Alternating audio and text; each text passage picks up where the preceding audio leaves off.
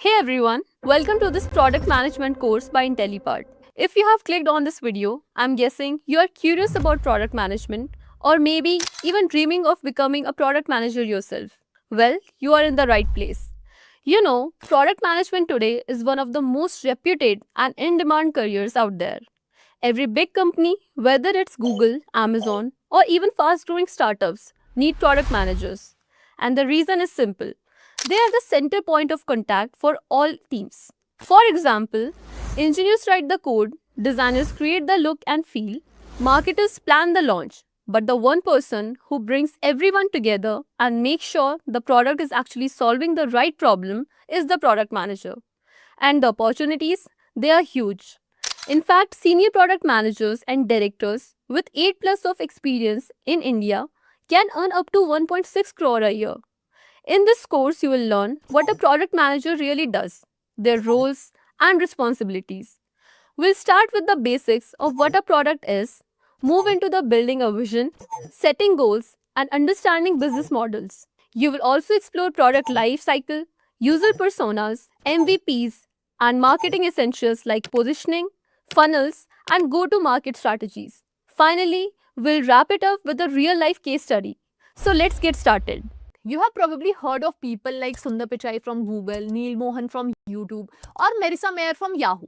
What's interesting is they all began their career as product managers. They weren't writing codes or designing apps. They were the ones bringing people together, shaping ideas, and making sure the right product reached the right users at right time. That's what a product manager does. They're often called the CEO of product not because of the fancy title but because they're responsible for every aspect of product success. From the very first idea to the final launch, and even after that, it's the product manager who keeps things moving forward. They don't do coding, they're not designing the interface, but they make sure the product solves the right problem, meets the user need, and achieves the business goal all at once. The PM role sits at the intersection of user experience, technology, and business, understanding the product end to end, including technical cost, technical depth, and staying fully in tune with business objectives. Let's break it down with some real question a PM thinks about daily. Who are we building this for? What do our user really need? Is our product still relevant to them? Are we solving real problem or just building it for the sake of building? To answer this, PM talks to user, analyze data, collaborate with designer, developer, marketer, and sales team. They set the vision, define the roadmap, prioritize feature, manage deadline, and ensure the entire team stay aligned. And here's the exciting part. Product management is one of the highest paid non-tech role in industry. In India, product managers earn anywhere between 25 lakh to 60 lakh per annum, and in many cases even more. And the demand, it's like booming. Whether it's MNCs like Google, Amazon, Microsoft, Meta, or high-growth startup like Swiggy, Zomato, Meesho, everyone is actively hiring for product manager. The tech industry is evolving fast, and companies need skilled PMs who can think strategically, lead cross-functional team, and deliver user-first product. In this course, we are going to break it all down. How PM thinks, how they lead, how they make decision, and how you can step in this role with clarity and confidence. This course is your one-stop solution to mastering product management for absolutely free right here on Intellipaat's YouTube channel. So let's get started. Now, to help you explain better the roles and responsibility of a product management, let me tell you a story about Arjun. A young enthusiastic entrepreneur, he had this brilliant idea, an app to help college students find safe and affordable hostel near their campus, which sounds very useful, right? Super excited, Arjun said, I will just hire a few developers and get this app made. Very simple. But the moment development began, the questions started pouring in. The developers asked things like, what features do we build first? Should the home page show a map or just a list? What kind of filters do students actually use? Can users pay in EMIs? What about reviews? Are they verified? That's when Arjun realized he had the vision but not the answers. So he brought in Priya, a product manager, and that changed everything. So the very first step she did is finding product market fit. Now Priya didn't just jump in and start building. She began with a really important question. Is this a product people actually need? Will they use it or will they pay for it? Moreover, is this a sellable product that solves real user problem? So she went out and spoke to real users, students, hostel owners, wardens. She asked questions like, what's your biggest headache when looking for a hostel? What stops you from booking online? And the answers were eye-opening. Students mentioned things like fake listing, no proper reviews, hidden charges, lack of safety, and yes, a lot of them wanted EMI-based payment option. She also benchmarked what a good product should include by studying trusted platform, checking what safety rules hostel follow, and even looking at government regulation. Which brings her to step 2, which is customer-centric design. Priya had one core belief: let's design this app around the student real problem, not our assumptions. She worked with designer to make everything simple and clean. Want a hostel with Wi-Fi? Tick. Want food included? Tick. Girl hostel near your college? Tick. The filters, flow, and look of the app, it was all shaped by what student cared about. Next she did is validating with real feedback. Now here's where it gets smart. Priya didn't assume the app was perfect just because the idea was great. She created short surveys, she spoke to over 100 students, she tested early screens and asked, would you trust this listing? Would you feel safe booking here? Is EMI payment something you would actually use? So based on all the feedback, she adjusted features and dropped the one that didn't matter. Then comes step 4, which is from PRD to prototypes. Now that Priya had done all the groundwork, user research, feedback, and validations, she finally moved into planning mode. But instead of just giving developers a vague idea and saying go build it, she took the time to write something called as PRD, or Product Requirement Document. You can think of PRD as a roadmap or honestly a Bible for the dev team. Inside this document, she clearly laid out 4 things. First, what's being built? A detailed list of features and functionalities. For example, filters like girls only hostel, a map view, EMI payment option, and user verification badges. Second, why each feature matters. Not just what, but the reason behind it. Like, why do we need EMI option? Because students are often tight on budget and want to pay it in parts. Third, who the features are for. Is the feature for first year students, hostel owners, admin? Everyone has different need. So Priya made sure that everything was crystal clear. Fourth, what success looks like. She set measurable goals like reduce hostel booking time by 40% or get 80% of the user to upload verified documents. These weren't just wishful target, they were metric the team could actually build toward. So once the PRD was ready, it was time to visualize everything. So the design team began with wireframe, basic black and white layouts that showed where button, text and images would go. No colors, no logo, just the structure. Wireframes are kind of like architectural blueprint for an app. After that came the clickable prototype. These looked much closer to the real app and could actually be clicked through a live demo. You could tap on find hostel, apply filters and even see a mock booking flow. This gave everyone, developers, stakeholder, even users a feel of what the final product would be like before writing a single line of code. Step 5 is usability testing. Now Priya gave that prototype to 100 students to play with. She sat with them, watched them use the app. She noticed where they got stuck, where they felt confused or where they hesitated. Based on that, she fixed those problems early before a single line of code was written. Because it's better to fix a sketch than fix a live app with bugs. Then we have step 6, which is agile development and scrum process. Now came the actual building phase. Priya ran daily stand-up meetings with developers and designers. What are we working on? What's blocking us? What's done? She also had one-on-one check-ins to keep the team motivated and aligned. Every week they launched something small, tested it, improved it. This is the core of Agile. It wasn't just building, it was learning and improving constantly. Step 7 is marketing, branding and GTM strategy. While the development team was busy building the app, Priya was already thinking ahead. How do we launch this product in a way that actually reaches the right people and gets them excited to use it? But she didn't believe in just pushing the app out of everywhere and hoping for the best. Instead, she asked a very sharp and strategic question: who exactly is this product for? The answer wasn't everyone. She knew that wouldn't work, so she narrowed the target down to college students living in tier 1 cities, places where students move from different parts of India and are constantly looking for reliable and affordable hostels. These are the users who would benefit the most from such a platform. She treated it like how Starbucks decided store location. Starbucks doesn't open in every street corner. It chooses location where the brand vibe and customer needs align perfectly. Priya took the same approach. She focused on market where the pain point was high and the demand was real.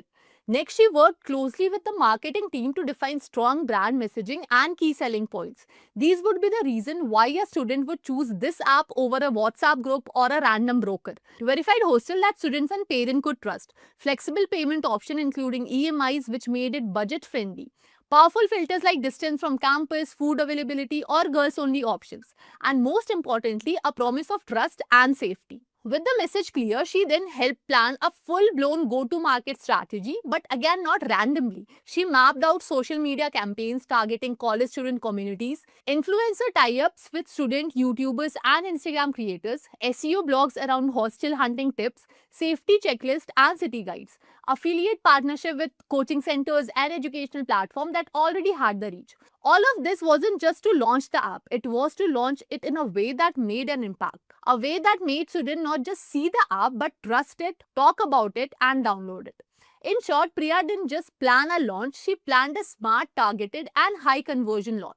Step 8 is pricing and financial planning. Now every product needs to be financially solid. Priya worked with finance and built a revenue model, a small commission from hostel bookings, extra charges for verified or promoted listing. She also budgeted marketing spends, dev cost and figured out how much money would come in, how long till we break even, and how to keep the business profitable. Because a great app without revenue doesn't last. And finally, we have step 9, which is consistent monitoring to ensure retention. But even after the launch, Priya's job wasn't over. She kept a close eye on app reviews, user behavior, bugs and feedback, drop-off point in the booking flow. Based on all that, she worked on improving the product constantly, fixing bugs, adding features and simplifying steps. So what does a product manager like Priya actually do? She doesn't just attend meeting or write document. She understands user better than anyone, designs the solution around real problem, builds the right features, not everything, just the right things. Align the whole team from devs to designer to marketers. Thinks business, how to grow, earn and sustain. Now imagine if Priya wasn't there, devs would build random stuff, designer might make beautiful but useless screen, marketing would be selling something half-cooked and Arjun, his brilliant idea would go nowhere.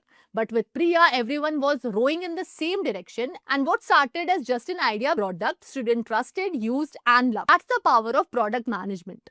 So now that we have understood what is product management, roles and responsibility of a product manager, let us understand how you can become a product manager in simple steps.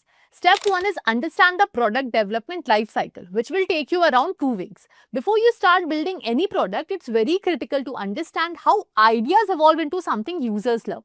This transformation is captured in product development life cycle, which follows a flow from discovery, design, development, testing, launch, feedback and then scale. Think of it like making a movie. You need a storyline, which is discovery, a script, which is design, production, which is development, previews, which is testing, release, which is launch, and audience feedback, which is iteration and scaling. A great example is Spotify. It didn't begin as a sleek mobile app. It was just a rough desktop application to combat music piracy. They didn't start with perfect UI. They first validated whether user would even pay for legal music streaming. So as a product manager, your job is to guide this journey, working closely with cross-functional teams and ensuring alignment from research to release. Learn framework like design thinking, the double diamond model and execution methods such as Agile and Scrum to gain a structured lens on how real-world products are built and scaled. Step 2 is product ideation and problem solution fit. Once you understand how products are built, your next challenge is generating meaningful ideas. But remember, ideas aren't valuable unless they solve real user problem. Instead of aiming for brilliance, aim for relevance. Use tools like how might we, question, mind maps or 5 ways technique to identify pain point worth solving.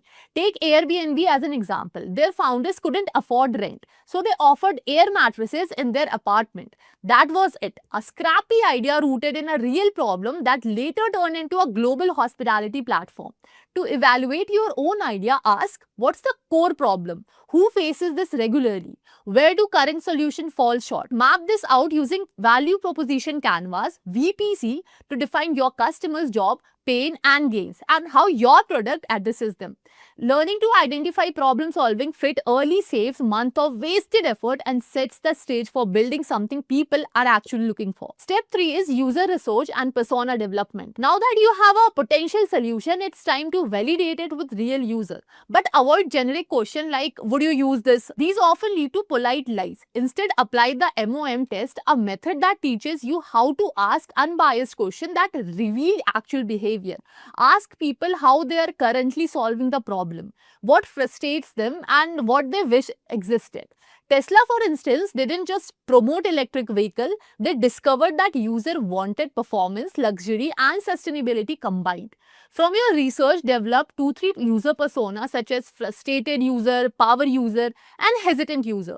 These are fictional but research-based profile representing key customer segment. To dig deeper, use the job to be done JTBD framework, which shifts your focus to the outcome users are hiring your product for, like hiring Uber to avoid waiting for a taxi in the rain. These insights directly shape your product design, messaging, and onboarding experience.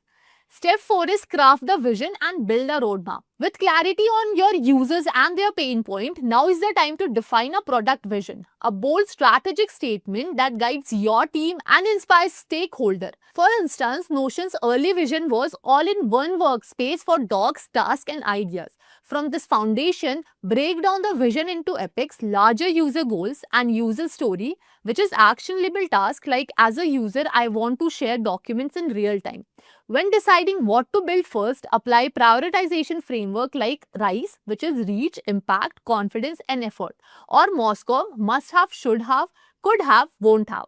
These helps your team align and make objective decisions. Then map out a flexible roadmap divided into phases like MVP, V1 and V2. Keep in mind, roadmaps are not just blueprint, they are compasses. They evolve with user feedback, technical feasibility, and business priority. Step 5 is prototyping, UI UX design, and usability testing. Now that you have mapped out your vision, it's time to design the actual experience. Start by creating low-fidelity wireframes using tools like Figma. The goal here is not aesthetics, it's clarity of flow. Can user complete core tasks easily? Just like Duolingo tested several onboarding screens to boost retention, you too should run quick usability tests with 5 to 7 users. Observe how they interact, where they hesitate, and what confuses them. Apply principle from heuristic evaluation, focus on things like feedback, visibility, and consistency. Remember, every design iteration now saves hours of rework during development. Tools like Maze and Usability Hub allow you to gather feedback efficiently. This stage isn't about being a designer, it's about building intuition for how user thinks and act. Step 6 is development planning and agile execution. Once your design gets a thumbs up, move into development. Break your product into features and manage progress through agile sprints, typically 1 to 2 weeks long. For example, sprint 1 could focus on login and sign up, sprint 2 on dashboard creation, and sprint 3 on basic analytics. Embrace Scrum rituals like daily stand-up, sprint planning, and retrospectives to ensure tight team coordination. Use tools like Jira, Trello, or Notion to manage tasks and monitor velocity. As a PM, your job is to remove blockers like clarifying features requirement or resolving dependency issues. You're not coding, but you're deeply involved in planning, execution, and prioritization. This is where strong collaboration, communication, and adaptability come into play. Step 7 is MVP launch and early feedback. Now comes the exciting part, launching your MVP.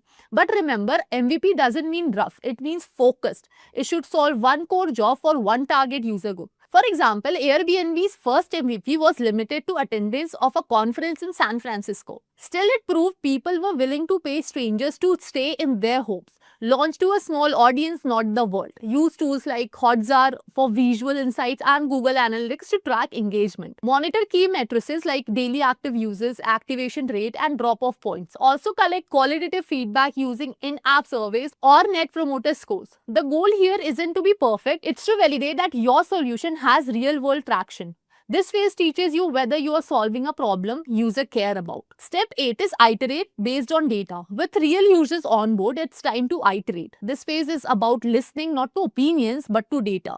Use tools like Mixed Panel, Full Story, and GA4 to track behavior. Are users engaging with your main feature?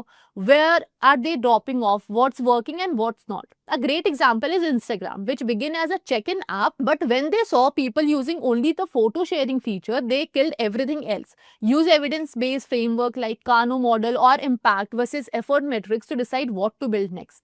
If a feature is high effort but low usage, kill it. If it is low effort and high value, double down. Learning to prioritize with data is a defining trait of a successful PM. Step 9 is GTM, which is go-to-market and branding strategy. At this point, your product works, but the world doesn't know it exists. That's where your go-to-market strategy comes in. It's all about telling the right story to the right people at the right time. Define your positioning, what category you belong in, messaging, why you are unique, and distribution channel, where your audience live. Use the AIDA model, which is attention, interest, desire, and action, to create compelling market campaigns. For example, Cred didn't market itself as a bill payment app. It sold prestige and exclusivity. Build a landing page with card or webflow. Set up a waitlist and launch on platforms like Product Hunt, Reddit, or Twitter.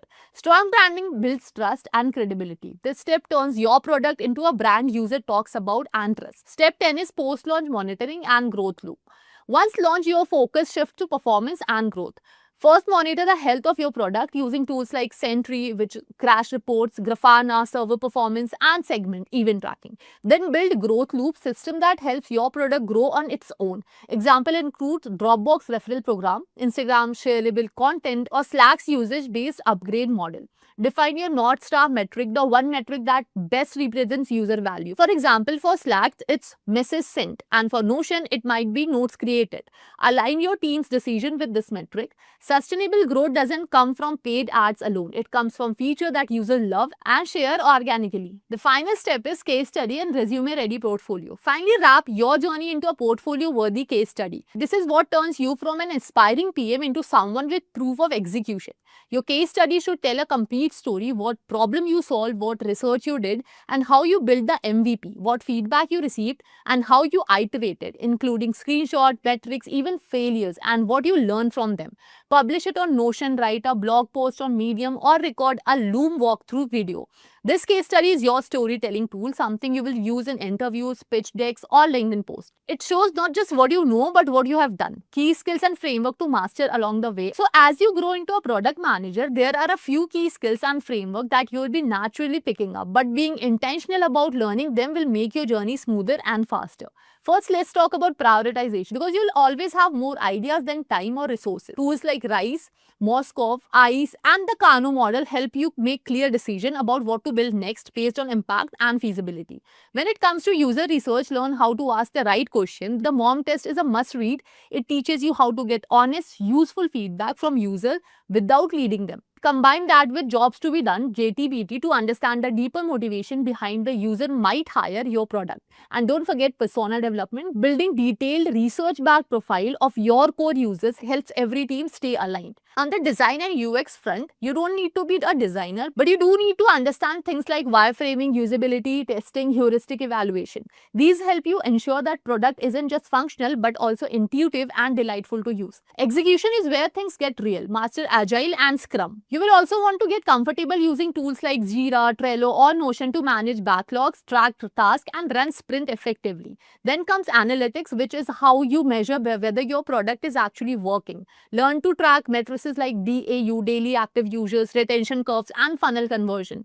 Tools like Google Analytics or Mixpanel can help you gather these insights and make data-driven decisions. As your product nears the launch, your focus shift is to go-to-market strategy. Here, frameworks like AIDA model and strong product positioning help you tell a compelling story that captures your audience attention and drives adoption. And finally, storytelling. This is an underrated but powerful skill. Whether you're pitching a new idea, updating stakeholder, or interviewing for a job, being able to clearly communicate your vision, walk someone through a case study, or deliver a strong elevator pitch can set you apart. So mastering these skills doesn't happen overnight, but if you focus on these along your journey, you'll be well equipped not just to land your first PM role, but to thrive in it. Alright, before we jump into the actual course, let's take a moment to answer a simple but super important question. Who is this course actually for? Because honestly, product management isn't just for people with an MBA or tech background. It's much more broader than that. So who should take this course? First, if you're someone from a tech, design, or business background who has been hearing about product management a lot, and you're wondering, is this something I could get into? Then yes, this course is for you. It will help you understand what a PM actually does and how to make the switch. Second, maybe you're already working as an associate product manager, but you're figuring things out as you go, learning from YouTube, blogs, and random LinkedIn posts. This course will give you a proper structure, step-by-step clarity, and framework that top PMs use. Third, founders or startup folks. This one's for you too. If you're building a product, leading a team, or planning to launch something soon, knowing product management will help you make smarter decisions and avoid costly mistakes. Number 4, business analysts, designers, developer, or even marketers. If you've regularly worked with product teams and want to understand why they make certain decisions, this course will give you that perspective. Now, let me quickly give you an overview of what this course is all about. We will start with the very basics of what exactly is a product and explore the different types of product that exist around us. Then we will move into defining a strong product vision and setting clear goals, followed by understanding various business models, especially those based on services. You will learn about product lifecycle, how to define your user persona, and concept of an MVP, minimum viable product, which is super important for launching products. Once the foundation is set, we will dive into marketing. What is it, why it matters, and how to craft the right messaging and brand positioning. We will talk about how to position your product into the market and then break down the A2R3 market funnel, explore brand frameworks, and finally build a solid go-to-market strategy. To wrap it all up, we will work through a real-life case study so that you can see how all these concepts come together in action. So let's talk about what exactly a product is. You know, in product management, this is probably the first and most important thing to understand. Simply put, a product is anything that solves a real problem for someone. If it solves a problem and gives some kind of value in return, it is termed as a product. That value can come in many forms. It could save time, make life easier, give you joy, reduce effort, or even just bring comfort. Now, this product doesn't always have to be a physical item. It could be something you hold in your hand, like a water bottle that keeps your drink cold on a hot day, or something completely digital like Spotify that gives you access to your favorite songs anytime, anywhere. It can also be a service like Uber that helps you reach your destination without owning a car, or even an experience like a family trip to Disneyland that creates beautiful memories. There are actually 4 broad type of products. First is physical product, things you can touch or use like a laptop or chair or headphones. Second, digital product, apps or software like you use WhatsApp, Google Doc, Netflix, etc. Then third is service-based product, things like consulting, food delivery like Zomato or any services. Then fourth is experience-based product, something like Airbnb stays, amusement parks, or a guided city tour. So no matter the type, every product revolves around one idea, which is what problem does this solve and for whom. Now let's go a little deeper. There are some key aspects that actually define what makes a product valuable or successful. First, there is this value proposition. Every product must provide clear value to the user, whether that's solving a problem, fulfilling a desire, or making life easier. That value is what makes someone choose your product over others. Then comes the feature and functionality. These are the specific things a product can do. For example, a food delivery app might have order tracking, restaurant reviews, and secure payment, all of which make it useful. But feature alone aren't enough. The user experience, which is UX, plays a huge role. If the app is slow or hard to use, people will uninstall it, no matter how powerful it is. UX is about making the product smooth, simple, and pleasant. Another key thing to understand is that products don't stay the same forever. They go through a life cycle, starting from the idea, then you develop, then you launch, the growth, maturity, and eventually a phase comes which is decline. A good product manager keeps adapting the product so it stays relevant and competitive. Now, how a product fits into the market also matters. That's called market positioning. Knowing who your target audience is, how you price your product, and how you present it. Think of how iPhones are positioned differently from budget Android phones. It's all about branding and the audience. And here's something you can never ignore, which is customer feedback. The best product evolved based on what users say. Regular updates, tweaks, and improvement come from listening to what users love, hate, or wish existed in the product. Another crucial aspect is the business model, how the product earns money. So it could be one-time purchase like buying a phone, or a subscription model like Netflix. Some apps are free to use but make money through ads. Knowing the model helps shape product strategy. Now let us talk about why do we even need a product in the first place. It all starts with a need, a real world issue or a desire. If there's no clear problem, you probably don't have a product. Understanding that need help product team build something that people actually want and are willing to pay for. It keeps the focus on the customer rather than just building something cool and for the sake of it. And finally, what are the benefits of building a good product? First of all, it creates value for the user and helps solve their problem. It also gives your company a competitive edge, something that makes people choose over other. It leads to high customer satisfaction, drives adoption, and creates loyalty. If people love the product, they will stick with it, talk about it, and even recommend it to the others. That's how you grow as a business. Plus, it opens the door to constant improvement. As you learn from your users, you refine the product and add features and improve the overall experience. And now let's talk about the bigger picture. Why are products so important for a business? So at the end of the day, products are the core of any business. They are how a company provides value to its customer. First, they help with value creation by solving problems or fulfilling needs. Products create value for both customer and company. Second, they are the main source of revenue. A business earns by creating and selling products. That's how it pays the bill, invest in growth, and stay profitable. Third, products are how companies differentiate themselves. A great unique product can make your brand stand out in crowded market. Fourth, customer satisfaction heavily depends on the quality of product. The better the product, the happier the customer, the stronger the loyalty, and lastly, great product enable market extension. By launching new product or new versions, you can reach new customers, tap into the new market, and grow your business beyond your existing boundaries. So whether you're building a simple app, a massive e-commerce platform, or physical gadget, your product is your business. Now that we understand what a product is and why it is so important for a business, let's move on a step further and talk about the type of businesses that offer these products. Because different kind of businesses offer different kind of value. And as a product manager, you need to understand who your customer is and what kind of business you're building for and what value you're delivering. Now let us move on to something equally important. How does a product actually make money? Because it's not just about building a great product, you also need a solid business model behind it. Because here's the thing, every product exists within the business and not all businesses are the same. So what exactly is business model? In simple term, a business model is the game plan for making money. It explains what you are selling, who you are selling it to, how you're going to deliver it, and most importantly, how you will make a profit. So whether you are a startup trying to pitch to investors or an established company launching a new product, your business model helps align the team, attract funding, and give you product direction. Now, as a product manager, defining the right business model is often a part of your job.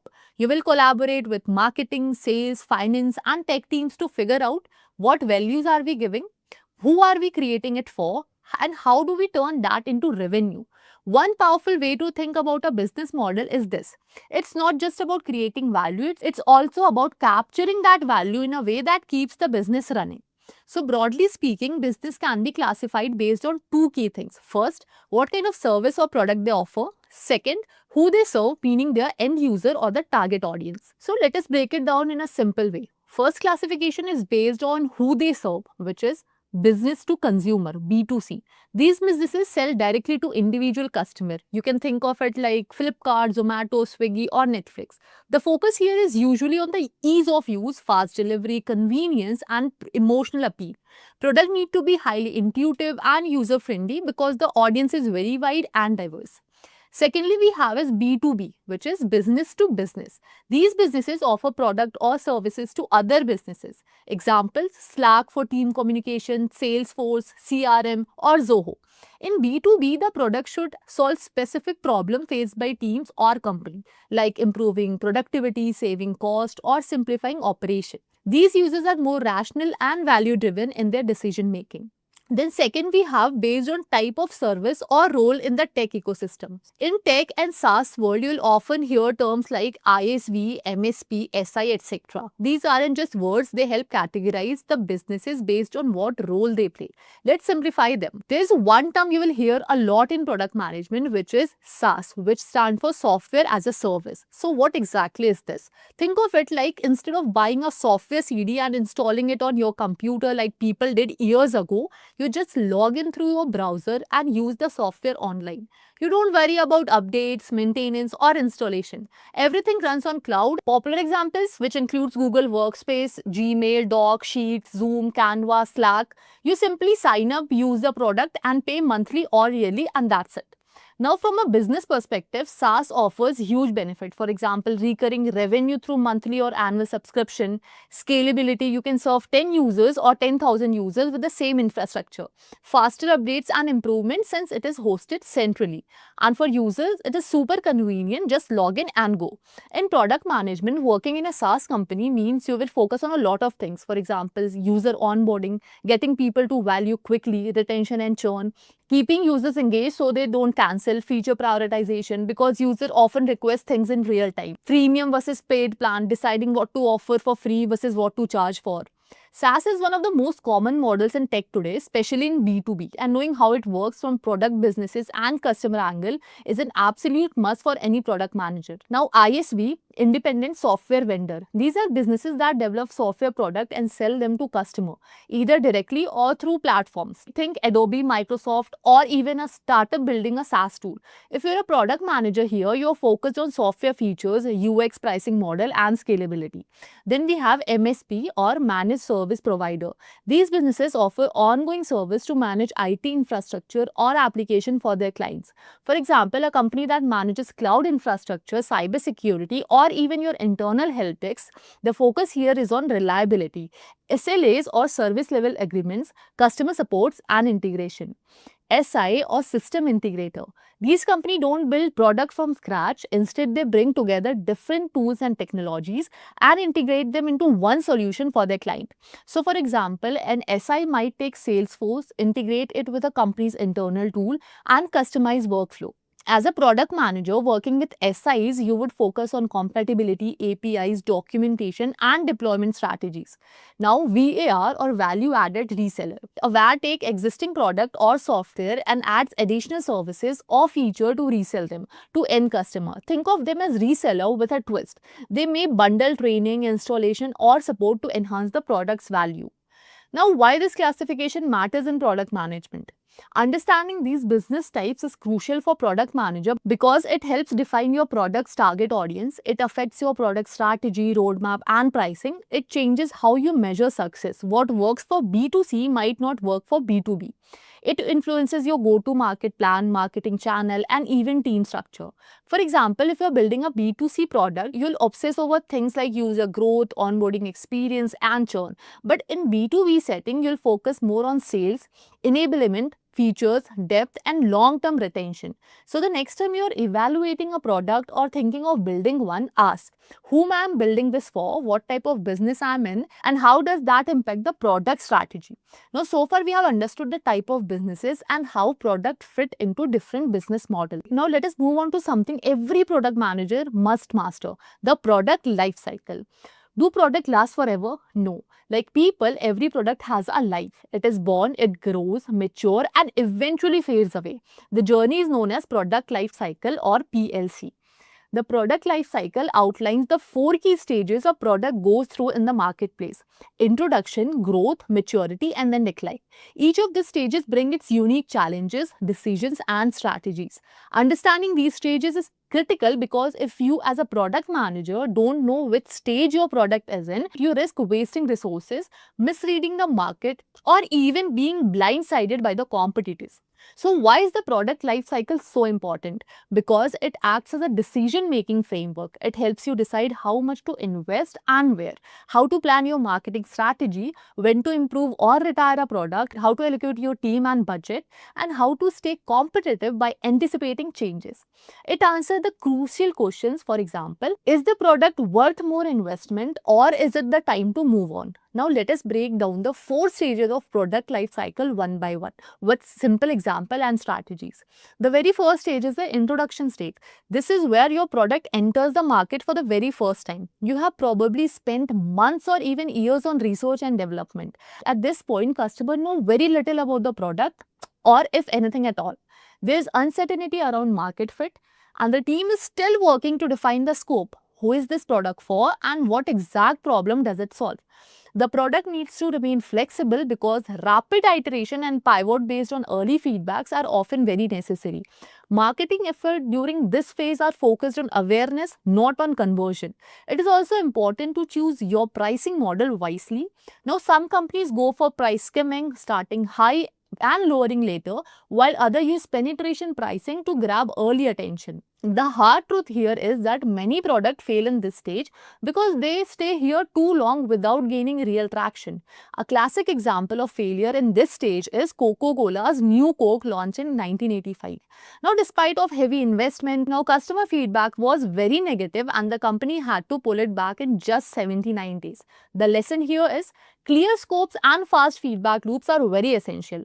Now, if your product survives the introduction stage, it enters into the growth stage. This is where things start to take off. Sales increase rapidly, customer adoption grows, and the product becomes more recognizable in the market. This is the point where you move from asking, does this work, to how do we scale this successfully? Key focus area in this stage include building the right team, engineering, marketing, and operation all need to scale with the product. You also need to prioritize your user segment, who are your power users and how do you serve them better. Feature must be redefined based on user feedback. Your unique value proposition need to be very clear and your pricing and channel strategies must evolve as you grow. Competitive analysis become more important as the other players start entering the market with similar offering.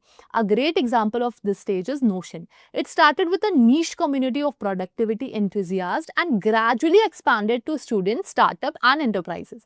The secret? They focused on refining core features based on segment-specific needs rather than trying to build for everyone at once. Next comes the maturity stage. At this point, your product has peaked, sales are stable, customer adoption is high, and your brand is well established. But it also brings the highest competition. The market becomes saturated and differentiating from others become harder. Retention becomes more important than acquisition and margins begin to shrink. This stage requires a shift in mindset. Focus moves toward improving retention, strategies, resolving bugs, optimizing performance, and finding new use cases or adjacent features that can extend the product's relevance. Expanding into new geographies or industry can also help prolong this phase. Constant feedback collection becomes essential, not just what users are saying but also what they're not saying. A strong example is iPhone. It has remained in maturity stage for years. Apple keeps it relevant through small features, upgrades and massive marketing campaigns, maintaining excitement without completely reinventing the product every year. The biggest risk at this stage is complacency. Even successful product can become boring or outdated if innovation stops. Finally, we reach the decline stage, where it starts to lose relevance. Market saturation increases, competitors offer newer, better alternatives, and user needs shift. Sales begin to fall, user interest drop, and the product's market position weakens. The speed of decline varies. Some products experience a slow decline like analog watch, which are still around but being replaced by smartwatches. Other decline rapidly like DVD player, which almost disappeared overnight with the rise of streaming services like Netflix. In this stage, companies must decide whether to reduce marketing spend and slowly phase out the product, sell it to niche market, or completely revamp it. A good example is Microsoft ending support for Windows 8.1 in 2023. Instead of continuing to reinvest in outdated systems, the company shifted its focus toward modern platforms. Now let us look at some of the core benefits of using the product lifecycle model. First, it helps you reallocate your resources, whether it's marketing budget or engineering time, toward products that truly needs them. Second, it promotes innovation by discouraging support for outdated products. Third, it allows businesses to extend the life of the product strategically and maintain competitiveness in fast-moving market. However, not every product follows this exact route. Some like Coca-Cola's original formula have stayed in the maturity stage for decades. Others like Coke Energy skipped from introduction to decline very quickly. The product life cycle is a decision-making tool, not just a fixed route. In conclusion, every product goes through a journey. Some products evolve and grow for years, while some peak quickly and fade away. The product life cycle helps you understand where your products stand and what needs to happen next, whether it's investing more, iterating fast, or preparing for exit. It helps you make smarter decisions at every stage of a product life. So now that we have understood how a product evolves through its life cycle, let's talk about people involved in building and using that product. Because here's the thing, a product doesn't exist in a vacuum. It's built for people and by the people. And understanding both sides is key to building something truly valuable. So let us start with the users. In any product journey, you will come across different type of user. First, they are innovators. These are the curious ones. They love trying new tools, even if they're not perfect. You'll often find them on Product Hunt or Reddit giving feedback on day one. Then comes the early adopters. They aren't just curious, they are strategic. They see potential in your product and use it seriously. These users are gold. They help you shape the product with their insights. Next, you have early majority. These are practical users. They wait until your product has proof, reviews, case studies, and some buzz around. And finally, the late majority and laggards. They adopt when someone around them has already switched. They're harder to win over, but still part of your total market. Now, to serve all these users effectively, you need the right kind of product manager. And no, not all product managers are the same. In fact, the type of product manager you need depends heavily on the type of company you are in. In startup, product managers are usually generalists. One person does everything from market research to writing product specs to testing feature. They are scrappy, fast, and deeply hands-on. In mid-sized tech companies, the PM role becomes more structured. You might have PMs for growth, PM for core product, or even platform PMs. Each person focuses on a specific slice of product, working closely with design, engineering, and data. In enterprise companies or large-scale organizations, product managers often act more like strategists. They align with business units, manage complex stakeholders relationship, and think long-term. They don't just ask what feature do we build, but also how does this align with our 3-year vision. There are also technical PMs who works on APIs platform or infrastructure, and growth PMs who focus on acquisition, activation, retention, and revenue. So the PM role shifts based on the company size, product maturity, and business model. But the core responsibility remains the same, which is solve the right user problem at right time in the right way. Now, what about product team's goal as a whole? A product team exists to create value for user and for the business. That balance is crucial. Too much focus on users, you may end up overbuilding or giving away too much. Too much focus on business, you are risking building something no one wants to use. So the real goal is understand the user deeply and build solutions that truly solve their problem, validate decision with data and feedback, and make sure that those solutions support the company's overall goals, whether it's growth, revenue, retention, or innovation. So in simple terms, a good product team helps the business grow by making users happy. In the last few modules, we have explored the foundations, who your users are, the different type of product managers that operate across various organizations. But in this module, we are going a step deeper into understanding the people we are building for. We are going to learn about something extremely important, something that helps you truly step into your user shoes and build a product that they genuinely love using. I'm talking about user persona. So now, what exactly is a user persona? Let us begin with basics. What exactly is a user persona? Simply put, a user persona is fictional but realistic representation of your ideal user. It's not something you just imagine or make up in a meeting room. A persona is grounded in real data, built from user interviews, behavioral pattern, feedback, and the product user's insight. Think of it like building a character from a novel. You give them a name, face, a backstory, and an emotional world, but it is all based on real patterns and problems faced by your user. Now, here's why this matters. You're not building your product for everyone. Products that try to serve everyone often end up serving no one. Instead, you're designing for someone very specific, and that someone needs to be deeply understood. What motivates them, what frustrates them, what makes them trust a product, what features do they need, and what language do they respond to. That's what user persona help you unlock. They help you humanize your user. So you're not just looking at graphs and chart, but at a real person with real needs. For example, imagine you're building a holiday booking app. You could say your app is for travelers, but that's too vague. Instead, you define someone like Priya. She's 52, a single mom, a full-time employee who loves luxury gateways but hates crowded places. She's tech-savvy, prefers her iPad during commutes, and wants curated holiday package that feels exclusive without the hassle of planning every detail. Now, that's persona you can design for. You can feel her pain points and build features that are tailored to someone like her. Now, why are user personas so important?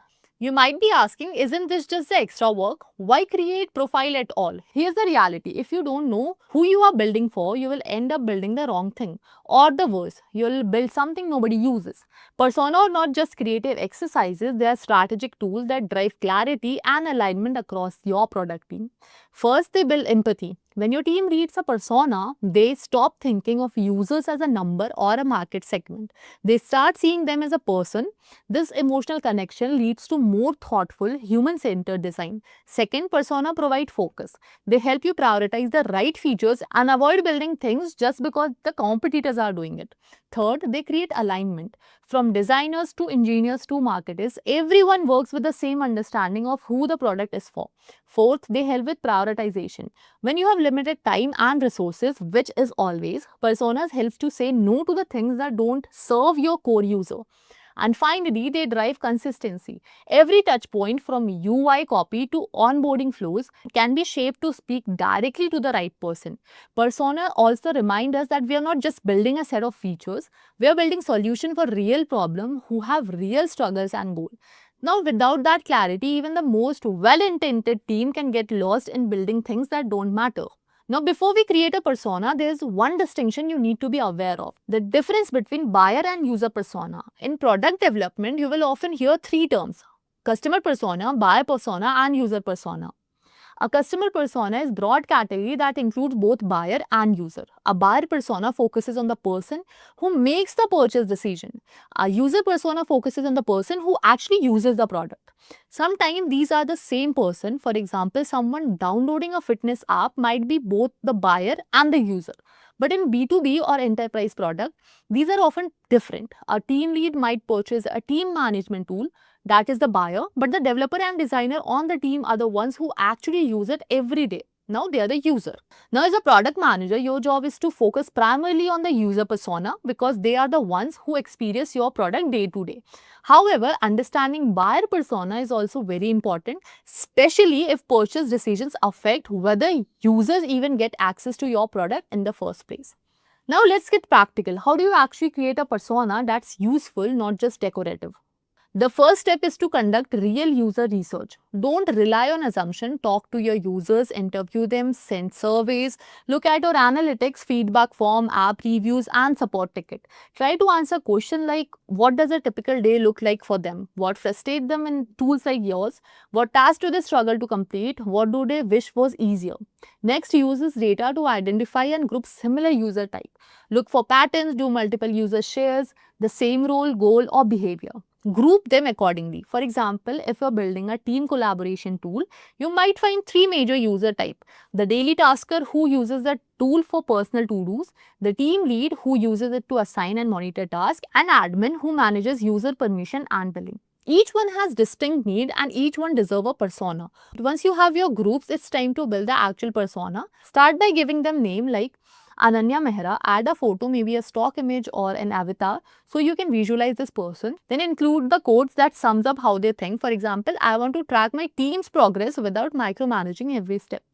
Add demographic details: age, gender, job title, education, location, experience level. Next, describe their environment. Do they work remotely or in office? Do they use desktop or mostly mobile? Are they working alone or in team? Then comes psychographics. What are their goals and motivation? What are their pain points? What value influence their decision? Finally, include an end goal. What do they want to achieve with your product? And most importantly, write a small scenario, a brief story of how they interact with your product in real life. For example, every morning before stand-up, Ananya checks the dashboard to see if the team is on track. She doesn't want a detailed report, just a clear snapshot of what's happening. Now, the more specific and grounded this persona is, the more useful it becomes. Now, while creating personas, remember this rule: don't include fluff. Avoid irrelevant details like their favorite TV shows or favorite pizza unless it directly affects how they use your product. Every element in your persona should answer this question: does this help us make better product decisions? Also, don't create too many personas. Start with one or two core user type and expand only if needed. Make your persona visual. Use icons, photos, and clear layout so they are easy to understand at a glance. And most importantly, keep them updated. Now, as you learn more about your users, evolve your personas too. Now, creating a persona is just the beginning. The real value comes from how you use it. Share it widely with your product team, designers, developer, marketers, and even customer support. Refer to it during sprint planning, roadmap discussion, usability testing, and feature prioritization. Alright, so far we have covered user persona. Now let us move on to the next important thing on our list, the PRD or product requirement document. If you want to become a great product manager, PRD is one of the most important tools you need to master. Think of it as the bridge between the problem and the solution, between strategy and execution, between ideas and reality. So what exactly is a PRD? A PRD is a document that defines what a product should do, why is it being built, and how success will be measured. It captures the product vision, goals, features, user flow, edge cases, and expected outcome all in one place. In simple words, it answers three big questions. Why are we building this? What exactly are we building? How will we know it is successful? Now let us understand why PRD is so important. Imagine you working in a cross-functional team with designers, engineers, marketers, and stakeholders. Everyone comes up with their own perspective. Without a single source of truth, people will interpret the product differently. Engineers may build something else, marketers may communicate something else, and leadership may expect something else. A PRD avoids this confusion. It creates alignment across the entire team. Secondly, PRD helps in prioritization. Not every idea can or should be built. With limited time and resources, a PRD clarifies which features are must-haves and which are nice-to-haves. It keeps the team focused on solving the right problems. Third, PRD reduces ambiguity. A well-written PRD covers not only the happy path of the product but also edge cases, constraint, and dependency. For example, what happens if the user has a poor internet connection? What if payment fails? All of these scenarios, when documented in advance, save countless hours during development. And most importantly, PRD makes a product manager more accountable. It's not just about writing requirements, it's about showing clarity of thought. A strong PRD reflects how deeply you understand your users, the problem, and the business impact. Now let's quickly break down the core components of a PRD. First, background and context. Why are we building this product or feature? What problem does it solve? Second, objective and goals. What are the business and user goals? How will success be measured? Third, user persona and use cases. Who are the target users and what are their needs? Fourth, features and requirement. What exactly needs to be built? This section must include must-have features, nice-to-have features, and technical constraint. Fifth, user experience and flows. How will user interact with the product step by step? Sometimes wireframe or mockups are added here. Sixth, edge cases and assumption. What scenario could go wrong? What assumptions are we making? Seventh, metrics for success. How will we measure if the product actually worked? It could be adoption rate, engagement, revenue impact, or customer satisfaction. Eighth, timeline and dependency. By when this will be delivered and what other teams or system does it depend on? When all of this comes together, you have a PRD that's not just a document but a North Star for the team. To sum it up, PRD is not about writing log pages, it's about bringing clarity, alignment, and focus. A great PRD ensures that everyone on the team is rowing in the same direction and the product being built truly solves the right problem for the user. Till now, we have covered personas, understanding who your target users are, what are their needs, and how they behave. Now, in this module, we are going to continue from there and cover another very important topic in product management, which is MVP or minimal viable product. Now, after this, we'll move on to the next topic, which is PRD or product requirement document. Now, what is this MVP? MVP stands for minimal viable product. Now, it is basically the simplest version of your product that allows you to test your data with real customers. The goal here is not to launch the final and polished version. Instead, the goal is to validate your assumptions, see how people react, and collect feedback that guide you towards building something people actually want. Now, let me ask you, how many times have you seen startup launch a fully developed product only to realize nobody wants it? That's exactly what an MVP helps you avoid. MVP is not always just a smaller product. This is very important. And MVP doesn't always mean building a half version of your final product. Sometimes it doesn't even involve coding or software at all. The real purpose of an MVP is to answer two questions. First is the problem I'm trying to solve really worth solving? Second, is my way of solving it in the right direction? So if you can answer these with a simple MVP, you are on the right track. Now, why do we even need an MVP? Think about this. If you just ask people, hey, do you like my idea? Many of them will say yes, but does a yes means they will actually use it or pay for it? Not really. People say nice things to be polite, but their behavior tells you the truth. And that's why an MVP is so powerful. It puts something real in their hand so you can see what they actually do. Without an MVP, you're just guessing. With it, you are testing reality. So, when you should build an MVP? You build an MVP when you are at stage where you believe a problem exists, but you're not sure how urgent it is. You think your solution might work, but you don't know if people will adopt it. That's when you move from just talking to customer to actually testing something in the market. kick. Now, when you're building an MVP, the very first thing you need to do is to get super clear on the problem you're solving. Ask yourself, what is the real pain point here and why would anybody be cared enough to use my solution? Because if the problem isn't sharp, if it is not urgent, because your MVP is just going to float around without direction. Now, once you have nailed the problem, the next step is to ask, what is the single most important features that solve it? That's it. Not 5 features, not every cool idea you have scribbled in your notebook, just one. For example, when Uber started out, the MVP wasn't about splitting fares or driver ratings or scheduling rides. The only question was asked, can I open an app, book a ride from point A to point B and actually get there? That one core feature was enough to test the idea. Now, how do you actually build this MVP? The truth is, you don't always need to jump straight into coding. In fact, sometimes the smartest MVPs are the scrappiest. One approach is called the Wizard of Oz. This is where your product looks automated from the outside, but behind the scene, everything is manual. A great example of this is Zappos. Instead of building a giant e-commerce system with warehouses and logistics, the founder just took photos of shoes from local stores, put them online, and when someone placed an order, he would walk down to the store, buy the shoes at the full price, and ship them himself. To customer, it felt like a proper online store, but in reality, it was one guy running around testing whether people would even buy shoe online, and guess what? They did. That simple MVP later turned into billion-dollar company. You can also go with no-code tools like Bubble, Airtable or Zapier.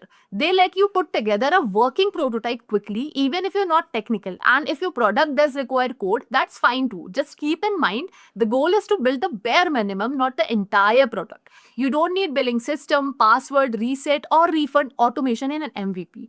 Handle those things manually for now. And here's the last piece. Your MVP isn't just the finish line. It's the starting line. The real value comes when you put in front of actual user. Watch what they do, ask questions and pay attention to where they get stuck or what excites them. The feedback is gold. Sometimes it will validate your idea, sometimes it will push you to make tweaks, sometimes it will save you from spending years building something nobody wants. So think of your MVP like a compass. It's not going to carry you all the way to the final destination, but it will tell you whether you are moving in the right direction or not. Now, after doing extensive research and studying how some of the world's top product companies structure their documentation, I came across Uber's PRE template.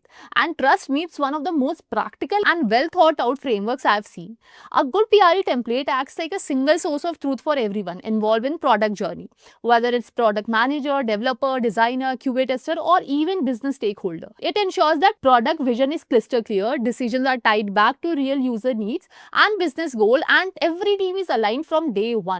So what makes Uber's PRE template stand out? Uber has designed their format in highly structured and formatted manner. Instead of being overloaded, it's break down the entire product journey into clear logical sections, starting from identifying the problem to defining goal, describing solution, listening requirements, and finally tracking execution. This structure gives product manager a way to stay laser focused on customer pain point, engineering team the technical clarity they need to actually build, business stakeholder a way to measure success with the right metrics. In short, Uber's PRE template is not just about documenting idea, it's about turning those ideas into actionable and trackable product plans. And the exciting part, you don't need Uber's level resource to use it. This exact same approach can be recreated using modern tool like Notion, making it lightweight, collaborative and super easy to maintain. So in this session, I'll break down the Uber's PRE template section by section. As I explain each part, you will see Uber's real PRE structure on the screen, and by the end, I'll show you how to recreate the same in Notion for your own product workflow. The very first part is version control. Every PRD begins with something as simple yet powerful as version control. You can think of this like section as a document tracker. At Uber, they make sure that every PRD clearly show which version the team is working at, who owns it, and when it was last updated. For example, a PRD might start with Ride Booking Flow PRD version 0.1, initial draft, which is owned by Jane Doe, last updated on Jan 5, 2025. Now, why does this matter so much? because without version control, team can easily get lost when multiple drafts are floating around. One person may be referring to the initial draft while another is looking at the updated version with new requirements.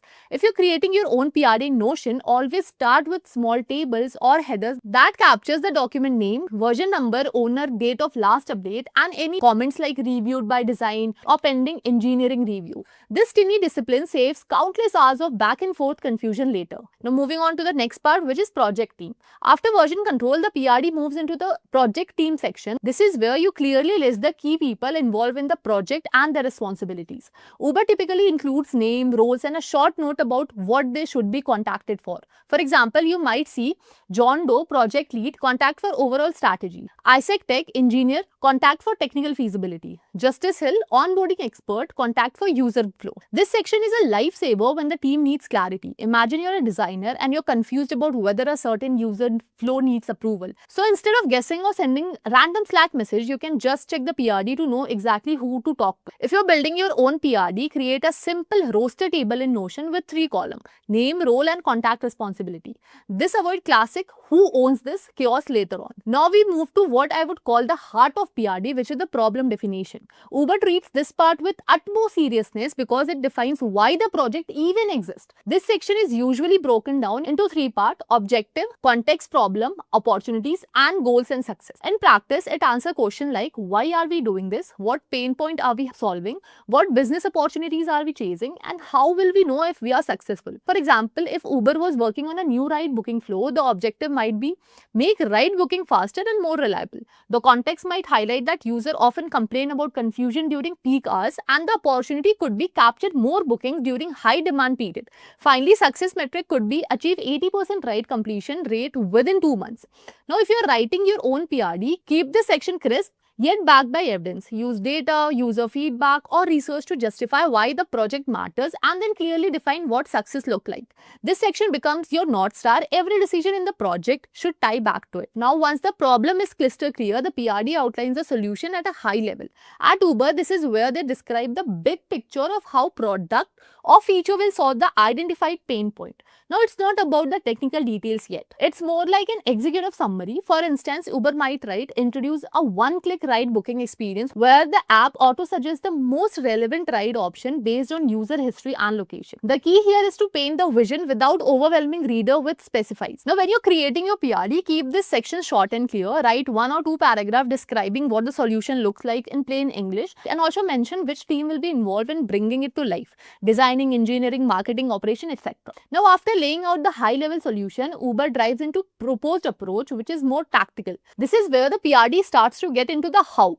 Think of it like moving an idea to execution plan. For example, Uber might detail step-by-step workflow. Step 1, user opens the app. Step 2, app fetches location and suggests ride. Step 3, user confirms with one click. They might also include design consideration like the confirm button must always stay within thumb reach on mobile screen, or technical notes such as needs Google Map API integration. If you're creating your own PRD, sketch out simple user flow, add bullet points about technical constraint, and highlight design principle. Even rough diagram or wireflow help here. The goal is here to make the approach clear enough that design and engineering team know what direction to take. Next comes product definition, and this is where things get very specific. Uber split this into functional requirement, what the product must do, and what non-functional requirement, which includes quality like performance, scalability, and security. For example, functional requirement might say the app must allow user to see an ETA for their driver. Non-functional requirement could be the app should load the ride booking screen within 2 seconds. Uber also outlines the technology stack here: front-end tools like React.js, backend in Java or Kotlin, data science model in Python, and infrastructure or AWS or Google Cloud. If no-code tool like Webflow or Airtable are relevant, they will list those too.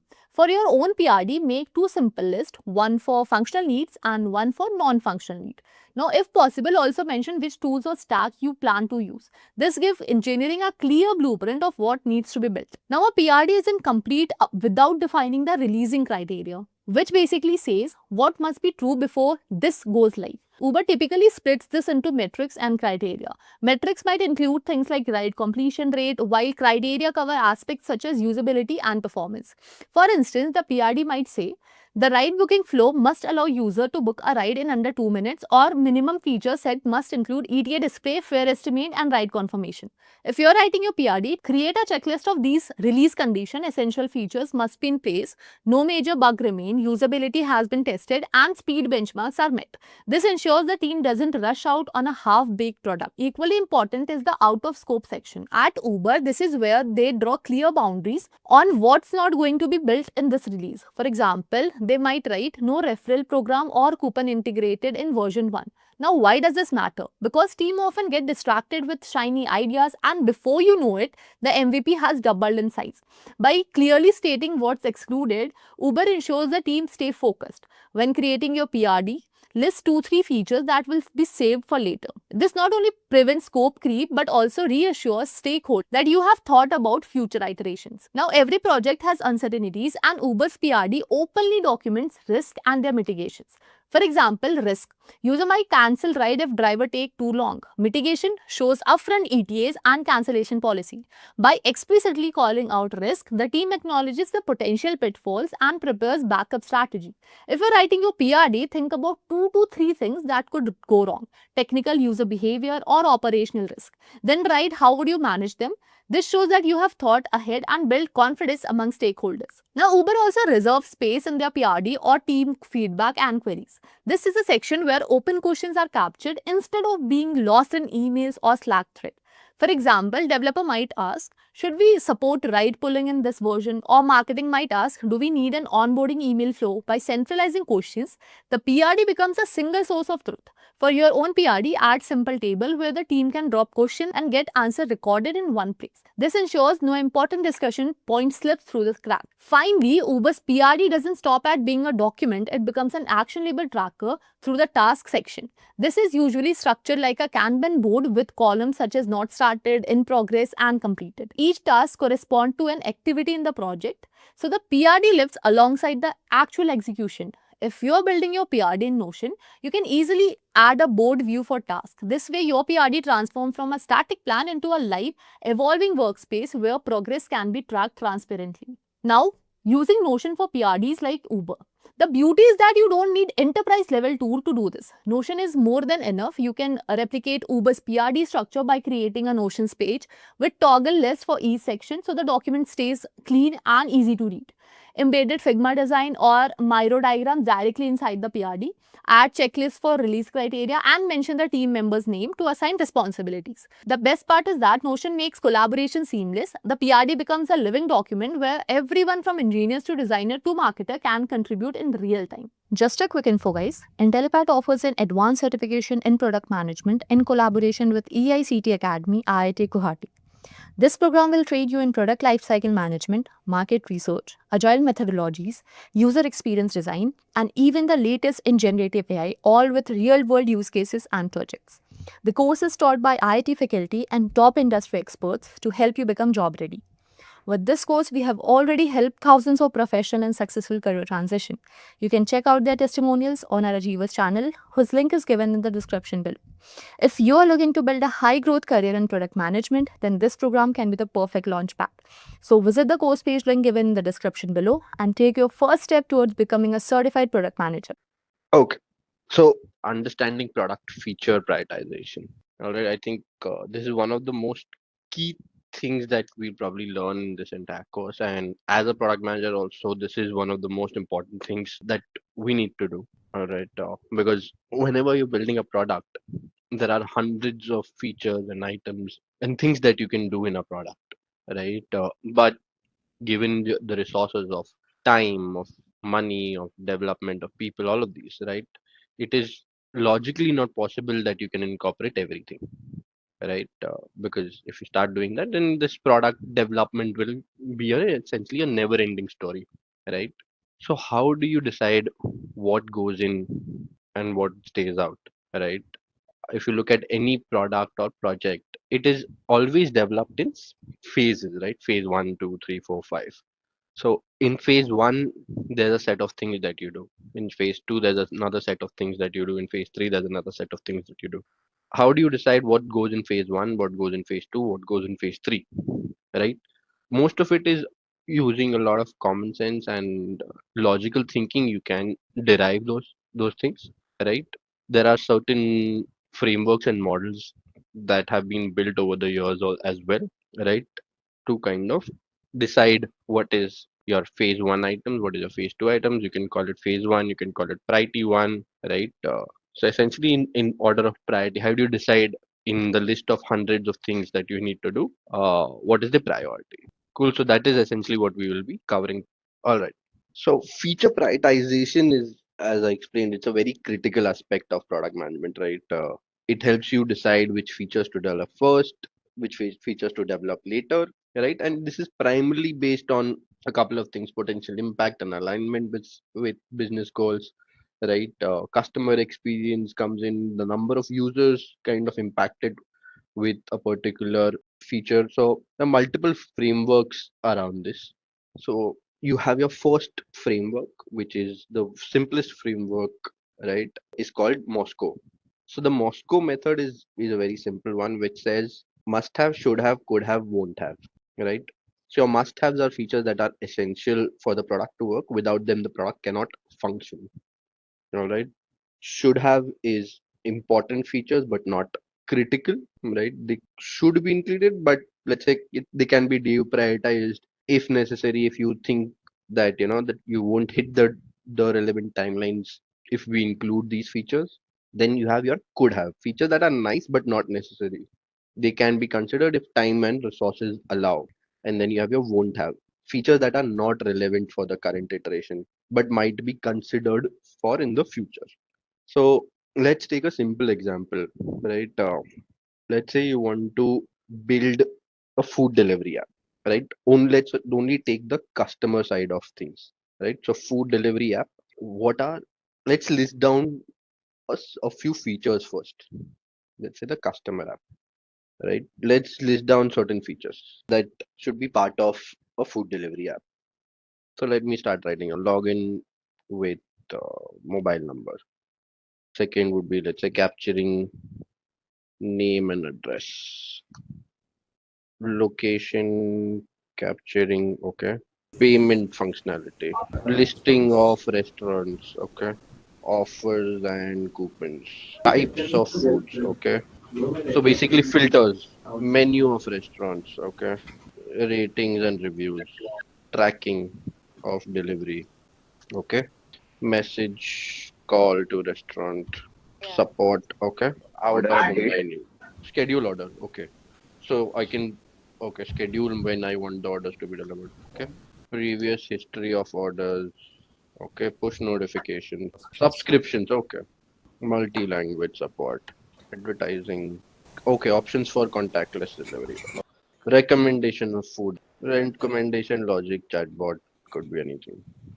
Pick up food from restaurant functionality. Okay. I think this is good enough. Copy all of this in an Excel sheet. And against that, each of these line items, can you keep writing if do you think if it's a must have, should have, could have, or won't have for now, right? And just the context is that we are building this food delivery app from scratch, right? This will be our first version. So based on this context, right? We are just launching this. What is a must have? What is a should have? What is a could have? What is a won't have? See, there is no right wrong here. All right. This was an exercise just to show you how chaotic prioritization can get. Right. And ultimately, what is right for you and what is right for me might not be the same. But one key thing, a couple of key things is we saw this list, right? And with that very minute context that I had given you, we jumped into defining the priority: must have, should have, could have, all of that bit. Correct? That is, we directly started. If this were Maya, these were definitely things I would do. This is, let's say, some people came from a personal experience perspective as well, that these are certain issues that I kind of face. So, this needs to be solved, so hence, I think we should make this a M, right? Yes. If you go back to the previous lessons that we had kind of learned, right, about product strategy, vision, and if you start from there, right, and then you come here, then your prioritization will be much more robust and it will have a lot more logical backing to it. So, for example, what is the point of building another food delivery app? Why are we building it? What is the product vision for this? Did we think of what are the competitors out there in the market? What are they offering right now? What are the key gaps? What are the issues? How do I differentiate my product? Right? Once you start with that logical thought process, and then you kind of say, okay, you know what, let's say in the market there are abundant food delivery apps which have tied up with lakhs of restaurants, but I find this gap in the market where if I want quick food or food in the 15 minutes, I do not see a lot of options. The point is, before assigning priorities to your features list, you need to go back to your strategy and see where it comes to, right? What is your product vision? What is your strategy? What is the differentiator? Why are we building this product? What will it solve? Who are we building it for? Who is my target audience? What are their issues and problems in life and aspirations? Right? So please do not take each of these topics in silos, right? Because all of this is connected. That is why, when I was earlier starting off this topic, or before just speaking about it, in product management, your logical thinking, your PM mindset is the most valuable thing, right? Knowing tools is probably less than 5% of the job, right? Because you might, let's say in analytics, you might know Google Analytics, but in some company that you're interviewing, use mixed panel. Does not matter. Nobody will judge you on that. What they will judge you on is your PM mindset skills, is your logical thinking. All right. So now that we've kind of discussed this, now can we do a much better prioritization? And when you think of it right from the start, do a top-down approach that this is my vision, this is the problem, these are the competitors, these are the features that they offer. Probably these are the features that I would want to differentiate with, and then you can add certain features here, mark them as must have because these are your differentiators with certain basic features. Let's say login, location capturing, payment functions. These are very obviously must haves, right? And then you decide the priorities of the other ones. All right, let's move forward. So these are certain examples that they have given, right? So Moscow is used in agile and scrum environments to scope work for sprints or releases. For an e-commerce mobile app, probably user registration and login. This is definitely a must-have. They said product search, the ability to users to search for products is a core functionality. And I think a lot of people said that search is a must-have. It's definitely in a higher priority, but it again all depends on, let's say, one basic question is how many products are there on your website. If you just have, let's say, 10, 15, 20 products, then building a search functionality does not make sense at all, right? Because it's just like one scroll on the page and you can list all your products. If your number of products, let's say, goes more than 50, 100, then definitely a search is much required. But if it's a smaller number and you can just list it in a single page easily, then definitely a search is not a must have, right? So each of these features you have to think very deeply about, right? And just not at a very high level that okay, search, every app has search, so we should have, we should definitely have search. Doesn't work that way. Should have examples are product reviews and ratings, right? It adds value to helps users to make informed decisions, right? But it's not critical for the app to function. Wish list again is a people are able to save products for later, but the app can again function without it. Could have is social sharing, multiple payment options, right? So you initially have your basic set of credit card, debit card, UPI, but let's say Apple Pay or others, BNPL payments are something that can come in much later, and then won't have is augmented reality product visualization, right? While very innovative, it is not necessary at all. It can be considered for a much future development. Then in your prioritization framework, this is the most popular framework that I've seen in the industry called RICE. RICE. RICE stands for Reach, Impact, Confidence, and Effort. It is a data-driven framework designed to objectively prioritize features based on scoring models. So reach is how many users or customers will the feature impact, right? Measured by the number of users, transactions, sessions affected. Impact is how much impact will this feature have on the user experience or goal. So impact is typically rated on a scale, right? Let's say 0 to 3 scale. 0.25 for minimal impact, 3 for massive impact. So, and your impact can also be, it has to be decided as a product team, as a company, what is the impact that you're going for. Some teams will have, let's say, sales as an impact. Some teams will have, let's say, customer rating as an impact, right?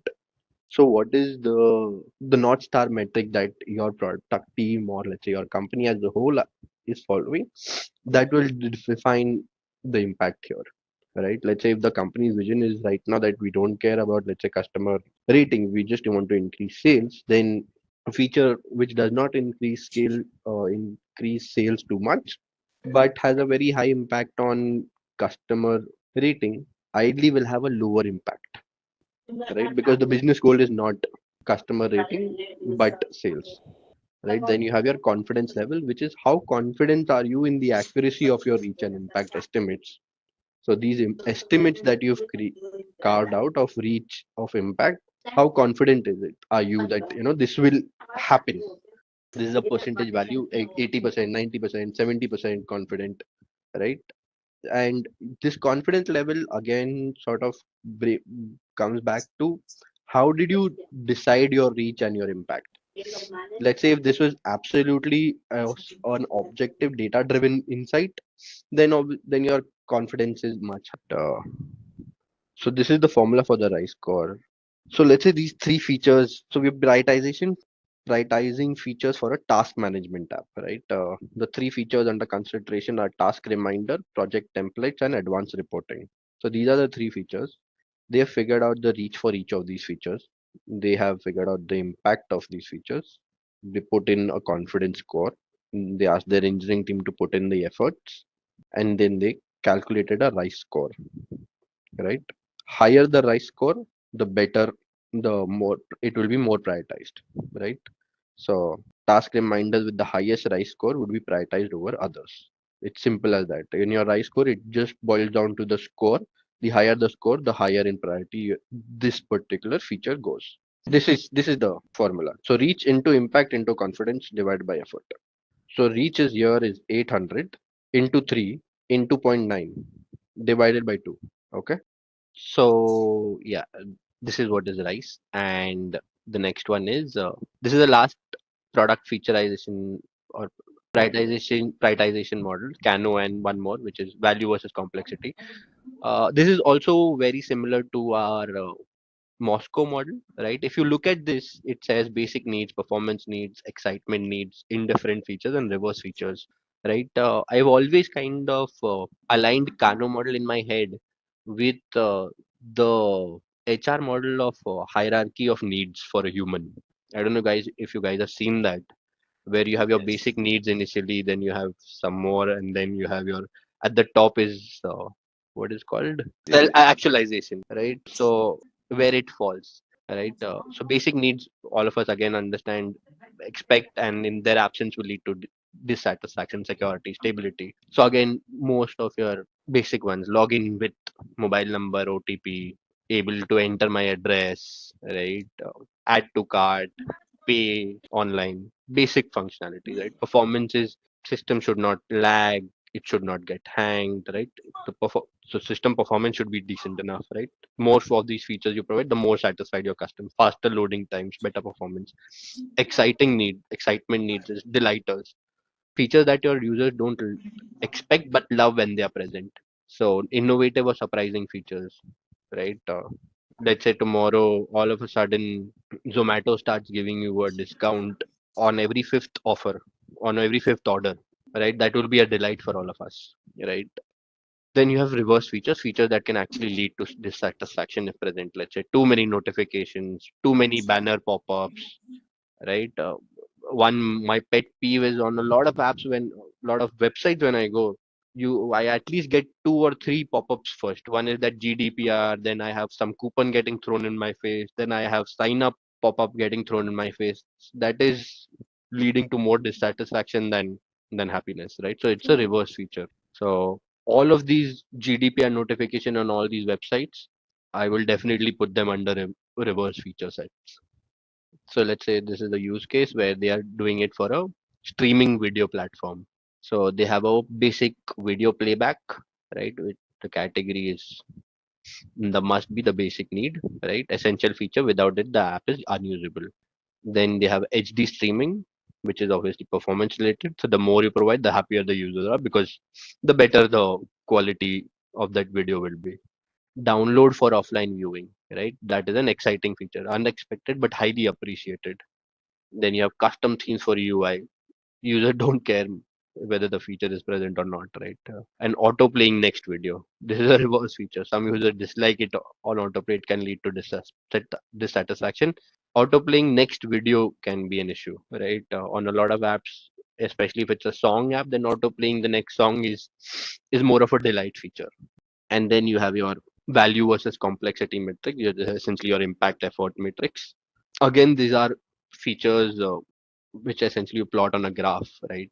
One axis you have your impact, on one axis you have your effort, and then you can chart where your feature lies. So this framework plots feature on a matrix that compares that potential business or user value against the complexity or the effort required. This matrix divides feature into four quadrants: quick wins, which is high value, low effort. This should be prioritized first. They are your big bets, which is high value, high effort. These are important but require significant investment. Low hanging fruit is your low value, low effort. These can be added if time permits. And then you have your money pits, which is low value, high effort. This should be typically avoided. So if I just draw an axis, impact versus effort, and these are my four quadrants, right? I'll just show you this graph, value versus complexity. Let me just Google it. It'll probably be there, right? So this is your business value, right? This is your efforts, low effort, low business value, right? High business value, low effort, definitely should do, right? High value and high effort. These are your essentially big bets, strategic initiatives that we spoke about. And then high effort, low value is something that we should completely avoid, right? So this is your value complexity matrix. This is also something that used in the early stages of product development, or let's say at a strategic level more so, wherein you do not want to go too much into an objective calculation, right? But you have some data, you know where your business is headed, what features will add certain value, right? And you want to have a much higher level of discussions with, let's say, higher ups. So this is something that is most used there, wherein you show them that, let's say we have a discussion with your CPO, VP, or CEO, right? Getting into rice will be too much of nitty gritties. This sort of simplifies things at let's say a CXO level, where you say these features have high business values, you have your justifications and your calculations with it, right? And you obviously have your implementation or your effort along with it. And then you say that this is what we will focus on right now. This is that something that we will work towards in the next phases because these are our strategic bets. This is something that we have kept it on the back burner, but we can pick up whenever we have some time and some resources free. This is something that we'll completely avoid. Okay. So we did product feature prioritization, right? This is a much more basic concept of the types of product features. All right. What are the types of features? We just quickly go through this, and after this, we'll jump again into a case study of feature prioritization because I want to really spend a lot of time on ensuring that we all understand how to prioritize features much more better, because that will be one of the biggest sort of questions you'll be asked whenever you're interviewing for any product role, right? A lot of your conversation will be, and the judgment also will be around what is your thinking around how do you prioritize certain features, how do you work around them, and all of that. So types of product features: one is core features, then there are secondary features, we have differentiating features, UI UX features, technical and backend features, and innovative features, right? I think the names itself are kind of self explanatory for most of them, right? I'll just get into each one of them. So core features are essentially functionalities without which product wouldn't serve its purpose, right? So these are the must-have features that we already saw, right? That fulfill the basic promise to the users. Example, ability to send and receive messages in a messaging app, placing an order in a food delivery app, right? Then you have your secondary features. These are your should have features, right? Features that complement the core functionality but are not critical for the product's fundamental use. They improve user experience, offer additional convenience, so emoji reactions, right, in a messaging app, scheduling delivery times in a food delivery app. Then you have your differentiating features which set the product apart from your competitors. These can create a USP or a unique selling proposition and often become the reason why users choose one product over others. So Instagram's stories features allow users to share disappearing content. Spotify's personalized playlist like Discover Weekly based on user listening habits, right? Spotify, if you guys know, is the music app, and their entire recommendation and personalized playlist is the core reason why most people use Spotify over other music apps, right? Though personally, I'm more of a YouTube guy because I just like to listen to the repeats more than the new ones. Then you have your UX UI features. These features focus on the user interface and experience. While they may not add new functionality, they improve how users interact with the product, making it more intuitive and visually appealing, right? So let's say a drag and drop functionality is designed to dark mode in a mobile app that reduces eye strain.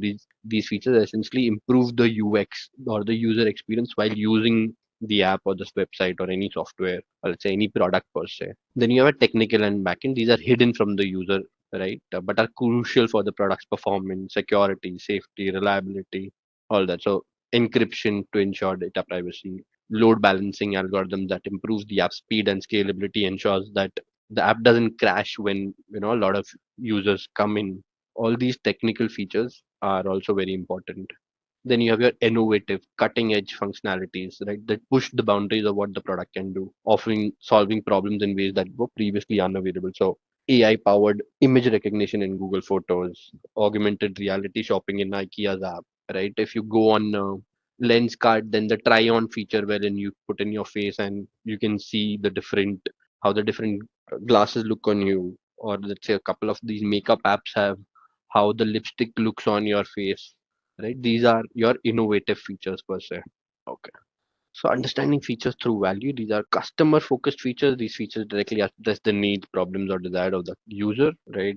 The value they offer is clearly and directly linked to improving the user's life or making it easier. So a one-click checkout feature in e-commerce reduces the friction in purchasing. Business focused features, you have features that align with the product's business goals, that is increasing revenue, customer retention, or brand differentiation. So let's say a subscription reminder feature, or if you see which is a dark feature. So there are some things called dark UX. All right. So what is dark UX? Is a functionality which is not really in the benefit of the customer, but it is there mostly to solve a business problem. So let's say if when you're buying insurance online, a lot of times you see certain add-ons already tick marked, right? Let's say if when you're buying a motor insurance, you will see a personal liability insurance already checked and added to your list, right? Ideally, that is dark UX. They are not asking you if you want it; they are already adding it in your bucket, hoping that 99% people think that this is mandatory or this is not optional or something of that sort. Don't uncheck that box and buy it. So it solves a business goal problem of increasing revenue, increasing profitability, all of that, right? So certain features are these kind of features. That is a business focused feature, if you can call it that way, right? Identifying these valuable features. So you have your user research, competitor analysis, data driven decisions. So understanding pain points, desires through surveys, interviews, right? Usability tests help uncover which features would provide the most value. By studying what feature competitors offers, you can identify where your product can innovate or differentiate itself or even catch up to your competition. And then there are data driven decisions where feature usage metrics, abandonment rates and user feedback provide critical insights into which features are most valuable and where improvements can be made. So you look at a lot of your data, your conversion rates, your let's say your funnel analysis, that okay, from step 1 to step 2 there's a dropout of 50%, from step 2 to step 3 there's again a dropout of 70%, right? And then you start delving in deeper as to why this is happening. You look at different user cohorts, You look at different times of the day, different regions. Based on different themes, you start looking at this cuts and pieces. You look at this data, right, and see if there's a problem. So probably you can just see that if more than 1000 users come on a particular day, right, your drop offs increase, right. That is primarily because your system is not scalable enough. So then you go and solve that problem, right. If you see that this age range of, let's say, 35 to 45, I'm seeing more drop off in this user demography, right. So you can go and talk to this age group, this set, right. You do your user surveys and identify why that is happening, and then go and solve for it, right. Let's say if you're on the page, right, your main call to action or the intended use is to add to cart, right? But you see that a lot of people are just moving their mouse around and not doing add to cart because probably your add to cart is not on the right side where it usually is, but you've put your add to cart somewhere here, right? So this is, people are not just going here. You can see their movement of the going from this like this, but nobody is going here. So can definitely do a hypothesis wherein you change the position of your add to cart button from here to here and see if that increases your add to cart rate. Feature prioritization we already kind of studied, right? Not all features can or should be developed at once. Prioritizing features is crucial. So it is essentially done on customer value, business impact, feasibility, right? So how much does the feature help users? Does the feature align with the company's goals, such as revenue, engagement, or any other metric that is with the focus of the business, or let's say the group or the product group that you're part of, right? And feasibility is the feature realistically to be built with the current resources, timelines, and technology, right? A feature that offers high value but is too complex or expensive should be ideally deprioritized.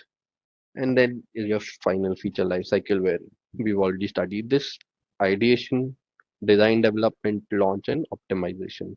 Clear? Okay. Now, this is feature documentation. All right. This is talked about a lot in product of how you are documenting your features, your user stories, your specifications, right? It is very important to kind of document things in a much better and clear way so that people who are actually developing it, designing it, have a very clear idea of what they need to do and why they need to do and what needs to happen once they have done this, right? Because you have done your ideation, you understand what needs to be built. Everything from start to end is clear in your head because you are the guy, right? You're the product person. It is your baby. You have conceptualized, oh, this is the feature I will build, this is what will happen, this is what needs to happen. Right from start to end, it's all in your head, but you alone can obviously never bring it to life. So you need your other team members to bring it to actual life, because as a product manager, you do not design, you do not code, you do not market, you do nothing, right? You are essentially paid to think, correct? So your way of communicating your entire thought process is the feature documentation, right? It can be in the form of user stories, technical specifications, wireframes, right? So that everybody else has as clear an understanding as you have. So for user stories in the industry, you will most probably see Jira being used, right?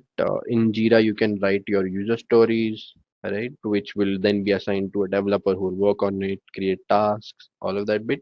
Let me see if I can find a nice example of a Jira story and how to do this, how to write user stories in Jira.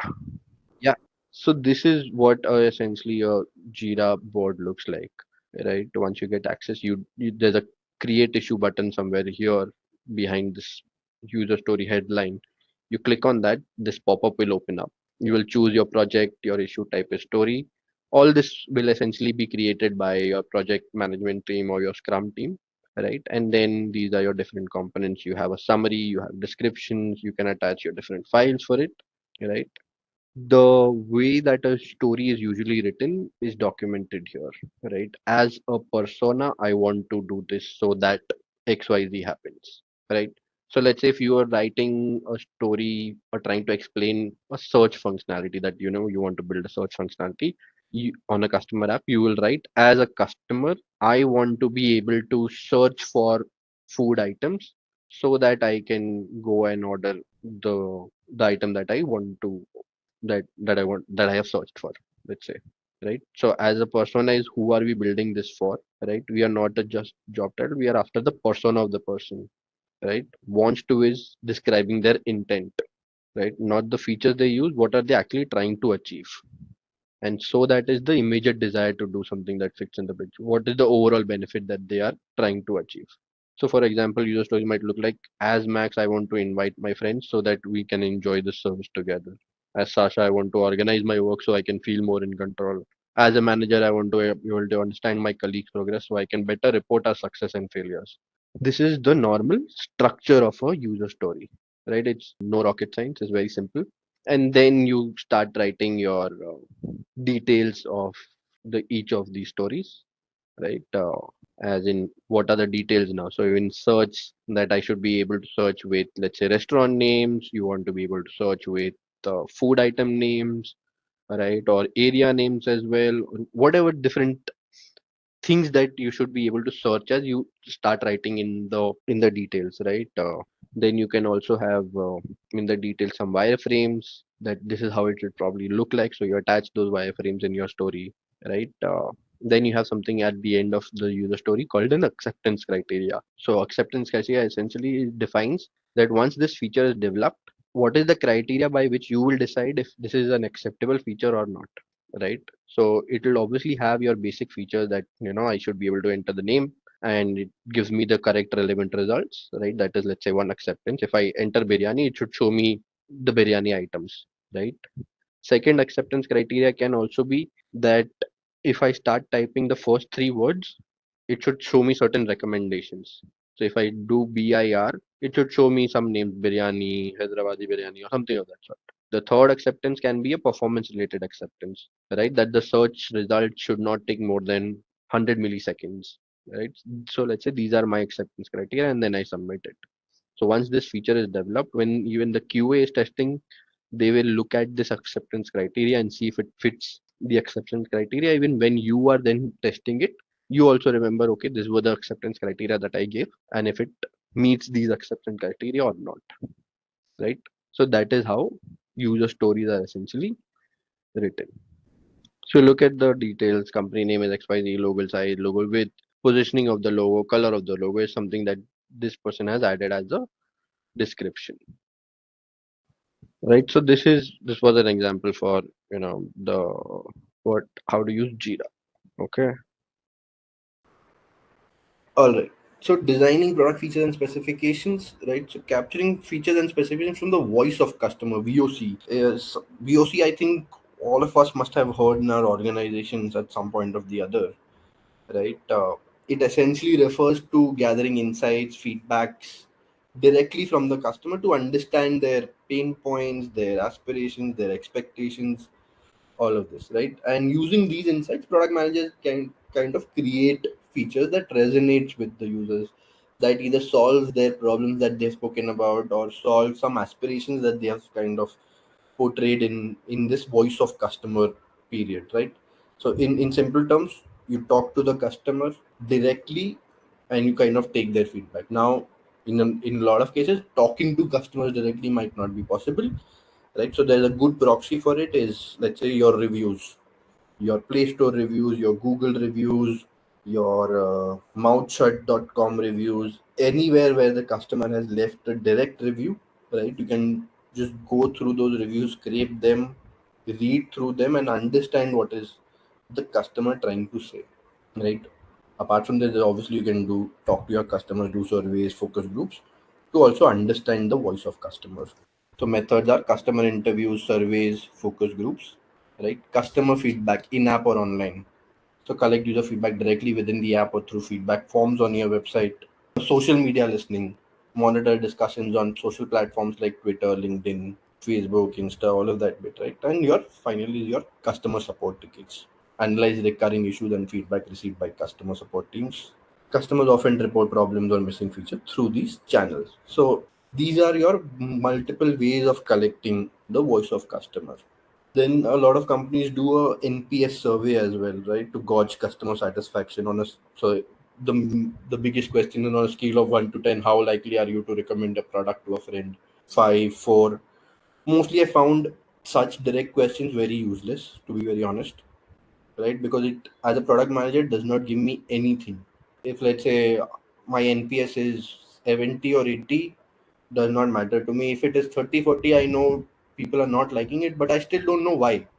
So NPS has, in real life, in practicality, has never really helped me as a product manager. Product reviews rating, definitely Google Play, App Store, we already spoke about. And then you have your final user analytics, which is your Google Analytics mix panel to identify how customers interact with existing features and their pain points. Okay. So once VOC is collected, the product manager needs to analyze it to extract valuable insights about the customer and translate them into actionable product features and specifications, which is what our essentially job is. So how do we do that? Is one, you identify pattern and trend. So grouping of similar feedbacks, right, to identify common pain points, feature requests, or area of improvement. So this is a good example. 50% of users mention difficulty finding products using the current search function. So this is a clear indicator that there is something wrong with the search function, because 50% of users said that they cannot find the right product. So now then you start delving deeper into the search function as to what is happening, what are the users trying to do, what are the results that they see, were they essentially intending to look for, and what were they shown. And basis this, you then figure out the problem and propose a solution to it as well. Categorization of feedback is usability issues, feature requests, or it is a bug. So you can organize it into different baskets, that let's say these are bugs in our existing system, these are, let's say, performance issues, because a lot of your customer feedback will say the app is slow, the website does not load, right? So all of these can be bucketed under performance issues. And then you have your standard feature requests, which is, I want a feature where I should be able to do this, where I should be able to do that, right? So let's say if your website does not have a wish list, then you might hear some customer saying, I wish there was something where I could save all the items that I want to buy later. So these are feature requests or around a wish list that are coming in, right? So categorization of feedback. Then prioritize user problems. Not all customer requests are equal, right? Identify the most impactful problems and then use prioritization frameworks to decide which features should be tackled first, right? Example, a recurring pain point about poor onboarding can be prioritized over minor UI preferences. So again, all these features, issues, performance issues, you will have to start prioritizing based on reach, impact, or you could do Moscow, right? As simple as that, and then start dealing with them from the first priority onwards. Segment user feedback by persona. Different segments can have different needs. So you have your power users, you have enterprise versus SMBs, and their needs can vary. So power users request more advanced reporting, while new users want simplified onboarding. Right? This is a classic case in a B2B software company, right? Where your already established users now request more advanced features, while the newer ones are still dealing with the basics of onboarding, starting up the system. So how do you prioritize? Which one do you look at first, right? That is something that we need to solve. So we'll figure how to do all of this. You have your survey data, right? Tools like Google Form or Survey Monkey can provide the insights from the responses. And then we have qualitative analysis, interviews and focus groups, something we already understand.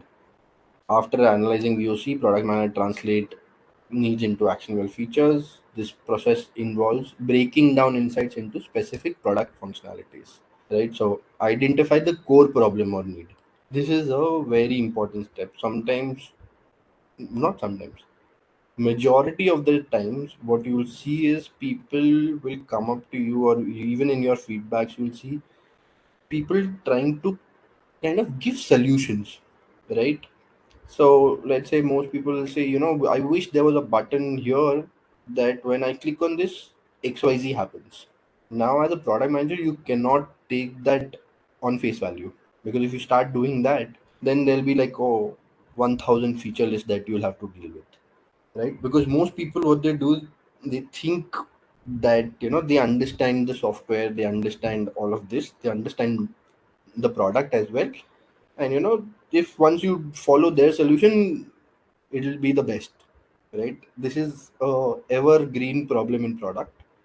So instead of looking at what they are saying on face, taking what they're saying on face value, we need to go one step behind that face, right? And identify the actual core problem of why is this person saying whatever he's saying, right? What is the pain point, or what is the end goal that they are trying to reach?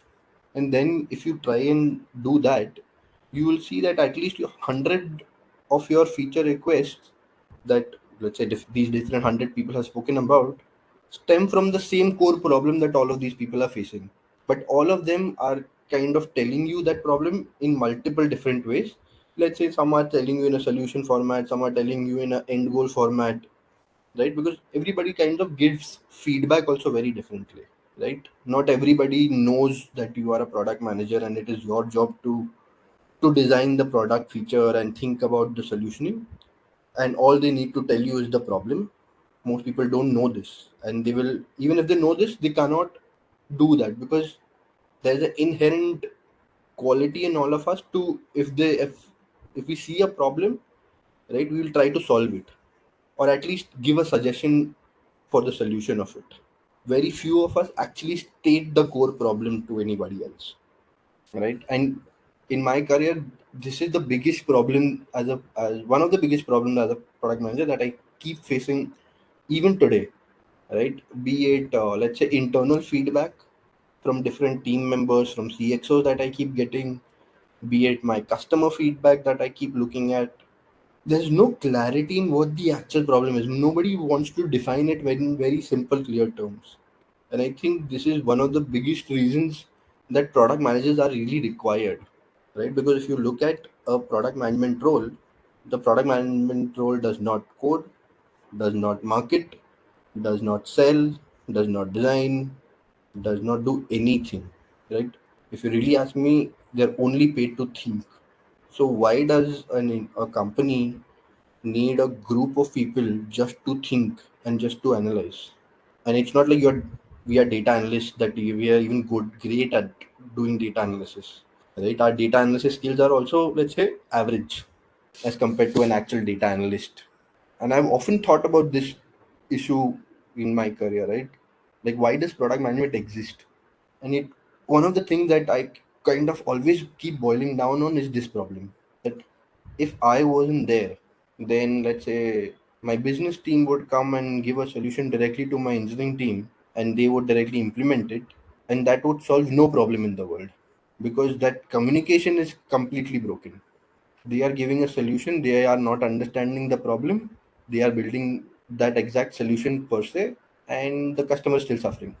So this is what you are actually solving for in your company. That is why they pay you, to identify that actual problem behind the problems and behind the chaos that is being created in the company. All right. So yeah, define the user story. So we need to write simple descriptions of the feature, right, from the user's perspective, defining what customers want to achieve with the product. So as a team leader, I want to receive notifications for upcoming task deadlines so I don't miss them.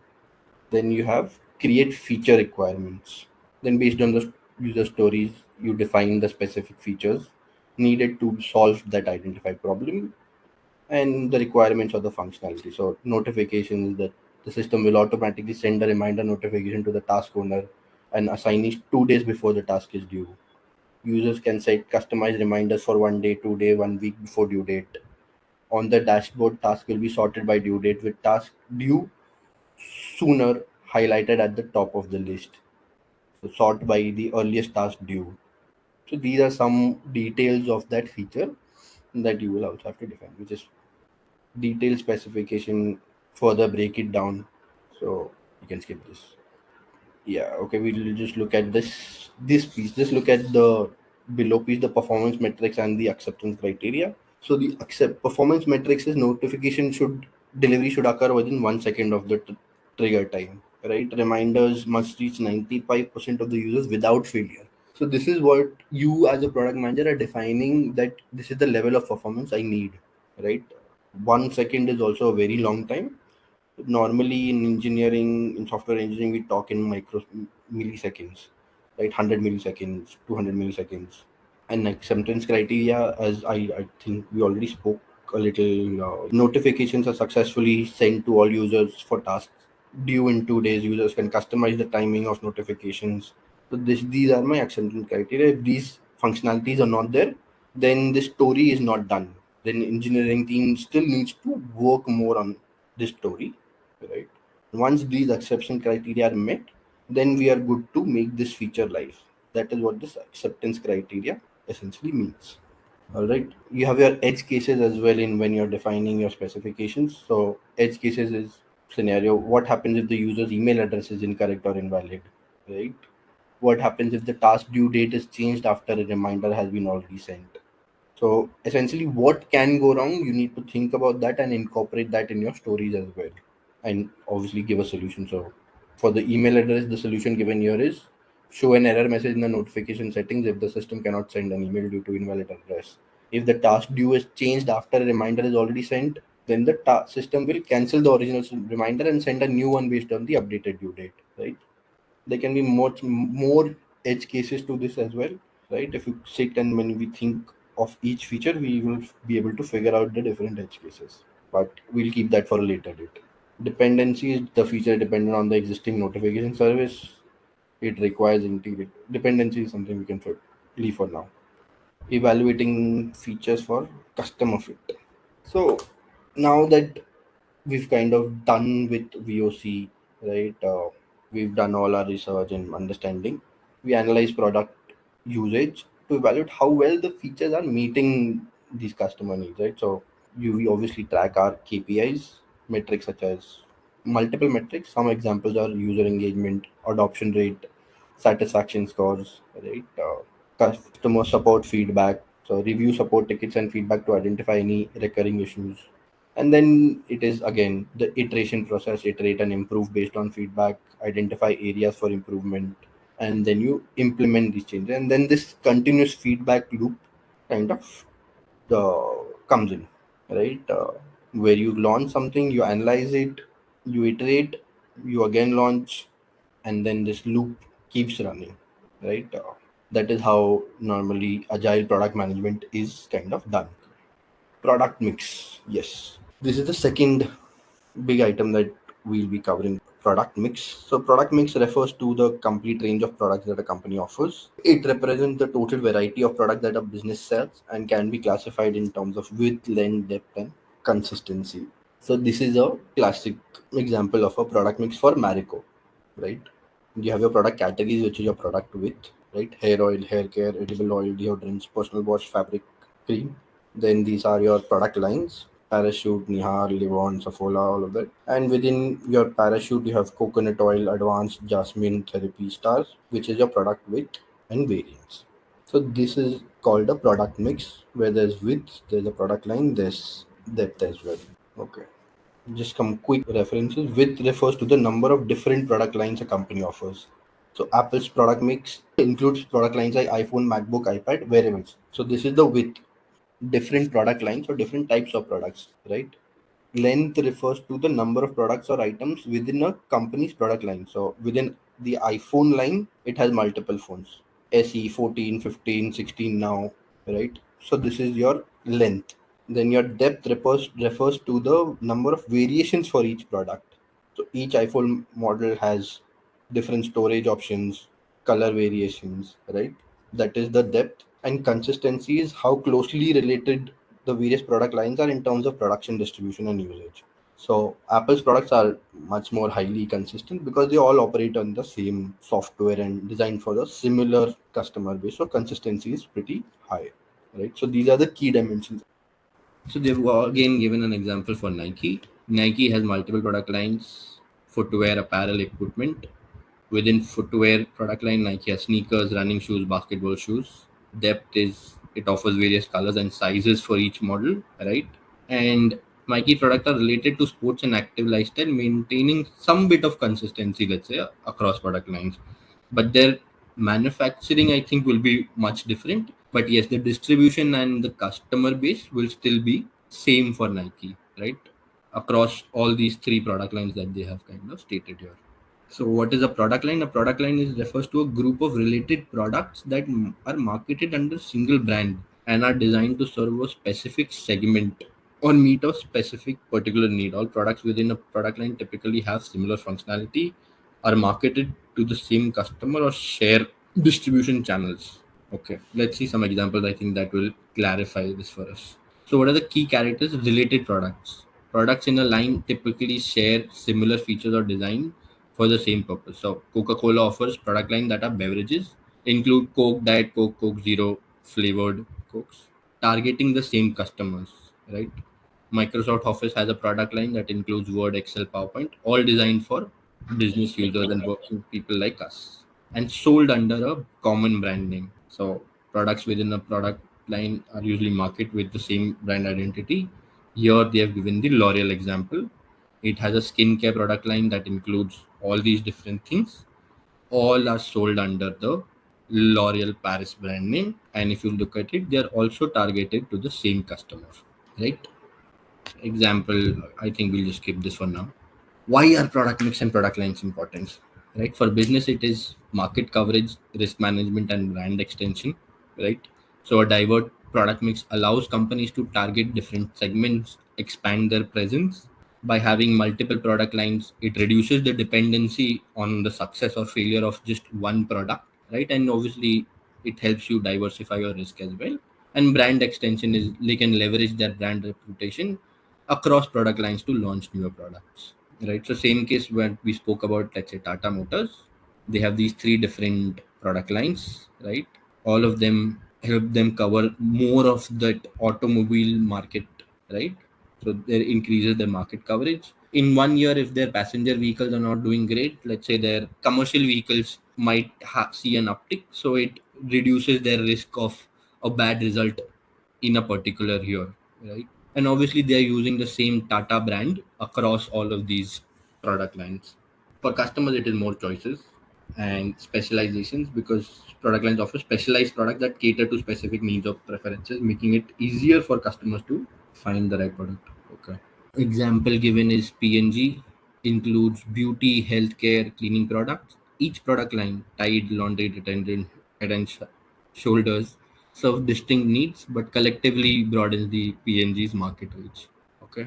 Product line extension refers to addition of new products to an existing product line, right? These new products are typically variations of existing ones, but offer different feature styles, target segment. This is used to leverage the brand equity and customer loyalty, right? So types of product line extensions, new variants, new features, targeting new segments. Examples: Coca-Cola extending the product line by offering Diet Coke, Coke Zero, Coke Cherry, right? These variants target customers who want low calorie options or different flavors while maintaining the core Coca-Cola identity, right? Apple iPhone line again extends the iPhone line with new models, which differ in terms of features, price points, performance level, but cater to different customer needs within the same product line, right? Especially they bought an iPhone SE just for, let's say, the Indian market so that they can have a lower priced model as well. Product modifications refer to changes or improvement made to existing products. These modifications can be driven by advancement, customer feedback, market competition, right? It does mainly aim to keep products relevant. So if you look at or Oreo has these many versions. You have your strawberry Oreo, mini Oreo, vanilla Oreo, all of that. These are just to, in my head, mostly just to keep the product relevant, right? So types of product modifications are mentioned. Quality modifications improve the product's durability, performance, right? So car manufacturer upgrading the engine of an existing model to improve its performance. Functional modifications are enhancing or adding new functionalities to the product to improve its usefulness or convenience. So smartphone manufacturer adding a new camera or increasing battery life in the next iteration of the existing phone model. So if I were to say, iPhone follows functional modifications every new launch, right? They also follow style and aesthetics, so they change the appearance, design, or packaging, right? Bigger screen, bezel-free screen. All of these are style and aesthetic modifications for the iPhone, right? And then you have feature upgrades, adding newer advanced features. So Microsoft releasing updates for Windows OS to include new security features. So I'll just reiterate very quickly. Line extensions are new variants, new features, right? Modifications are of these four types: quality modifications, functional modifications, style or aesthetic, and feature upgrades. Benefits again: market segmentation, brand loyalty, increased market share, and competitive advantage. So, product modifications improve satisfaction, stay current, cost effective, compliance, safety. But if you really ask me, I think product modifications are primarily done by most companies to stay current, right? It is just to stay in the news that these product modifications are being done.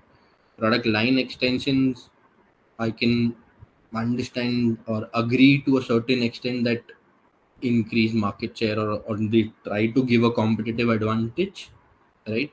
But it's, I think, more gimmicks than anything else, if you really ask me.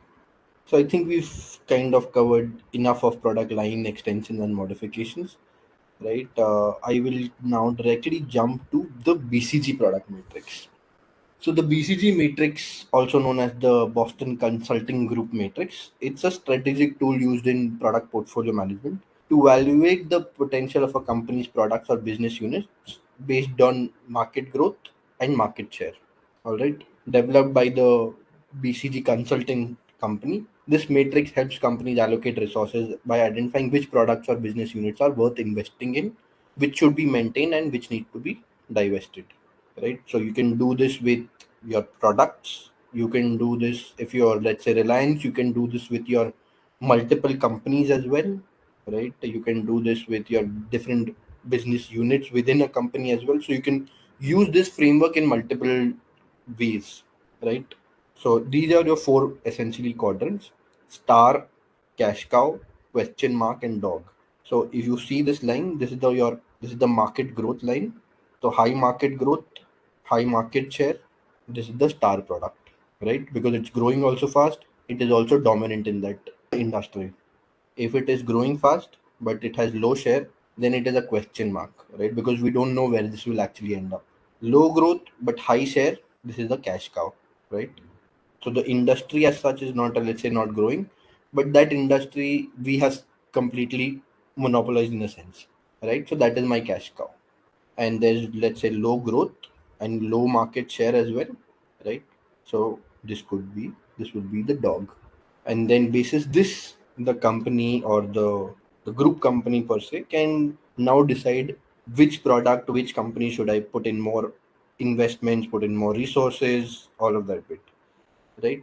So let's just take this example of Reliance, right? Basis this chart, what do you think is Reliance cash cow? So Reliance Industries per se, right? What would be the star here? So Geo and retail, yes, can come in the star one because high growth and high market share as well for both Geo and retail. What is question mark here? Reliance Jewels, right? And low growth, low market share, star, the media outlet, right? Cool. So this is the explanation of it. Stars is characteristics is high market share and high growth, right? Strategy stars are using the leading products in a rapidly growing industry, requiring significant investment to sustain growth, right? Companies should focus on investing in nurturing stars to eventually become cash cow as the market growth slows down. Cash cow is high market share in a low growth market. Cash cow generates stable and significant cash flow, often with minimal investments in the market growth is low. Use the profits from cash flow to fund stars and invest in question marks. Question mark or the problem children. Low market share in a high growth market are often new products or business units that require substantial investment to increase their market share. Objective is evaluate whether it's worth investing to grow these into stars or divest if they lack potential. In dogs, we also all know low market share in a low growth market. They have limited growth potential, are not profitable. Right? Companies typically aim to divest dogs or reposition them as they drain resources without providing any return. Right? So how it helps is we resource allocation, right? We already read about this. Which one to give investment, where to put more people, right? Strategic planning, so provides insight for developing growth strategies, right? And then balancing the portfolio, ensure the balanced mix of product types for both short-term profitability and long-term growth. Okay, cool. So today's topic essentially is value creation communication. All right, this is the agenda for it: value creation, value communication strategies, co-creation, value delivery, different types of model, and basic understanding of Porter's value chain analysis. All right, working on it. So value creation, understanding customer needs, right? Understanding customer needs about identifying what customers truly require, desire, or expect, and then developing products or solution to fulfill those needs, right? So in product terms, we also call this right? So this is your discovery phase, wherein essentially we are trying to figure out what the product should be, what does the customer truly want, what are their aspiration, right? And what sort of product features or product in itself should we kind of create so that it brings some tangible benefits and value.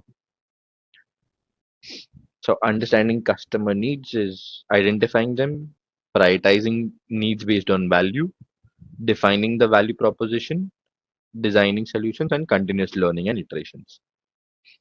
All right. Identifying customer needs. First step is value creation is identifying what customers actually want or need. This can involve conducting market research, gathering customer feedback, analyzing pain points, and observing customer behavior. Techniques like survey, interviews, focus groups, and empathy are often used to gain insights into customer preferences and challenges and motivations. Right. So I will just take a very basic example. Right. This is our survey. Right. And the issues, there were multiple issues, right? Customer support issues, operational issues, practical lack of practical knowledge, right? The elite R training, all of these multiple issues, desires, job placement, higher income, role switch, higher income, right? If I were to actually identify what is the key, let's say, key need or of the customer here, which is you guys, right? I would just, as long as I can ensure and sort of build a product which provides every customer an increment in their earnings, I think my product is a success. Is you, a lot of you identified the, let's say, training quality issues or operational challenges, support issues as a big need of the customer and tried solving for that, right? Uh, those are I think I would rate much lower in priority from a customer perspective, right? So this is identification of customer needs. Now this is prioritizing based needs based on value, which is exactly what I did.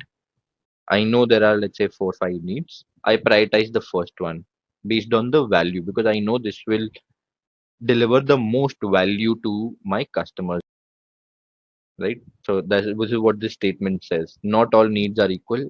Some are must-haves, while others are maybe nice-to-haves or potential differentiators. Product managers prioritize needs that deliver the most value, balancing customer desire with feasibility. Okay? Defining the value proposition. Right. Once the needs are understood, product managers work to articulate a clear value proposition. This is a statement that describes how the product or service solves a problem or improves the customer. Sorry, designing solutions around needs. In this step, product managers collaborate with design, engineering, other teams to create solutions tailored to these identified needs. Right? This might involve developing new features, improving existing, or reimagining the entire product. Prototyping and usability testing are often used to validate that the solution addresses customer needs effectively before a full-scale launch. And then there is your continuous learning and iterations. Customer needs evolve, so it is essential to maintain an ongoing feedback loop to adapt the product as new needs emerge or priorities shift. Right? Agile methodology supports this iterative approach, allowing product teams to release improvements regularly and ensure that the product continues to deliver value over time. Right? So let's say in my first launch, I solved for higher income. Right? My second priority, let's say, is content quality or delivery. Right? So then I will again go figure out how to solve that. My next launch will be to solve that. My third then will be okay, support, right? My fourth will be something else. And this will be a never ending cycle. So because the customer issues, needs, the market itself will keep changing over time, and my product has to keep evolving over time. Examples. A fitness app company wants to improve user engagement. Through surveys and interviews, they discover that their users are struggling to stay motivated to work out alone and often unsure how to vary their exercise routines. So the approach they take is they conduct user research to identify pain points, analyze survey responses, and conducting interviews. They find that many want accountability and personalized exercise plans to stay on track. Right? I think very similar to what we also did. Prioritizing based on value.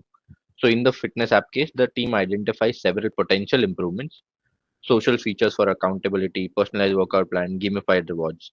They realize that personalized workout plans addresses a primary user pain point and might provide the most direct value. And they use the Kano model, right, which is basic needs, performance needs, excitement needs, right, must have, more is better, delight factors. And basic needs is reliable workout training, performance needs is personalized workout plan, and excitement is your gamified rewards. And they decide to prioritize personalized plans and schedule social features and gamification for later releases, ensuring the solution will have a immediate impact. Right? This is assuming that their reliable workout tracking kind of already exists.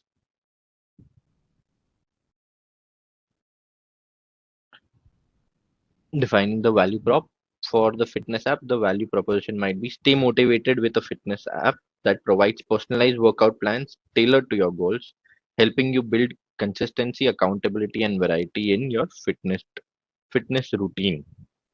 Right? The value proposition is crafted based on the top needs identified: accountability, guidance, and workout variety. Let's move on. Designing solutions around it. So the example is the fitness app team decides to add new features that offer customized workout plans based on user preferences and fitness levels. Right. The features also include a progress tracker that helps them visualize their achievements over time. So the approach is they collaborate with UX designers, develop a prototype of their personalized workout planner. They conduct usability tests, right? So that users can easily navigate the feature, customize their plans, track progress, and feedback from these tests is now used to refine the entire before it actually goes full scale, right? So what the takeaway from this is they've thought of this feature, right? They worked with their internal teams and they developed a prototype, which they again showed it to, let's say, a set of users, got their feedback, and let's say probably tweaked a little bit here and there, went full scale. And continuous learning and iteration is after launching the personalized workout plans, the team monitors user feedback analytics data. They notice that users are enjoying their personalized plans, but some are struggling with completing workouts due to lack of motivation. Right? So the team decides to implement the social feature now that allows users to connect with friends, share progress, hoping this will enhance accountability and motivation. They also regularly update the app with new workout options based on user feedback to keep the content fresh. And this started with that personalized workout feature, rolled it out, did a prototype, saw the results, then rolled it out. Once they rolled it out, they looked at their feedback analytics data. They noticed that some people are struggling with completing their workouts due to motivation, right? Then they implemented the social feature in, right? And now they will continue keep this iteration and learning process continuously. This for now. value communication strategies. Okay. So value communication strategies are methods and tactics used to convey a product's value to customers effectively. Involves clearly communicating how the product meets customer needs, standouts from competitors, and provides benefit that justify its cost. Okay. So one is obviously crafting a clear value proposition. So well-defined value proposition serves as the foundation for value communication. A concise statement that explains what makes the product valuable and unique. This statement should highlight the specific customer needs the product addresses, the key benefits it provides, and what differentiates it from the competitors. So this example that they're giving is if a product is an eco-friendly cleaning solution, the value proposition could be eco-friendly cleaning product that is safe for your family and effective on touch stains without harming the environment. Right. Again, my I think issue is this is if they are already calling it eco-friendly cleaning product, then the rest of the statement is not really required without harming the environment, right? Because it is duplicating the same thing again and again. Understanding and segmenting the task this multiple times, where effective communication requires deep understanding of the audience segment, tailoring the message resonate with each segment's specific needs and preferences, right? Segmentation allows for targeted messaging that speaks directly to the pain points and desires of the specific customer groups, whether based on demography, behavioral factors, or buying motives. Uh, the earlier fitness app small discussion that we had, I think a lot of people said that we will have a value proposition which is targeted to a certain segment. For let's say weight loss will be different, muscle will be different, right? Probably age group wise can be different. So this is the example that they have given for an all natural skincare brand. Segments could include environmentally cautious customers, people with sensitive skin, and health focused individuals. So each group would receive tailored messaging that aligns with their specific values and concerns. And the third one is you're choosing the right communication channel, right? Different customers engage on different platforms, so selecting the right channel is crucial. So this is primarily based on defining which channel will you communicate on, right? So if your TG is on social media, you should be communicating effectively on those platforms, right? If your TG, let's say, is newspaper, reads a lot of newspapers, you should probably use that channel. If it watches a lot of TV, you should use that channel, right? Business professionals, that's it mentioned in the example, LinkedIn probably is better.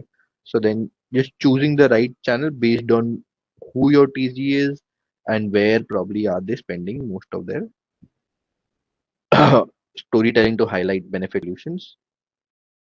So this involves sharing real world scenarios, customer testimonial, brands of show how the product solves the problems or enhance our life. Storytelling also helps humanize the brand, making it easier for customers to connect emotionally. So a fitness tracker brand might share the story of a customer who used the product to achieve their health goals, showing how it transformed their daily habits and helped them lead a healthier lifestyle. Focusing on benefits over features. I think we also spoke already on this, wherein customers are more interested in knowing how a product will improve their lives rather than the technical specifications, right?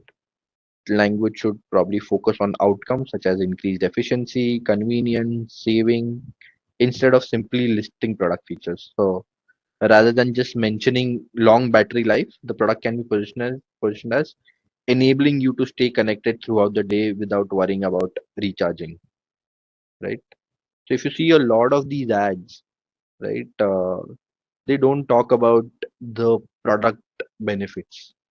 So let's say I remember there was once an interview from Piyush Pandey, right, who's one of the advertising geniuses I was hearing, and he was talking about sort of writing an ad copy for a pressure cooker brand, right?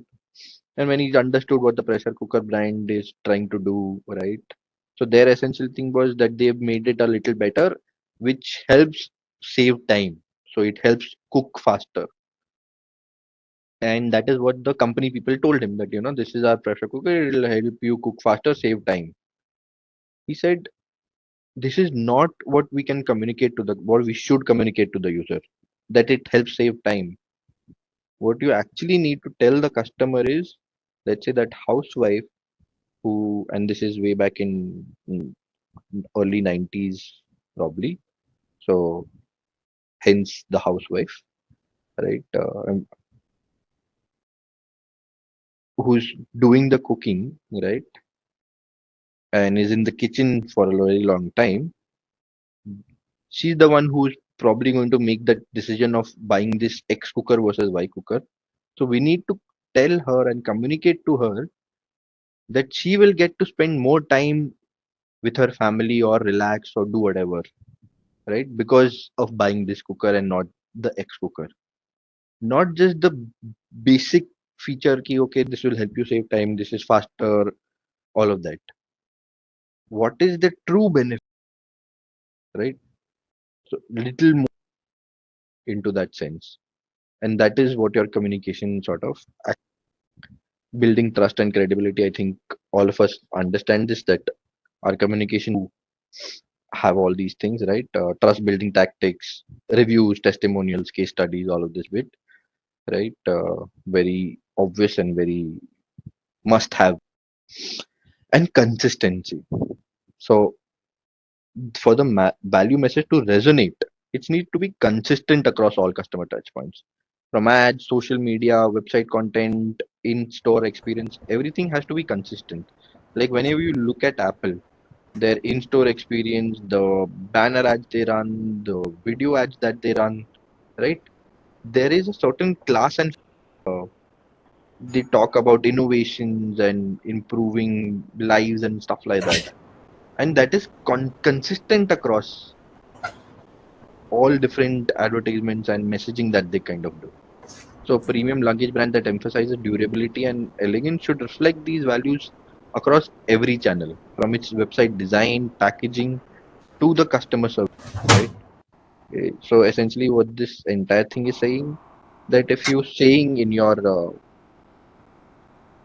communication that we are a premium luxury brand, also behave like one.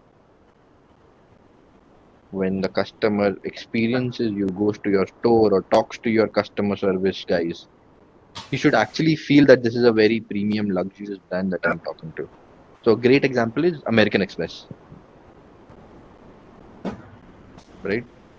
If you have their card, their entire proposition is for premium customers. If you talk to their customer service people, no questions asked, they will exactly on point do what is required. You will not get an answer ki okay, I have written down your request, we will get back to you in 4 days, or let me transfer you to this person, let me do this. None of that sort. That person will have all the authority to solve all your problems, right? So it just makes you feel a little more special.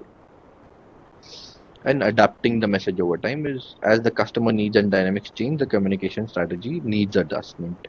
So gathering feedback, monitoring trends keeps the message relevant. Just like your product feature site, the messaging will also have to keep evolving. So a productivity app might initially emphasize time saving, but later pivot to emphasize work-life balance as more users seek solutions to manage remote work. Cool. So co-creation with customers, right? This essentially says that you involve customers in your product development and messaging process, right? This approach allows companies to understand and integrate customers' insights directly, resulting in products that resonate more effectively. All right. So you directly align with customer needs and preferences by involving customers early. Companies get a much clearer understanding of their needs, preferences, expectations. This first-hand knowledge leads to more relevant product features and benefits. All right. Creates a sense of ownership and loyalty. So when customers feel involved in creating a product, they're more likely to feel invested in it, and in turn, your share positive word of mouth or act as brand ambassadors for it. Right? This trust amplifies the perceived value amongst the new potential customers. All right. third benefit is gathering feedback for clear customer centric messaging. So, customer feedback during this co creation stage helps companies understand the language, terms, and phrasing that customers naturally use to describe the product value. And this insights allows for much more clearer, more customer focused communication.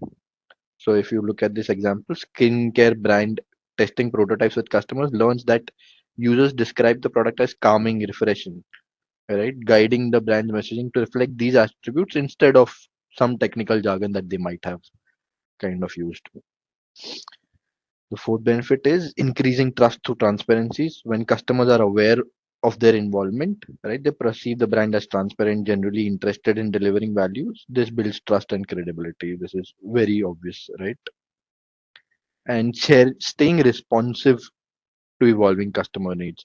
So co-creation is a continuous feedback loop that allows brands to stay attuned to changing customer needs and preferences, making it easier to update messaging and keeping it relevant. Right. The final one is reducing assumptions and increasing product market fit. Right. By involving customers directly, company minimizes the risk of misjudging what customers value the most. A product that genuinely meets customer needs is easier to communicate as it delivers real demonstrable. Okay. Porter's value chain. So Porter's value chain essentially is a strategic framework developed by Michael Porter, right?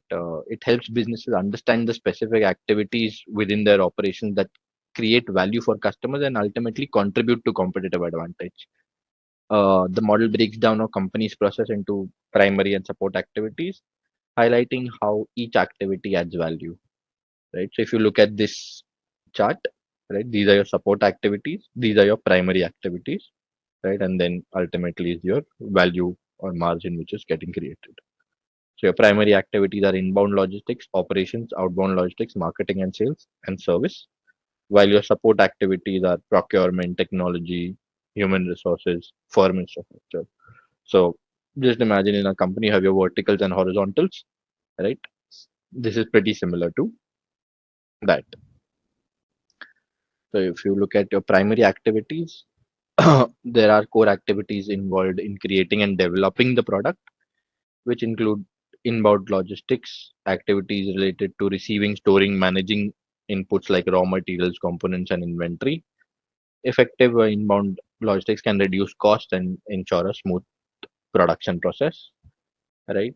You have operations, activity that transform inputs into final products such as manufacturing operation, assembly operation, packaging operations, right? All of this, so streamlining them can increase productivity and reduce production costs. Then you have your outbound logistics, which is distributing the finished products to your customers. This can include warehousing, order fulfillment, and delivery, right? So reducing in delivery times will enhance customer satisfaction. Marketing and sales, I think all of us understand. Activities aimed at promoting and selling the product, such as advertising, pricing strategy, sales tactics. Strong marketing and sales can increase brand visibility and drive demand. And finally, is your post-sales activities that support customers, installation, training, maintenance.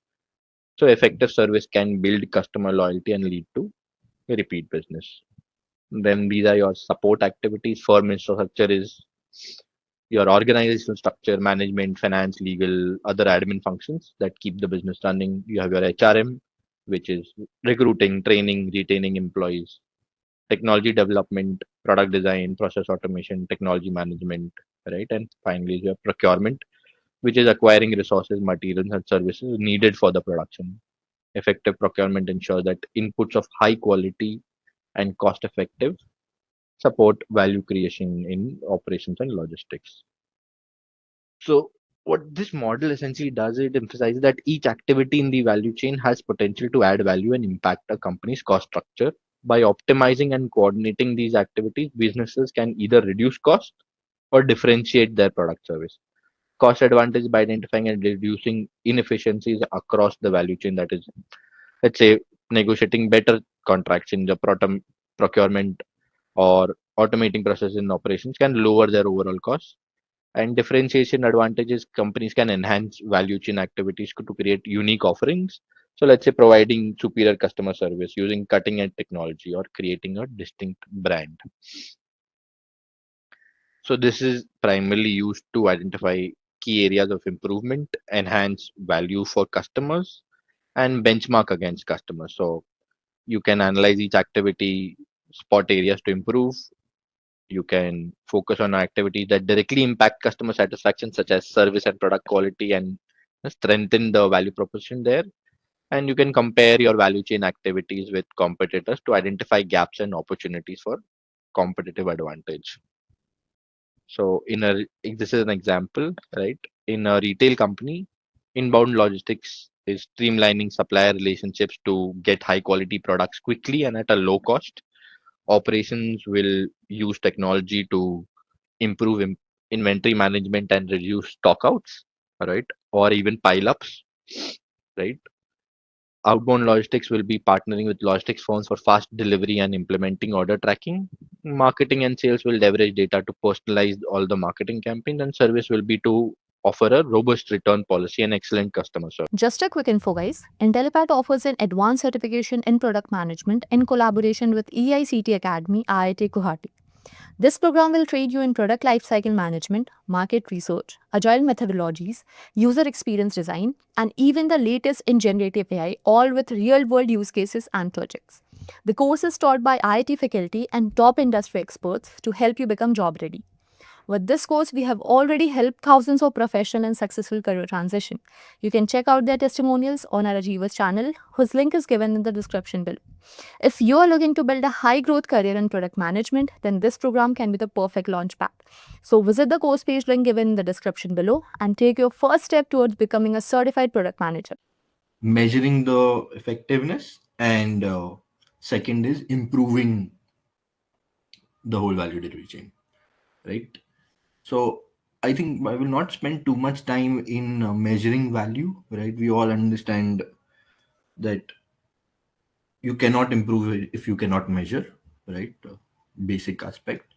And we also, I think, by now kind of understand a lot of the matrix uh, used for measuring. So here are some of the metrics, right, for value delivery. CSAT, I think CSAT and NPS is something almost every company kind of does it, right? CSAT measures the degree of satisfaction. NPS gauges customer loyalty by asking how likely customers are to recommend the company to others. Then you have your retention rate, lifetime value, the different product or services metrics, right?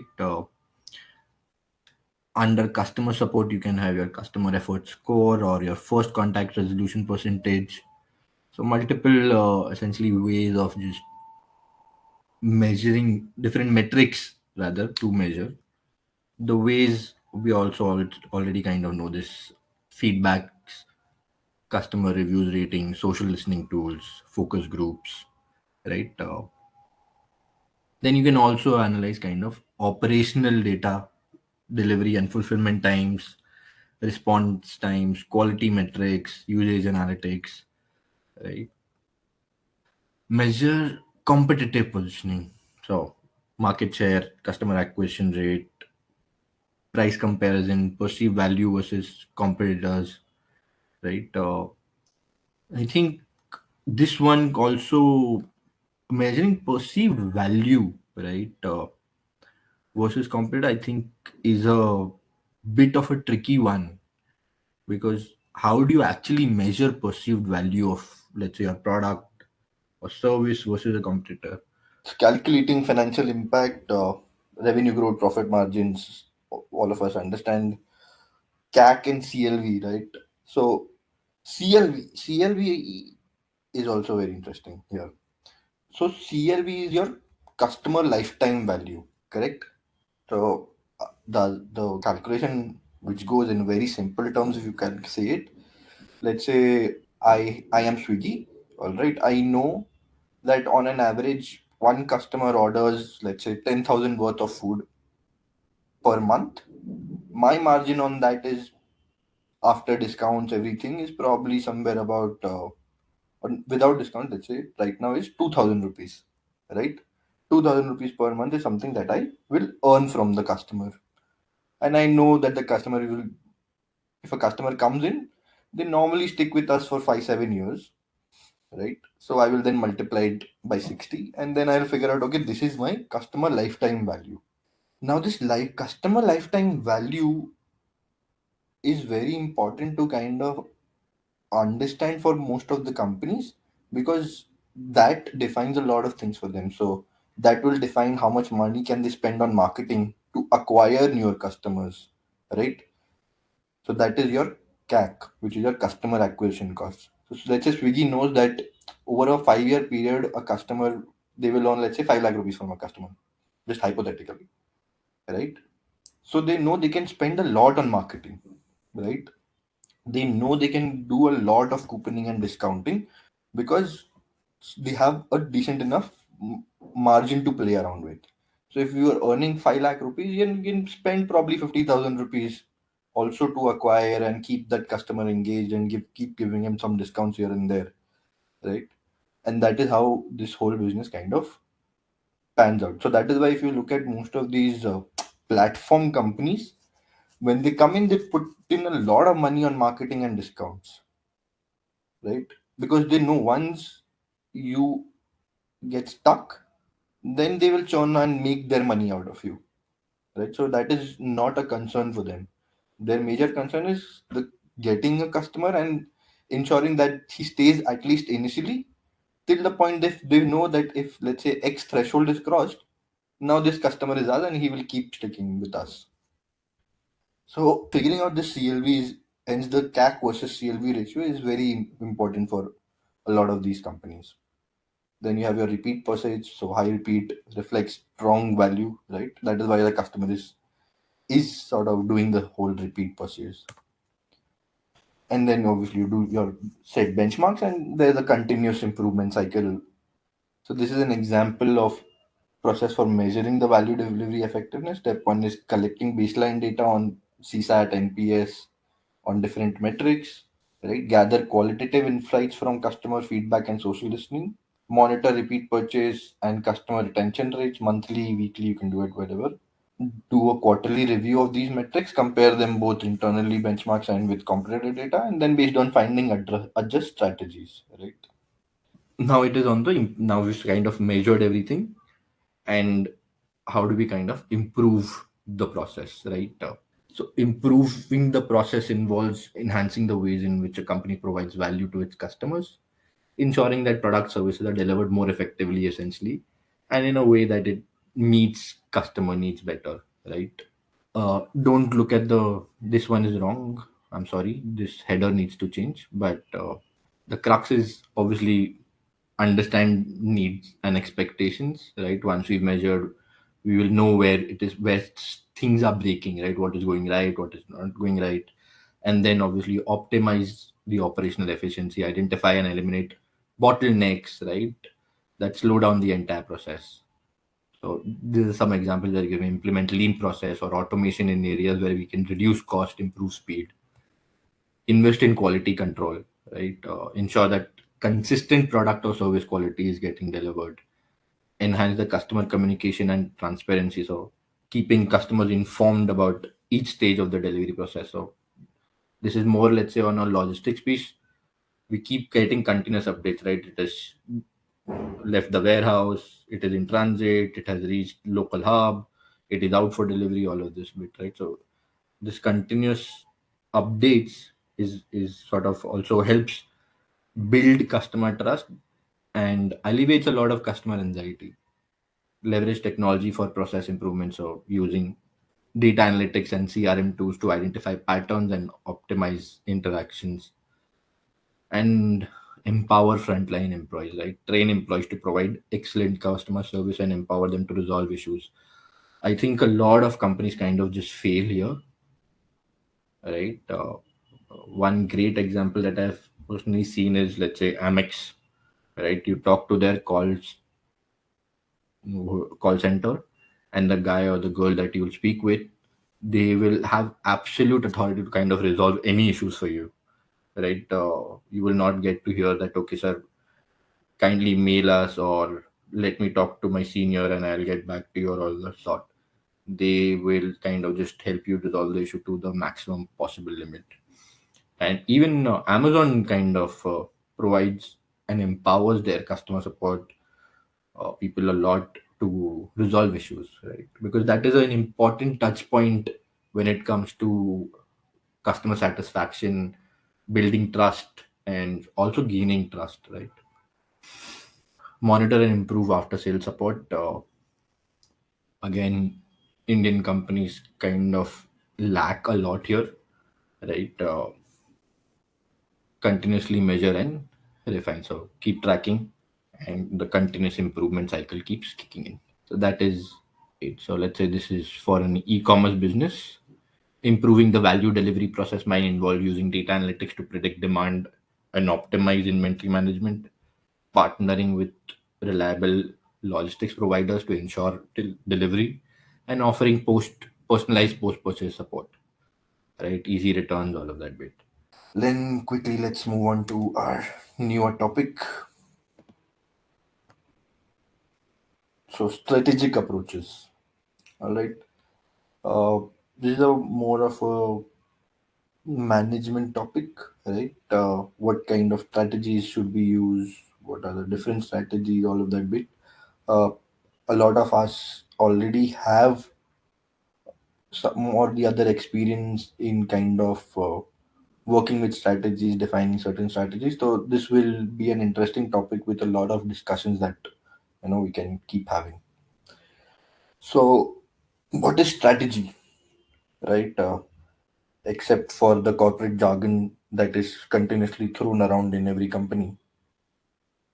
Strategy is essentially a deliberate plan of action designed to achieve long-term goals, right? By obviously aligning resources, capabilities, and looking at opportunities while addressing challenges to create sustainable value, right? It involves understanding the environment, setting priorities, and making choices that drive competitive advantage. So, common misconceptions about strategy: strategy is not the same as a plan, right? Strategy is about making fundamental choices and trade offs, while plans are much more detailed. Strategy is static, it is not. Strategy keeps evolving, right? Strategy is only for leaders. No, it is effective strategies involve inputs and alignment across all levels of the org.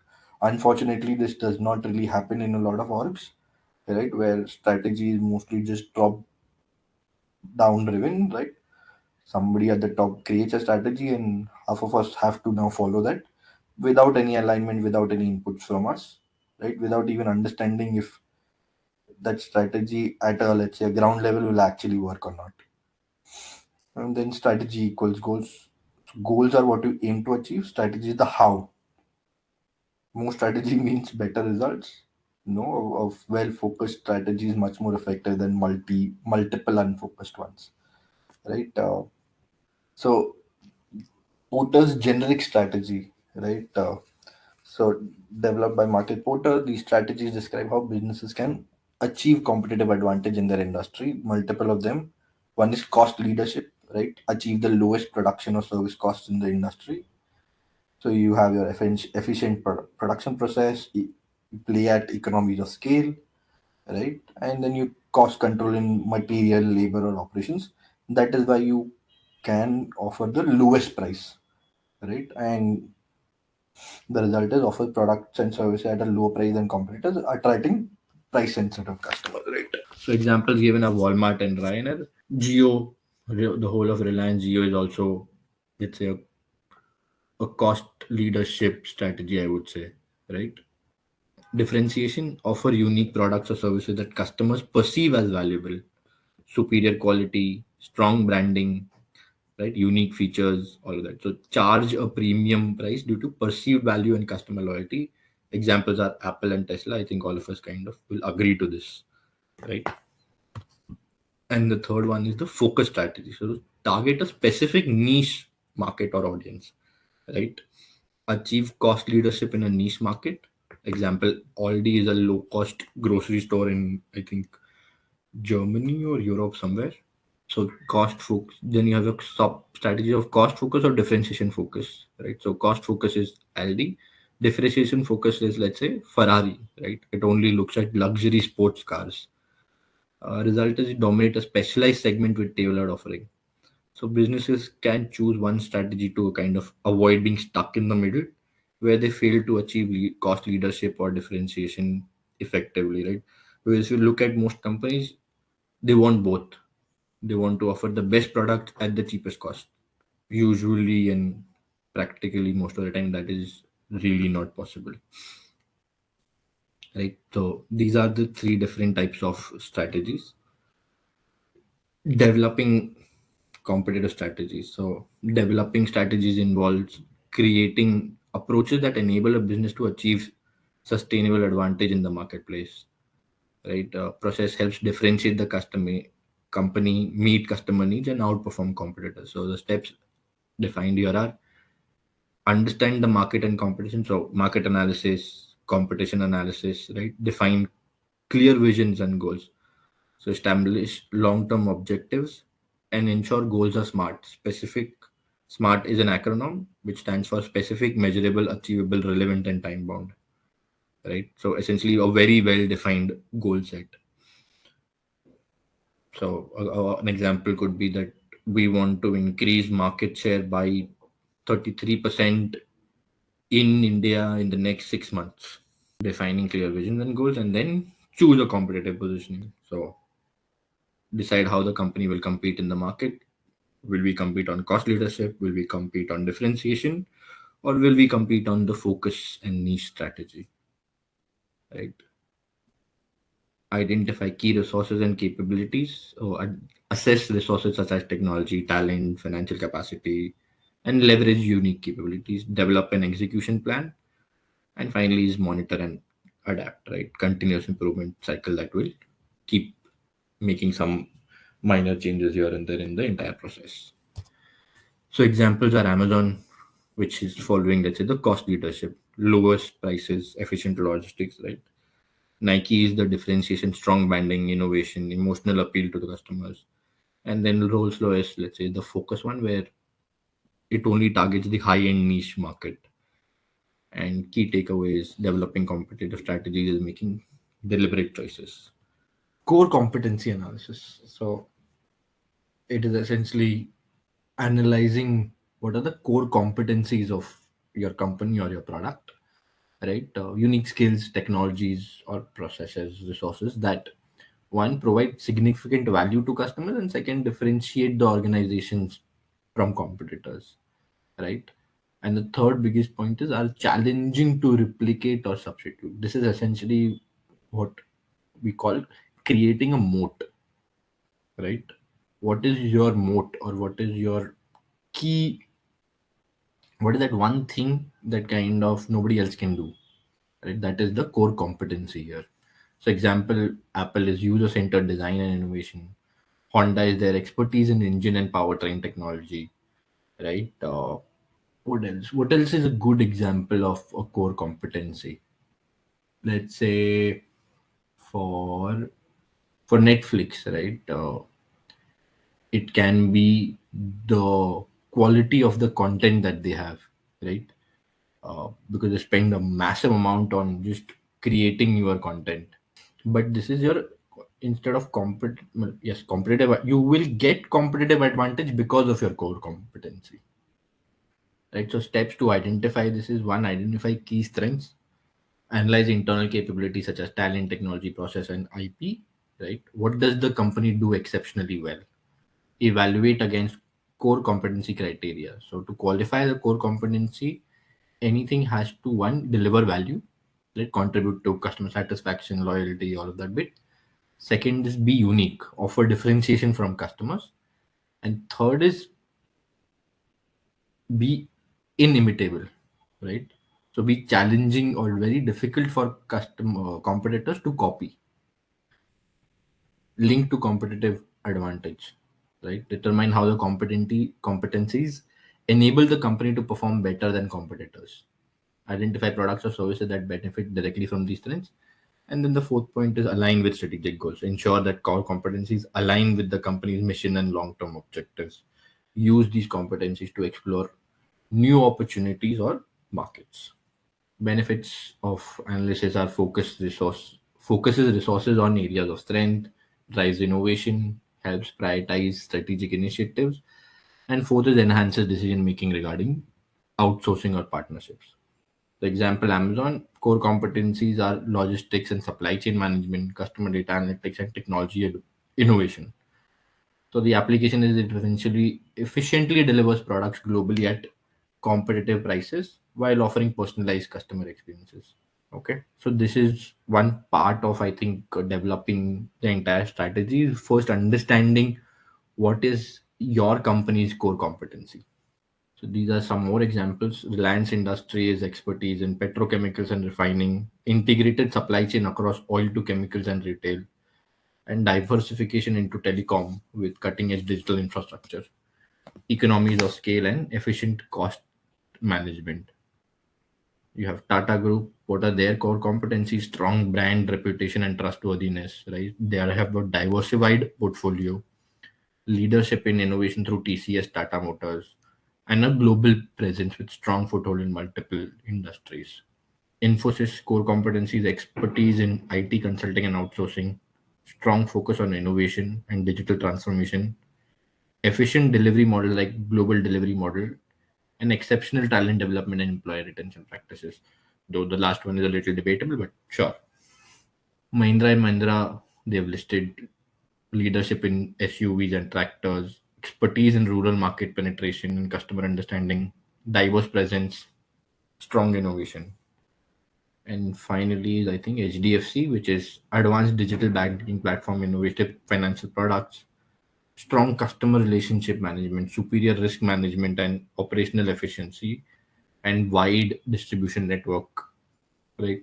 I think the main two are the last two parts for HDFC, where they have a superior risk management and operational efficiency, right? And all this wide distribution network that they've set up across urban and rural areas.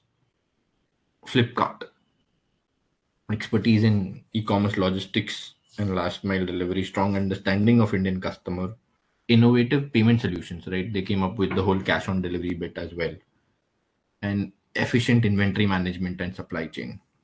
Maruti Suzuki, leadership in passenger vehicles, expertise in low cost manufacturing and fuel efficient vehicles, right? I think that is the main one. And strong brand loyalty and affordability is definitely one of them. HUL is portfolio, strong marketing and distribution network, right? Innovation in product formulations, obviously, and economies of scale. I think for HUL again, it is the whole distribution that they have, and obviously the product innovation that they keep doing. Wipro is very similar to Infosys, right? Bajaj Auto, I think, again, is very similar to Maruti Suzuki, but let's say more on the two wheeler and three wheeler side of things. SWOT analysis. I think all of us, or a lot of us, must know this already, right? SWOT analysis essentially is a tool to evaluate organizational internal and external environment. It kind of identifies key factors that influence success and informs decision making. So essentially is nothing but a graph wherein you plot your strengths, weaknesses, opportunities, and threats. Okay. So what are the strengths of your org, let's say? So examples could be strong brand reputation, skilled workflows, proprietary technology, right? How can you figure this out? Is you ask questions like what does the company do well? What unique resources that we have, right? Weaknesses internal, limitations or challenges that hinder performance or growth. So, limited financial resources, inefficient processes, let's say weak online presence could be an example, right? So, essentially, what can the company improve? What are we lacking, right? Or let's say, what are the negative reviews about? So, that could come into your weaknesses. Opportunities are external factors or strength that the organization can leverage for growth. So examples could be emerging market, technology advancements, shift in customer preferences.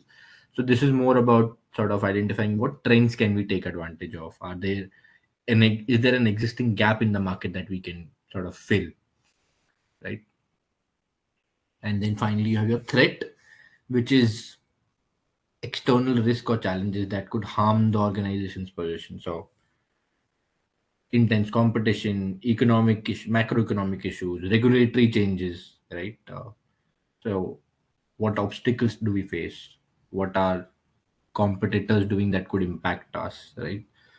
So, any external threat that you have comes under your threats. how to conduct a SWOT analysis, gather stakeholders, right? Brainstorm all these factors, prioritize the most important, impactful factors, and then obviously you develop strategies that use these insights to align strengths with opportunities and mitigate weaknesses and threats. So benefits it give you a little more clarity. It helps in decision making, right? Especially on the strategic planning and prioritization bits, right? And then it sort of aligns the entire orgs so that we can focus much better. So here's an example of a Netflix SWOT analysis. So strength is strong brand, vast content library, global reach. Weakness is high operating cost, reliance on subscription. Opportunities is expanding into new markets, leveraging AI for recommendations. And threats is intense competitions, content piracy, right? So this is how they've kind of. So this is an example of Netflix versus Amazon, right? Strengths they have listed: market leader in streaming, high quality content, advanced personalization, available in 190 countries with multilingual support. For Amazon Prime Video, it is part of the Amazon's ecosystem, financial backing from Amazon, diverse content library, bundled benefits, right? Weakness is heavy reliance on subscription revenue, while the weakness for Prime Video is relatively smaller original content, right? High production costs can be seen as a secondary service to Amazon's e-commerce. Saturation in key markets, UI is less intuitive, right? Opportunities expand into untapped markets, leverage Amazon's massive ecosystem to offer exclusive cross-category promotions. For Netflix, again, it is experiment with new revenue models, invest in localized regional content. For Amazon, it is expand, focus on live sports and events, partner with third-party services to enhance content offerings. And threats is intense competition from others, rising production costs, piracy, and account sharing, right? Here is your intense competition again, regulatory changes related to content and e-commerce, dependency on bundling with Prime may dilute its standalone value proposition. Strategic business units and the relevance, SBUs, right? So SBU is essentially a distinct division or segment within a larger organization that operates as an independent entity with its own mission, objectives, and competitive strategies. So each SBU focuses on a specific market or product line and is responsible for its profitability and strategic planning. So, example, if you just want to understand what is an SBU, so Procter and Gamble, right? Separate SBUs for beauty, grooming, healthcare, right? For let's say Apple, each iPhone, Mac services, accessory, each of them will have their own business units, right? All of us know that every company has multiple business units. So that is what this entire topic is, right? Characteristics of SBU as distinct market focus, right? Targets a specific customer segment or market, has its own resources, which essentially is independent in nature. Separate profitability evaluation is based on its performance and contribution, and autonomy in decision making. So operate semi-independently, right? So let's say operationally they have a lot more independence in decision making, but strategically they still have to, let's say, align with the overall company per se, right? Relevance of SBUs in strategic management is focused strategic development, right? SBU can develop tailored strategy to address its unique market conditions, performance accountability, resource allocation, market adaptability, and competitive advantage. End goal is like by focusing on these different specific markets and products, SBUs essentially create opportunities for specialization, innovation, and enhancing competitive positioning, right? Because then they are focused on that particular segment and they can innovate much better there. So SBU and corporate strategy, BCG Matrix and SBU. So a common tool used is the BCG Matrix, right? If you remember, we have already studied the BCG Matrix where we have your star, you have your cash cow, you have your question mark, and your dogs, right? So companies essentially position their SBUs in one of these four, right? And then this essentially helps them prioritize investments and strategic actions, right? Challenges are obviously coordination issues, right? Resource competition because each SBU is kind of competing internally, and risk of siloing, right? There can be a limit to the synergies and the alignment, that at a overall company level. Key takeaways is SBUs enable large organizations to manage complexity by focusing on specific products or product lines, allowing for targeted strategies, efficient resource allocation, and better accountability. Right. So, strategic planning, implementation, and control, essentially, these are the three key stages of strategic management that guide organizations in achieving their goals. Together, they form a cyclical process to plan, execute, and evaluate. So, this is your plan. The first one is your planning stage, where the process of defining an organization's long term objectives and the best course of action to achieve them. So, the steps in strategic planning is vision and mission, environmental analysis, so let's say your SWOT analysis, right? Setting objectives, establishing goals, and strategic formulation, which is developing action plans, allocating resources, all of that. So, example given here is a tech company plans to increase market share by 20% over 3 years through product innovation and strategic partnerships, right? So, this is, let's say, their vision and mission probably. Then comes the implementation part, right? Where you put the strategic plan into action. So key elements are resource allocation, organizational structure, so aligning teams, roles, and processes to support the execution, right? Communication, so that all levels of the organization are aware of it. Then you have your operational plans, which is break down the strategy into actionable tasks and timelines. And leadership and accountability, assign leadership to oversee initiatives and ensure progress. Example given is a retail company expands into e-commerce by launching new website, training staff, investing in digital marketing campaigns. Control, right? This is the process of monitoring, evaluating, and then tweaking the strategies to ensure that they achieve the desired outcomes. So performance management, right? Use KPIs, regular reviews. Then you have your feedback mechanisms, get the insights from employees, customers, and then obviously you have your course corrective measures, right? So the interconnection of these three stages is planning sets the direction, implementation drives action, and then control essentially ensures alignment. Okay. This is, I think, for everything in product management or management per se, this is, let's say, the high level framework where you plan, right? You execute, and then you kind of keep measuring and realigning the entire setup basis the feedback that you keep gathering, right? So topic is essentially disruptive innovation and product strategy, right? Disruptive innovation is something, disruption in the tech world is something we keep hearing often, right? So disruptive innovation is actually a concept introduced by Clayton Christensen that describes a process where a simpler, cheaper, or more accessible product or service initially enters a market targeting a niche or underserved market segment, and over time it improves and eventually displaces established competitors in the mainstream market. Right? It is distinct from sustaining innovation, which focuses on improving existing products. Right? So it is something where you completely bring a new solution. You start off with a smaller segment or a niche segment in that market, and then you grow it and completely displace the existing companies processes in that market, right? I am assuming all of us kind of already understand to a certain extent what this is, right? So characteristics of disruptive innovation is begins in a niche market, focuses on accessibility and affordability, right? Gradual improvements later on, right? And displaces incumbents over time. Okay. Examples: PCs. PCs initially targeted hobbyists and small businesses, right, due to their limited computer power compared to mainframes. Over time, as performance improved, they disrupted the mainframe and mini computer markets. Then we digital photography, right? All of us know the great example of how Kodak died.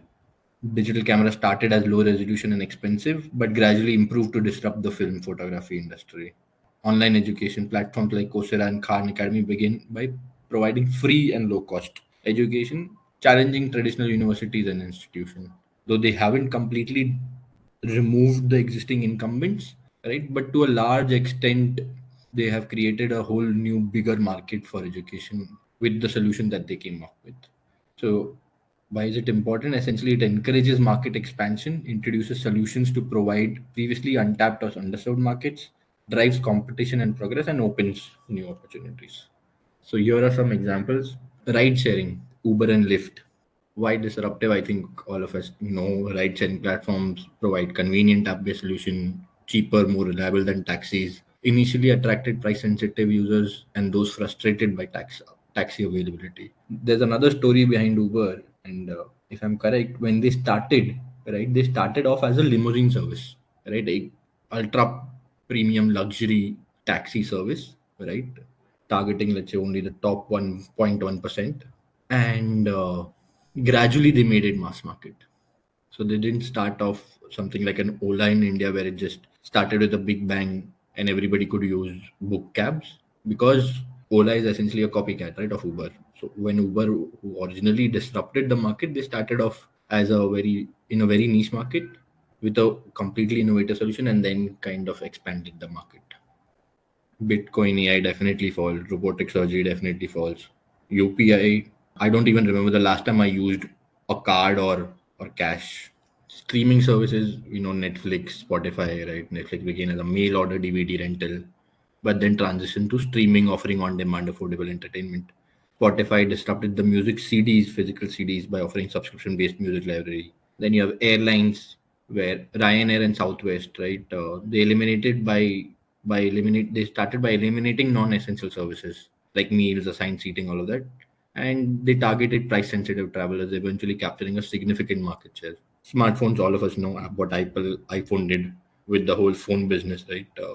E-commerce platforms, Amazon and Alibaba. Amazon primarily in the B2C space, Alibaba primarily into the B2B e-commerce space, right? Digital payment solutions, PayPal, Venmo, Square, UPI as well. EVs is Tesla is a great example. In MOCs, Coursera, edX, Khan, and cloud computing, AWS, Microsoft Azure. So I don't know if you guys know this. AWS essentially started off as an internal tool for Amazon, right? And they quickly figured that this is something that that a larger segment of the market can really use, and from there they kind of started building and selling AWS to other companies. So from an internal tool, it became into a company of its own. Then the 3D printing, 3D printing, though honestly, I don't think it has really disrupted any market or had a very major impact. There has been a lot of hype around this for a very long time, but I honestly think right now it's almost a dead market. So disruptive innovation versus sustaining innovation, right? There's a clear distinct difference wherein in disruptive the focus is on serving new or underserved markets, while in sustaining innovation there's improving products for existing customers, right? Market impact creates new markets or redefines industries, right? Sustaining innovation is strengthens existing markets performance. Initially lower for disruptive innovation, performance builds on existing product capabilities. Examples we already know. So not every technology is disruptive. Many innovations are sustaining, improving existing products without transforming markets. Right? Disruption is a process, not an event. It takes years for a disruptive innovation to fully impact an industry. And obviously, incumbents can respond while many fail. Some innovate successfully to counter disruption. Right? So this line, which says not every technology is disruptive, right? Can you give me some examples of, let's say, non-disruptive innovation? Okay, let's move next. All right, so there are some models in theory about disruptive innovation. First, in the Clayton's disruptive innovation theory. So it was origin in this book called The Innovator's Dilemma. Key idea is disruptive innovations initially target underserved or non-consuming customer segments with simpler, more affordable solutions. Over time, they improve to meet the needs of mainstream customers. Example is Netflix started as a mail order DVD service for niche customers dissatisfied with Blockbuster, and eventually now they've disrupted the entire entertainment industry with streaming. Right, significance theory is foundational for understanding how small entrants challenge established players by creating new market dynamics. Then you have your jobs to be done theory. So jobs to be done theory, the key idea is customer hire product or services to perform specific jobs or solve particular problems in their lives. So Uber solves the job of convenient and affordable transportation, particularly in markets underserved by traditional taxis. Right. The significance here is it helps innovators focus on the core needs of customers, often uncovering opportunities for for disruption by addressing unmet or overlooked jobs. So this is also a very popular framework in product, wherein a lot of product managers try to analyze customer behavior in terms of what are the different jobs to be done, and they break down the entire journey in jobs to be done, and then for each job they start figuring out what is the current situation, what is the current solution, what could be made better, and how can I make it better, and they kind of think in that framework, right? It is essentially not just saying ki, I want to buy a t-shirt, right? That is obviously what the customer wants, but then if you try to break it down in jobs to be done, you will see there are multiple jobs to be done, right? So let's say just buying a t-shirt online, the first job to be done is searching for a t-shirt, right? Discovery and search and discovery. Second is looking at the details, right? Type of cloth, sizing, price point, quality, multiple things, right? Figuring out the details. Now I can further break down this details bit into multiple jobs. And third piece is the payments, or rather the delivery address, adding my personal details, delivery address, name, mobile number, all of that. Fourth job is entering the payment details. Fifth job here is the whole, what do you call it, delivery piece, the logistics piece, right? So just this one journey, I can break it down into multiple jobs, and I can further deep down into each job and see what is the current situation, solution, and how do I make it better. And then the final is your technology adoption life cycle. So the key idea here is innovation spread through distinct adopter groups, right? Innovators, early adopters, early majority, late majority, and laggards. The challenge for disruptive innovations lies in crossing the chasm between early adopters and early majority. So Tesla's initial success with tech enthusiasts, that is innovators, eventually transitioned into a broader market adoption. So the significance is guides companies in managing the adoption curve and scaling disruptive technologies. So there is this is a very normal market strategy used especially by high end tech companies, wherein whenever they are launching a new product, right, they first try to identify who are the, let's say, the innovators or early adopters in that space, right? And they kind of target them, focus on them, do a pilot with them, right? Get certain feedback, see how it is going, and then slowly open up the market for the rest of the market segment. So let's say in Zepto's case, or let's say in India, right, the entire startup space, if you look at it, is primarily based in Bangalore. Why? So a lot of these innovators, people who are interested in newer technology, who are willing to try newer technology, are present there, right? So a lot of these new startups start off in Bangalore, do a small pilot there, figure out customer reaction, behaviors, what needs to be changed, right? And then they slowly increase their audience, right? Then they'll come to probably people like me, who are part of, let's say, early majority, and slowly they'll go to, then they'll reach probably somebody like my mom, who's probably a laggard, right, in terms of adopting newer technology. So the significance here also is, depending on what stage you are at and what type of persona you're targeting, your feature sets and your priorities will kind of matter, right? So let's say if you're targeting my mom, right, and you want to develop a tech solution for her, right, you first need to identify that she is a laggard in adopting new technology, right, and what are the challenges that come with it, and then kind of build a solution around it. So a simple WhatsApp, yes, it worked thankfully fine, and she can use WhatsApp the way it is. But if WhatsApp really wanted to do that and really wanted to ensure that everybody can use it, they would probably start building some more features wherein older people or children, right, can use WhatsApp a little more conveniently. They would have probably brought in the whole voice feature a little more earlier, right? Which came, I think, in my head quite late, especially given that India is one of the is the largest market for WhatsApp, right? So these are some kind of models here. Okay. So there are two more theories under innovation. Blue ocean strategy. I don't know if a lot of you must have heard about this. It's a very popular strategy, this blue ocean strategy. So what it says is there are essentially two types of oceans. One is a red ocean, one is a blue ocean. Red ocean is where there's a lot of competition, right? There's a defined space that you can play in, right? While there's a completely new blue ocean that you can create, right? By offering a completely new value proposition that opens an uncontested market. There's no competitor there. That market also kind of does not even exist today. And you, as an innovator, are coming in with a product or service that essentially creates a new market completely. All right, so that is the blue ocean strategy. And then finally, we have the S curve theory, right? Where it says that innovation performance follows an S curve. So you will see a slow growth initially, right? So let's say slow growth, then that growth will pick up and then it will plateau, right? So it will something go like this. If you can see my cursor, this is something how it will kind of grow. What it does is, so example is given, personal computers followed the S curve, started with limited capabilities and then improved rapidly to disrupt mainframes and mini computers, right? Let's say the ICE engine, right? The engine that we kind of even have today, it started off with very less power, right? Over time, power increased, right? And then the horse carriages slowly got wept out. Once we had much more power than what horses can could deliver, right?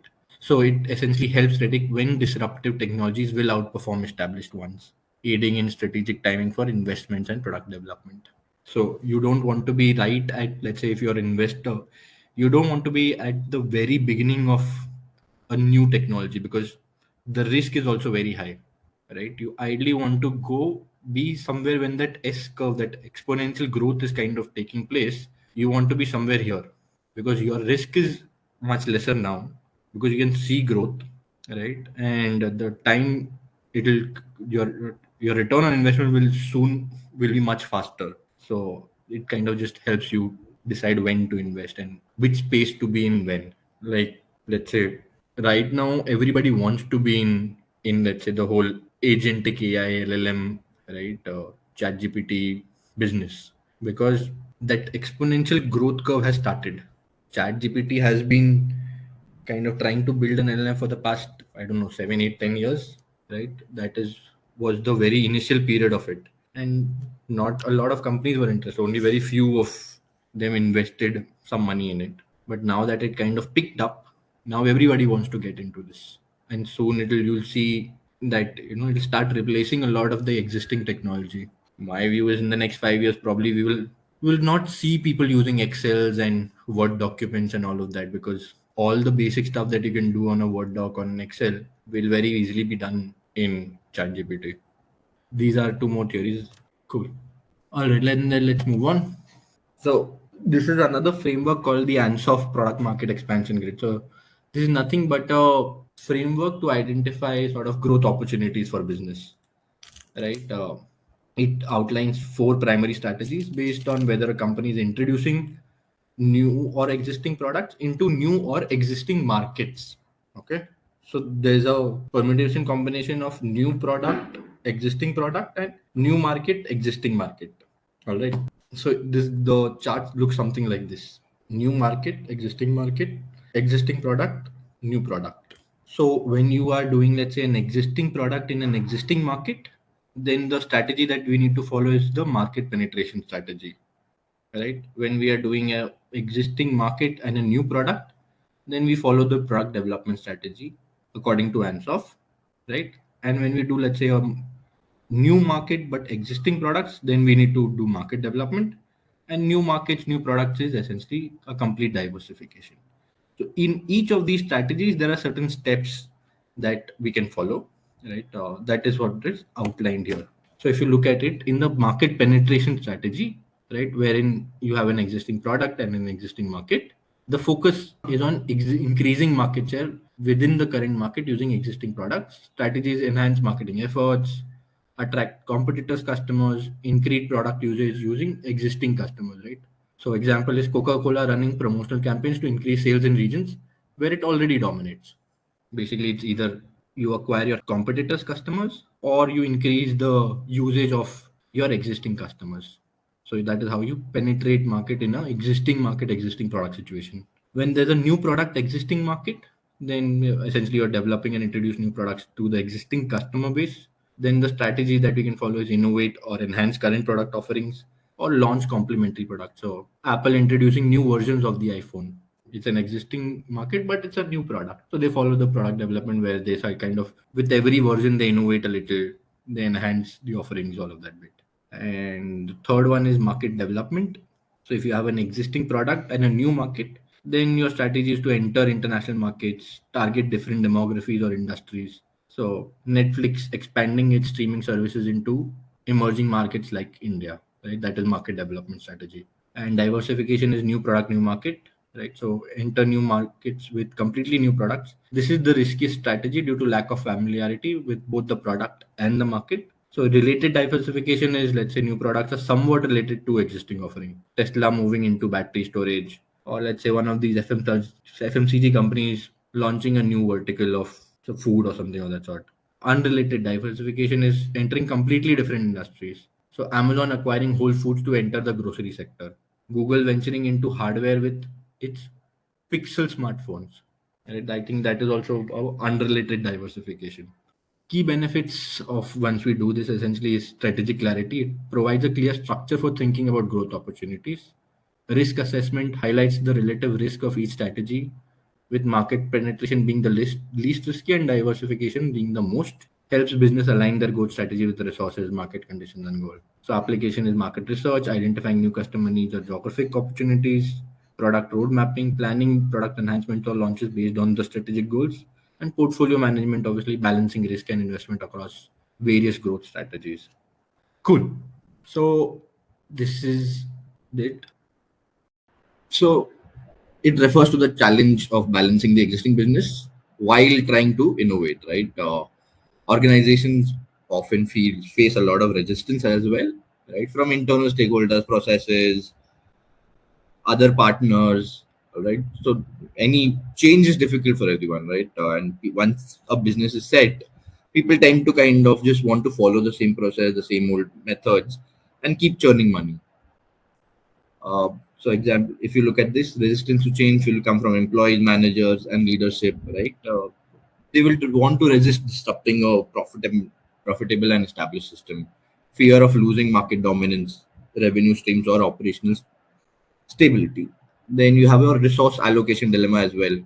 Uh, Finite resources, right? Where do you want to invest? Should we just keep investing on the current existing products, right? Or should we want to sort of invest some more money in innovation? Because innovation usually takes a decent amount of investment as well, not just in terms of money, but let's say even employee cost, right? And that is a valuable resource for every company. So that is also a challenge. Then you have risk aversion, which is topmost. If you have established businesses, they are very risk averse, right? They want predictable returns. They want to show it to their shareholders, all of that bit, right? So again, doing something disruptive is a little tough there. Then you have cultural and structural barriers, which to a certain extent is still okay, right? Where traditional hierarchical structures do not kind of support this innovation thinking, right? And then finally, you have your customer base expectations.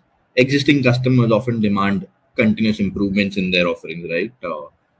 So, like with Swiggy, as a customer, my expectation is that it gets better at delivery, gets better at, let's say, the restaurants that it has, it gets better at pricing, all of that bit, right? Now, with Swiggy, I do not have a other sort of an expectation where I want them to completely build a new business. That is not my expectation with Swiggy, right? So if you look at all these multiple things in entirety, right, these are a lot of very valid challenges that all these companies face while trying to be disruptive. That is why I'm sure in all our organizations there are a lot of talk about innovation and doing something new and all of that, but often we see very little of it actually happening, right? Because a new exciting idea might is just that, but once it starts getting more serious about it, okay, which team should we put on it, how much money should we put on it, right? What will happen to the existing one? Will that break? Then suddenly all companies start realizing that it is not so easy, right? So these are the challenges. Let's move. Strategies for managing, the status quo. So build a dual innovation strategy. So rather also called an ambidextrous organization. So separate teams or units handle sustaining and disruptive innovation. So example is given. IBM created autonomous units to explore cloud computing and AI without disrupting its core business. Right. Educate and align stakeholders. Provide training on the importance, all of that bit. Share success stories. Encourage experimentation, right? Adopt a culture of innovation where small, low risk experiments are encouraged. So example is a very nice example where Google allows employees to dedicate 20% of their time to innovative product projects, right? Leverage agile and lean methods. So use agile principles to iterate rapidly, apply lean startup techniques to test and validate disruptive concepts, monitor and respond to market signals. So use market research and competitive intelligence to identify emerging threats and opportunities. Act early to either counteract potential disruptors or embrace the disruptive. Okay. Then you have reallocate resources strategically, where dedicate a certain percentage, right, of budgets, and then adopt a long vision. Look beyond short-term profitability to focus on long-term sustainability, right? This, all these are, if you think of it in theory, very nice. Read, no, right? But in real life, how does it really happen? We know there are some very innovative companies, let's say Amazon, Tesla, right? Facebook also, Meta rather, to a certain extent, right? Right. This slide, which talks about all these different things, I think the biggest aspect, the culture, right? The culture and access to resources. If you have these two things, then yes, you can sort of do some innovation, and some innovation can come out of it, right? Apart from that, I don't think there is anything else that works, right? You can try using a dual strategy, this strategy, all of that bit. But if these two things are not there, access to a lot of resources, and the willingness to essentially risk it as well. That is, I think, the only way to actually and truly innovate. Because it's not like you will think of one idea and okay, it'll work, right? Out of 100 ideas, probably one work. So you'll need to have one, the money to spend on 100 different ideas, right? And secondly, the heart also to see 99 of them fail. So here are some case studies, right? One is Kodak. It failed to embrace digital photography despite inventing it, fearing it would cannibalize its film business, right? So they looked at their current business. They said, "Oh, this thing will, cannibalize our existing business. Let's not really do anything much about it."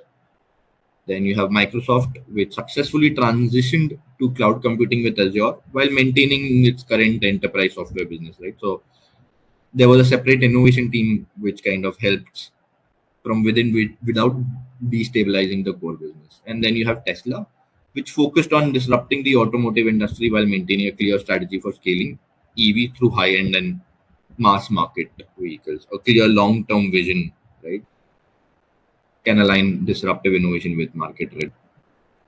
Key takeaways is balance is essential. Managing status quo doesn't mean abandoning it, but kind of creating systems to explore disruptive opportunities, right, while sustaining your current business.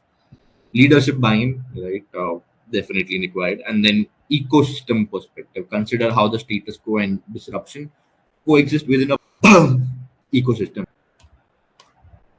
Evaluating impact of disruptive innovations. Now this one's a little interesting. Let's see.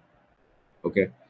Evaluating the impact involves analyzing a new technology, product, or business model how it affects existing markets, competitors, customers, organization itself, right? So the key dimensions are: one, market impact. I think that is very well given, right? Can it create new markets or expand the existing market, right? How will customer preferences shift due to this innovation, and how quickly the target market adopts to the disruptive product. Then you have competitive impact. How will it impact the existing competitors, right? What are the barriers to entry for newer players, right? And the redefinition of value, which is essentially how this innovation changes what customers value in a product, right? So currently they might be, let's say, valuing price, but tomorrow you come up with a completely new version of it or something absolutely different, which does solves the same problem. And then in that, probably it is price higher, but the customer is now not looking at the price of it, but actually, let's say, the value that they are kind of generating from it, right? Then you have economic impact, which is revenue shifts within the industry, right? Potential revenue growth or loss, cost implications, evaluate cost efficiencies, and then profit margin, analyze how the profit margins impact, analyze the impact of on profit margins for existing incumbents and disruptors. Then you have technology impact, advancement of technology, determine if innovation introduces new technology standards or renders existing ones obsolete, right? Scalability, how easily the disruptive technology can scale, right? How easy is it to scale? Then you have your organizational impact, business model evolution, right? How the innovation necessitates changes to existing business models. Then you have your cultural shifts, consider the internal cultural adaptations needed to embrace or counter this disruption. And then you have operational adjustments, whether the new innovation will require new processes, skills, or systems. And finally, you have societal and regulatory impact, right? How the innovation impacts societal norms, lifestyle. And finally, is the regulatory considerations, how governments or industry bodies respond to innovation with new policies or regulation. So these are the dimensions to evaluate a new technology or, let's say, a disruptive innovation. I think you can use this to kind of evaluate any idea that you have, right? Disruptive or even non-disruptive. If you just look at all these different dimensions, this can be a good framework to just evaluate any idea, which is new product development process, right? Overview of the new product development process, right? Very simple, just basic thinking. Whenever you kind of want to develop a new product, what will you do? These are the steps, right? You generate an idea, you screen these ideas, right? And then you finally say, okay, this idea looks probably, or this one and two idea look okay. Let me move further. So next is concept development and testing, right? After that is market strategy and the whole analysis. After that is the actual product development, where it will, let's say, get built quickly. Then you test it again in the market, and you do a final launch, right? I think with any product, business, service, anything, right? This is what the process that is normally and usually followed. So if you once we start going into the details of each of them, right? So idea generation, I think, is very easy to understand. Generate a pool of ideas, right? Now sources can be customer feedback, market research, competitors, let's say just internal brainstorming, right? External trends as well. So you just kind of generate a lot of new ideas. So techniques are, you do brainstorming sessions, right? You do focus groups, or you can also look at, let's say, what is happening out in the outside world, right? Look at what the new latest trends are, what is the competitors doing, and then kind of generate ideas from there. Then here's your idea screening process, right? Evaluate these ideas, right? To identify the most feasible and promising ones. So some factors to sort of look at the screening pieces, that current alignment with the goals, right? Market potential, technical feasibility, and cost implications, right? So let's say, as Srinivasan ji said, right, they were in the water purifier and water heater business, right? At that company, right, starts to think of, I don't know, probably water bottles, even though that idea can be a very good idea of, let's say, selling water bottles, but it does not align with their company goal. So it doesn't make sense. So ideas can be great, but when we are working for a company, it has to alignment with the business goals. This is something that I often see, right, wherein a lot of ideas, and this will come to you as well when when you work as a product manager, that you will get a lot of random ideas from everywhere, from sales, marketing, this, that, finance, tech. Everyone will throw a lot of ideas at you because you are essentially the idea guy at the company, right? Every whatever idea in your head will actually, let's say, go into build. So they will come and throw a lot of ideas, and it is your prime responsibility. Ideas, though, maybe they need to kind of align with the company, the business, the product, all of this, and then kind of saying no to them. Sounds a little easy and simple, but unfortunately, in practical life, it is, I think, one of the most difficult to do, right? Because a lot of time, a lot of crazy ideas will come right from, right, and then you will soon realize that this does not really make. And saying no to, let's say, the CEO or the MD or whoever, the founder of the company, becomes a little tricky. So soft skill management that you will have to kind of okay. So third is your concept development and testing, wherein you refine the idea to into a clear concept and test it with potential customers. So define the product target market, benefits, features, and then kind of conduct surveys and focus groups to gather feedback. Fourth is business analysis, right? Assess the commercial viability of the product, right? Market size, growth, competition, right? How much revenue will you make? What is the profitability? When will you get? Let's say if you're looking at what is, and then you go into product development where you transform the concept into a physical or a digital product service, right? So you do a prototype creation, you do a technical feasibility testing, and then there's a whole collaboration between the design, manufacturing if it's a physical product, right, to actually build. Once you're built, you will just do a small, let's say, a small launch, soft launch initially, to test it in a, let's say, a real world setting and to gather feedback, right? So test markets, you launch it in specific locations, you do a beta test, right, where you define, let's say, a small group of users and you roll out to them. And then you can also have your pilot program. So let's say a small scale release to validate. After that comes commercializing. So this is your full blown launch, right? You've kind of done your market testing, reports look good. Now you open it up to the entire world, where now you will have to develop your marketing and sales strategy, set up distribution channels, launch, promote, and then finally is the review of what is the product's performance, right? So you track, let's say, sales, profitability, or different KPIs basis the product, right? Customer feedback, the market share, competitor response, what is happening, right? So you just kind of do a post launch review. So benefits is risk mitigation, reduces the chances of failure by systematically evaluating ideas, right? Customer centricity is ensures the product meets market needs and expectations.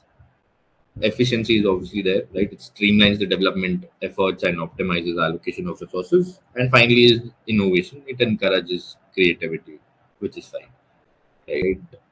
Let's say you screen the ideas, you do a concept testing where you talk to people, gather their feedback, right? Even after doing this, the new product can fail. So this is the example of the NPD process, right? Where they wanting to launch a smart fitness tracker, right? So scenario is a wearable tech company plans to develop and launch a smart fitness tracker targeting health conscious individuals who want to track physical activity, heart rate, sleep patterns.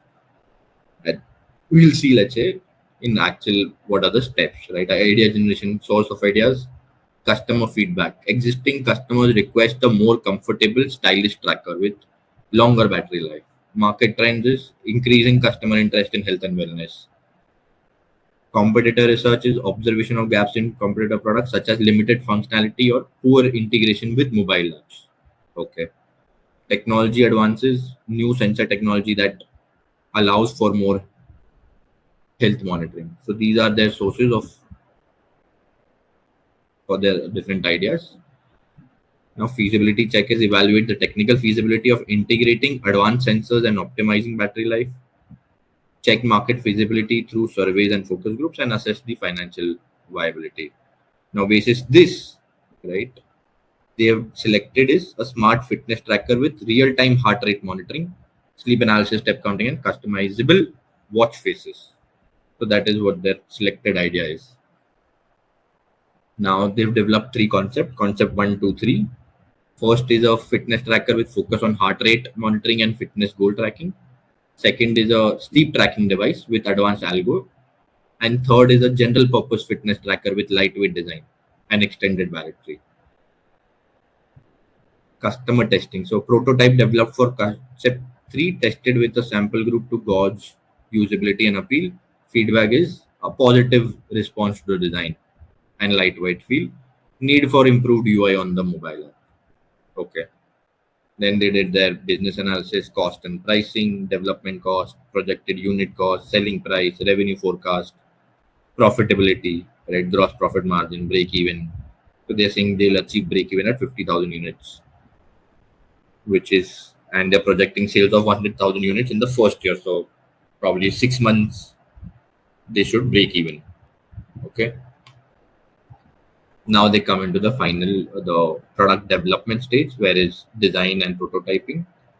So they did a product design, finalize the design based on customer feedback, work with engineering team to integrate health sensors, display technology, and waterproofing. Develop multiple prototypes for testing user experience, variability, and durability. Iterative improvements to address feedbacks. Then they go into market testing, where they did a pilot launch, so limited release in select markets, collect feedback on user experience, app integration, and overall satisfaction, and then fine tuning the marketing messaging, right? So market testing metrics is sales data from the initial launch, 500 units sold in 2 months, customer feedback and review 90% positive. And now they come to the final step where they said, okay, now things are looking good, 90% for positive feedback. So then they'll do the final prep of ensure production capacity meets demand, secure retail partnerships, finalize online sales channels, launch advertising campaign across social media, influencers, and fitness blogs. Then they did a launch event, host a online launch event with live demonstrations, and then post-launch evaluation is track product success, sales numbers, customer reviews, app engagement, right? So they could see some early signs wherein 10,000 units were sold within the first month with high app engagement. And then the continuous feedback loop is collect ongoing feedback from users and do iterative updates to the product app and firmware. Okay. Identifying customer needs and market research, right? I think this is something that breaks or makes 90% of the product. If we've kind of figured this out, then a lot of things need to go wrong for the product to fail, right? And this is also, I think, the toughest uh, point here, right? So understanding customer need helps in developing products, prioritizing feature, ensuring satisfaction, right? All of that is fine. Key questions to address: what are the customers' pain point or unmet needs? How do customers currently address their needs? And what are the desired outcomes? Or a lot of times, what also happens is when customers are saying something, right, that is not the actual problem. The actual problem lies somewhere else, right? So let's say if I am it's Amazon, okay, and I start hearing that a lot of my customers are facing delayed, right? That the product is not reaching them. What can be the problem here? Okay. So again, this is a very hypothetical situation, right? It could simply also be that a lot of times the customer I have is entering an incorrect address. So when the customer is, let's say, entering the address, they have to pin the address somewhere, right? And because of the UX issue or the UI UX issue on the app, the pin is getting mapped incorrectly, because of which the delivery partner is unable to figure out where the address is, and the address is sort of always, the delivery always gets delayed. A related issue, it's an app issue, right? It's a user journey issue, or because the way we are asking the customer to map the address and enter the address is not working out, and that needs a design issue. So it's not a bug or some code that has gone. So that could be the problem. And since we figured multiple ones, so that I was essentially wanted to emphasize is identifying the actual pain point or the issue. It says a lot of times data and people will say something else, but the real issue will lie somewhere else. And that is what our job as a product manager is, to be able to kind of identify it. And the way to identify is to question everything, right? You start off at one place and then you look at multiple facets. So here there are technical facets, there is a user experience facet, there is definitely an operational delivery partner, all of that facet. Then there could be, let's say, also a regulatory facet here, right? Wherein, let's say, there is some lockdown or some issue in a particular area, because of which this entire supply chain is getting mismanaged, right? Or some, let's say, political issue in some area because of which something is happening. So when you look at all these multiple assets, and then you essentially start rejecting each one by looking at some more data and talking to some more people. Okay, this, my code is fine, does not look like a bug. Let's say user experience is fine. There's nothing that has been changed, let's say, in the past 1 year. So why suddenly this will happen? That cannot be attributed to this. Operationally, okay, what has happened on operationally? What has changed recently, right? Or what is happening on ground? Could be I just moved to a new partner, right? I changed my delivery partners in some area. That could be a problem. And you essentially just do this, and that is how you will be able to get very close to, let's say, most of the times, to the real pain point or the real problem of, yeah. So, good market research purpose and role. I think all of us already understand this is to gather data around customer demography, preferences, competitors, industry trends, right? Potential barriers to entry. That is what you do in market research. Types of market research: primary, where you directly collect data, let's say a survey or a focus group. That is your primary research. And then there is secondary research: industry reports, competitor analysis, market studies, right? Basically, Googling about all of this is also secondary. Third is methods to identify customer needs, right? You have three methods listed here. One is a qualitative method, second is a quantitative method, and third is co-creation with customers.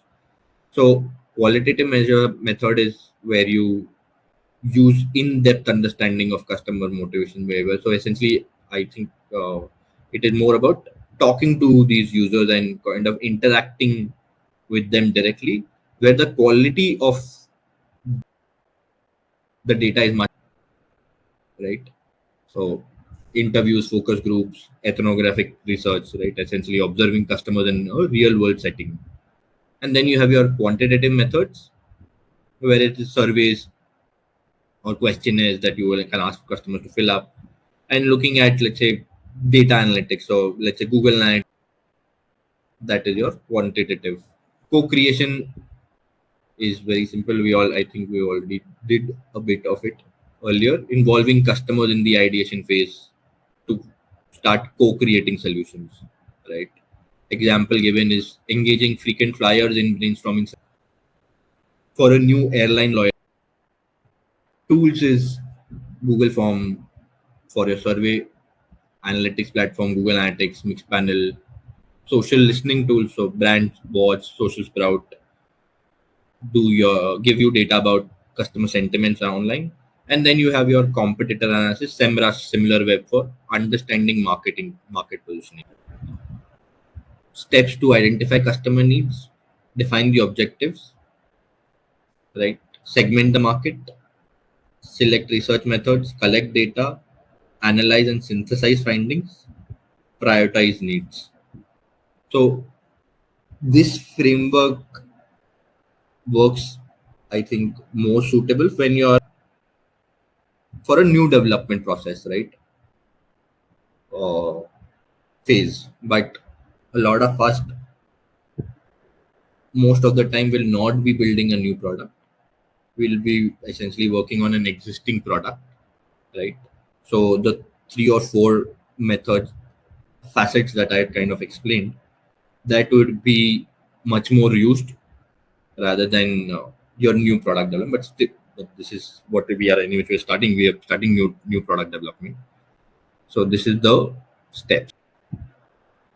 So product planning and feature definition, product vision. Product planning is the process of defining the goals, milestones, right? So key components of product is one, product roadmap. We'll cover the detail, right? So this is a visual document outlining the timeline for product development and delivery.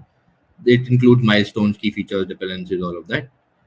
You have your prioritization features, frameworks, right? We've already kind of understood this, Moscow, right? Then you have resource allocation, and finally is your risk. So you can use tools like AHA, product, and then use your feature definition. Feature definition is the process of detailing specific functionalities and right that the product will include to deliver. Steps to define features are identify user needs, right? Use customer feedback, market research analytics, create user stories, write features in a user centric format. As a user, I want prioritize features, we already know, collaborate with teams, and then document specifications is provide clear functional and technical details. Basically, when you're defining your features, right, your first instinct should be to know who am I defining, right? Who is going to read this? Is the, let's say, a developer going to read this? Is the CEO going to read this? Right? And you can add and subtract certain details or go into more details and change how you essentially write certain things. Because let's say if I'm writing a user story, right, which is going for development, then I know it is essentially for my developer or my coder to look at that story, understand what to code, and then to code it, right? So it has to be in a language that he can connect, right? It has to be very blunt without having any ambiguous words, right? So that he exactly can understand, he or she can exactly understand what needs. Balancing the feature set is avoid feature creep, right, and include a mix of basic performance and innovative features to satisfy a broad users, right? This is something when you're doing your planning, right, you can also phase it out, saying in phase one we'll just do, let's say, an MVP which will be very basic. Then in the phase two we'll add some xyz new performance and innovative related features, right? Does not need that, in every phase all these three types of, let's say, even features. There's a case study with this, but I don't think we right now have the time to do the case study. Okay, so a quick overview on the product vision. document. So a product vision document is formalized or a representation of the product's long-term purpose and strategy.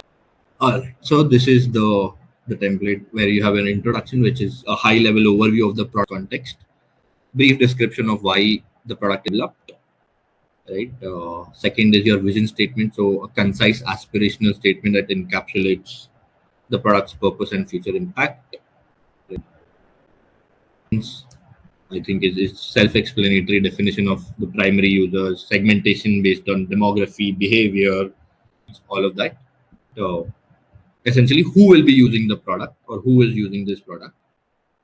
Then comes the problem statement, explanation of the core problem or opportunity that the product address. Then you have your unique value proposition, description of what makes the right. Again, very self-explanatory goals and so short-term, long-term objectives, measurable outcomes to evaluate success. So whatever example is adoption rates, revenue growth, all these things. Then is the market landscape. So brief analysis of competitors, industry trends, and the potential market. Right, that this is where we are playing, and these are the different competitors. This is what their product is. Right. This is what as much as data as you can should kindly. And then you have your key features. So let's say a high level description of the core features. Strategic fit is how the product aligns with the company's mission, goals, and portfolio.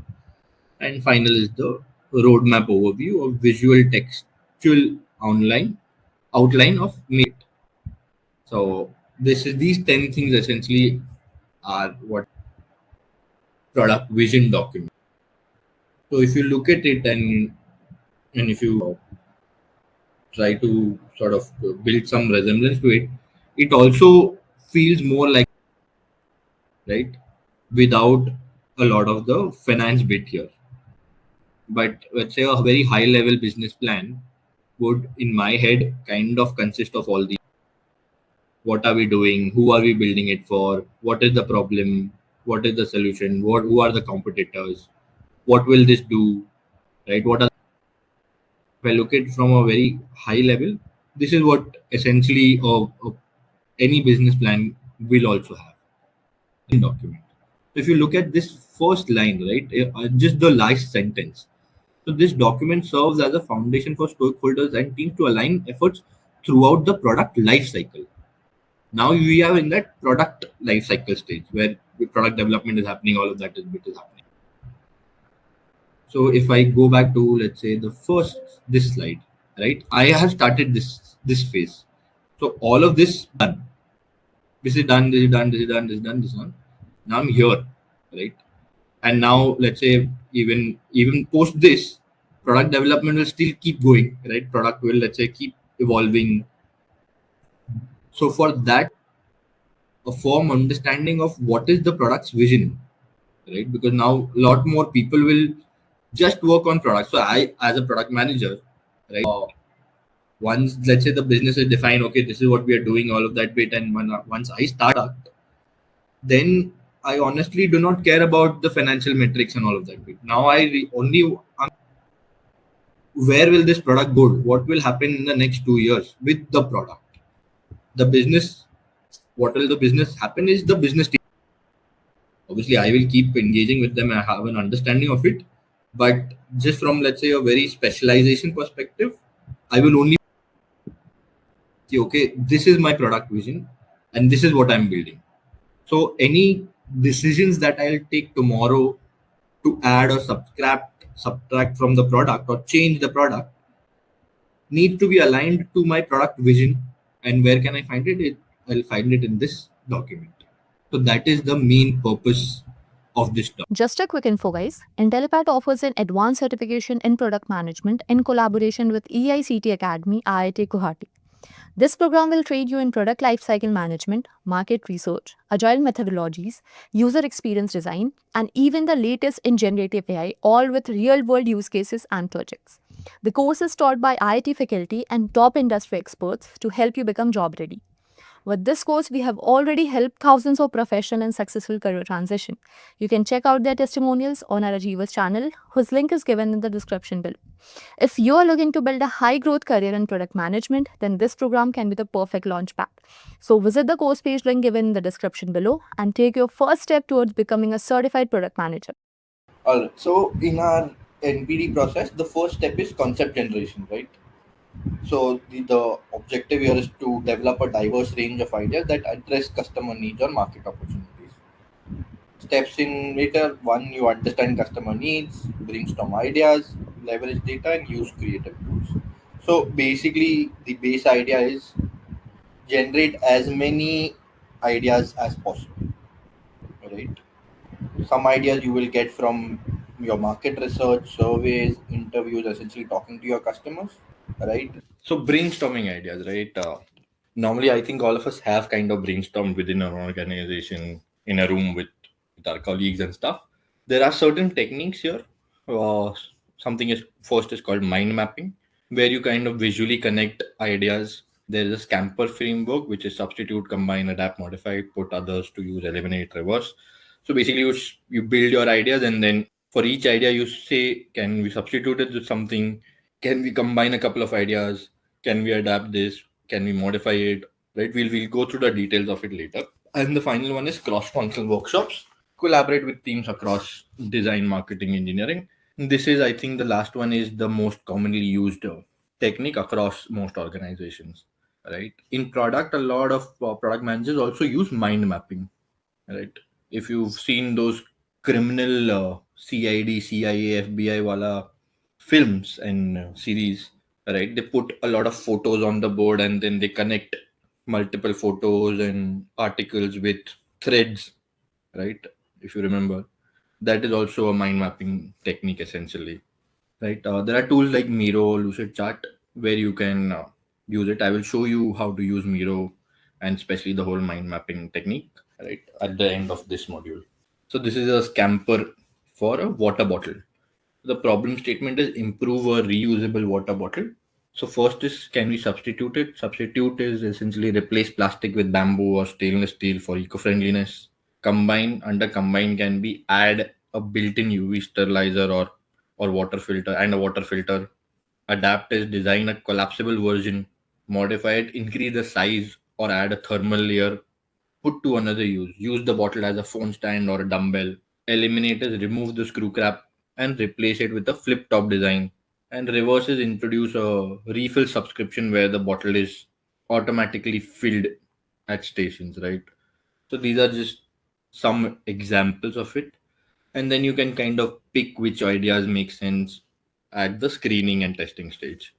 So this is your screening stage. I think this is the most important step, one or rather one of the most important steps, wherein when you have 5, 10 different ideas, right, which you've kind of generated, which be, let's say, at prima facie kind of makes sense to you, and now you need to screen them out to shortlist and move ahead with them. You use a screening concept, right? In our NPD, sorry, not the NPD, but the product vision assignment, if you guys remember last week, I focused a lot on what are your screening factors, right? What is the metrics that you are using, all of that bit, because this step is something that gets missed a lot by most people, and there are multiple practical reasons also why, right? But let's see what are the steps in concept screening and then we'll talk about the practical aspect of it. So you establish a evaluation criteria: customer value, market potential, feasibility, alignment, right? These are basics. You can have your multiple other criteria as well.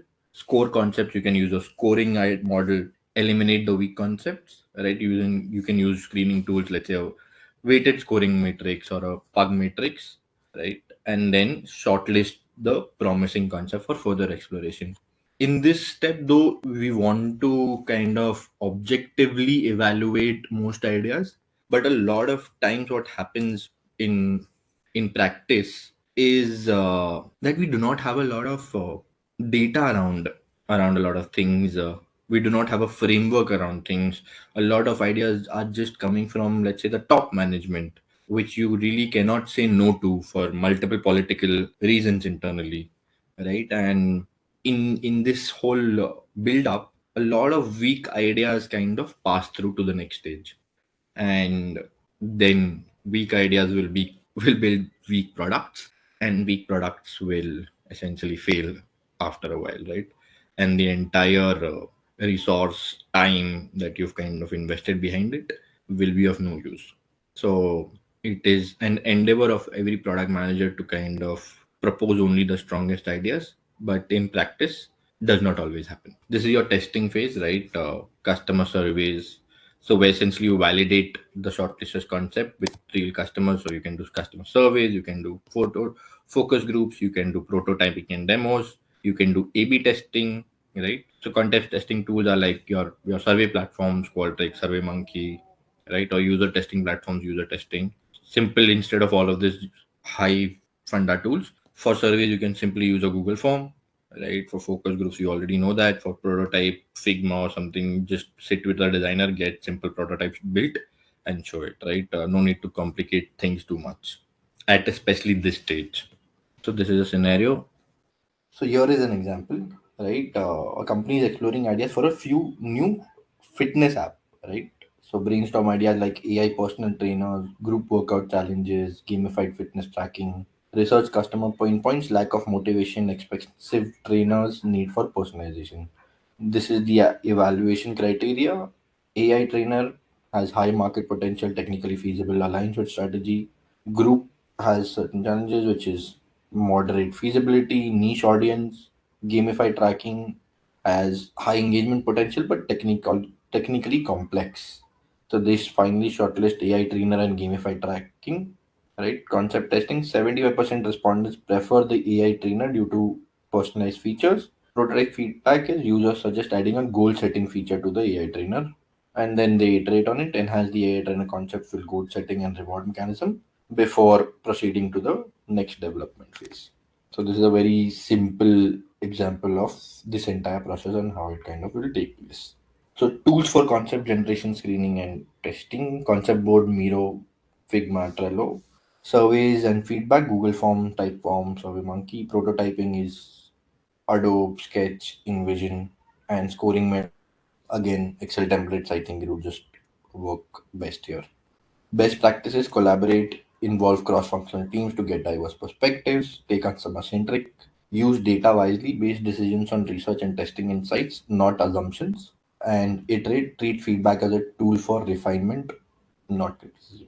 Right? So, this is about your iteration of the idea where you sort of, let's say, test an idea, you get certain feedback from customers, and then you iterate on the idea itself before actually proceeding to the next step. Okay. Product launch strategies. Role in new product development. The product launch is the culmination of the entire process, right? A successful launch validates the efforts put into identifying the customer needs, the concept development, and the product design steps. Stages is pre-launch, right? You kind of build hype around it. You do some ads about we are coming. Then there's the launch day, and then there's post-launch, where ongoing efforts to drive adoption, gather feedback, optimize, wherein you get into the whole BAU process. Then you have your key activities are market research, understanding the target audience and competitive landscape, positioning and messaging, crafting a clear value proposition and communicating it effectively, marketing campaigns, leveraging channels, sales enablement equipment, equipping sales team with the tools and information needed to engage customers. So this is all part of your launch process, wherein first you need to identify the competitive landscape. You need to kind of position yourself and create a messaging around it. Then you create your marketing campaigns around that, right? You start off with your campaigns. Also, if there's, let's say, a feet on street or a sales team required for this, then you ensure that they have the right tools, they have all the training, everything is set, and they are ready to answer any questions that customers might have. Metrics is sales performance, market share, customer acquisition, engagement, retention rates. There can be multiple metrics here, totally based on what the product and the business model is. There are certain strategic approaches. One is a soft launch, introduce the product to a limited audience, right? Gather feedback. Example is a beta testing of a software app. Hard launch is a full-scale launch with maximum visibility and comprehensive marketing push, right? Let's say launching a new consumer electronics product globally, which is what something let's say what Apple does. And then there could be a phase launch, which is a gradual rollout by region, market segment, or user group. So expanding product availability geographically over time, right? Even in let's say apps, what a lot of apps also do is not a new product, but let's say once the product is launched, the next iteration can be a phase launch wherein only 5% of the users start seeing the newer features, and based on their feedback they slowly release it to the further 10%, 20%, 30%, and ultimately everyone who's using the product, right? So a phase launch is quite widely used from let's say a app perspective I've seen. Prog launch framework, I think is the same thing. Objectives, right? Wherein you establish your measurable goals, develop a launch plan, identify stakeholders, choose launch channels, prepare messaging and positioning, highlight the unique value and benefits of the product, and test readiness, ensure product quality and operational preparedness are there, right? Create buzz, use teasers, influence marketing, PR, and launch execution, coordinate marketing events and promotion for maximum impact. And post launch evaluation is collect feedback, measure performance, and refine strategies. Now, in this whole product launch process, right, where is the product management or the product manager team really required? Because a lot of what I see here is ops, sales, marketing. Those are the major roles I can see in this whole product launch bit. You are involved in the whole process, but what is your role in this launch? What are you doing as a product manager? All of that is kind of done in these two steps, right? Where your product development phase, you're developing, testing. You've already done a market test where you've actually got users to test it, looked at bugs, you fix those. All of this is done. Now you're launching the product completely outside. So your bugs and your testing and your features are working fine. All of this is essentially done in these two steps. What you as product manager are doing is imparting all that knowledge that you have about the product, about the market, about the pros, cons, or about all the customer feedback that you have received earlier on in the process. You are now essentially a knowledge hub which is imparting that product knowledge to all the different teams so that they can then do their jobs much better during this launch phase. So all the let's say you know about the target market, you know about the customer, you know what feedback customer has given you earlier about the product, what did they like, what did they not like. So you can go and tell the marketing team that these are certain features that we should index more on. This is something that we should not really say in our marketing because customers do not like this. From an off perspective, you can go and say, okay, look, this is where our product is currently weak. This is where you will see a lot of issues, and this is how you can handle it. Sales, I think Lakshmi already explained, right? You can go and tell them about the product, the features, how can they sell, what should their pitch revolve, essentially, especially when it comes to the product, right? So what you are essentially doing in this launch phase is just imparting all the knowledge that you have gathered till now about the product to your other team members. That is the only role practically during the launch phase, right?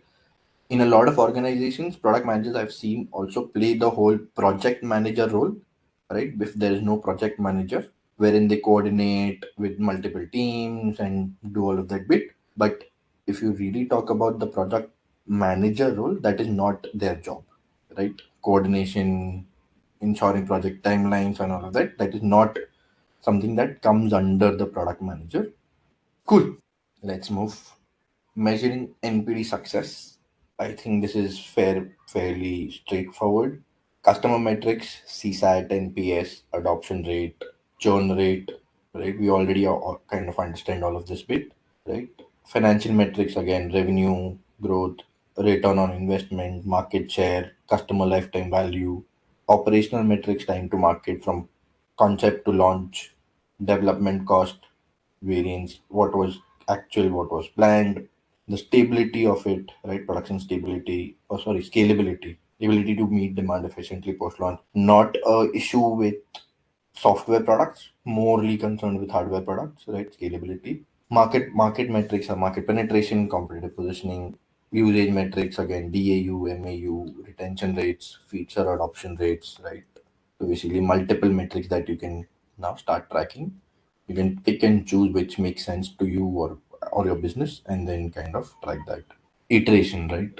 Purpose of iteration involves refining the product based on real world data and feedback. It supports continuous innovation and to ensure that the product evolves with the market needs. So the steps are the same, right? If you look at it, you gather feedback, essentially customer requirements, customer needs, using surveys, focus groups, interviews, or analytics tools, data from, let's say, Google Analytics and all of that bit. You analyze performance data, assess key metrics, right? Identify patterns indicating areas of improvement, and then we start prioritizing change using frameworks of RICE or Moscow or something to rank potential improvements.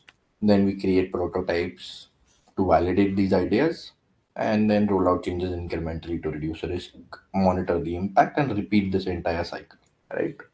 Tools are Google Analytics Mixpanel for analytics platforms, customer feedback tools we already know, product management tools is Jira, Trello, Asana for tracking iteration cycles, and A/B testing tools are Optimizely or VWO for validating feature changes. So here is an example of this iteration and success measurement. So company launches a fitness app and measures its performance over 3 months. Metrics measured are DAU by MAU, which is 35%.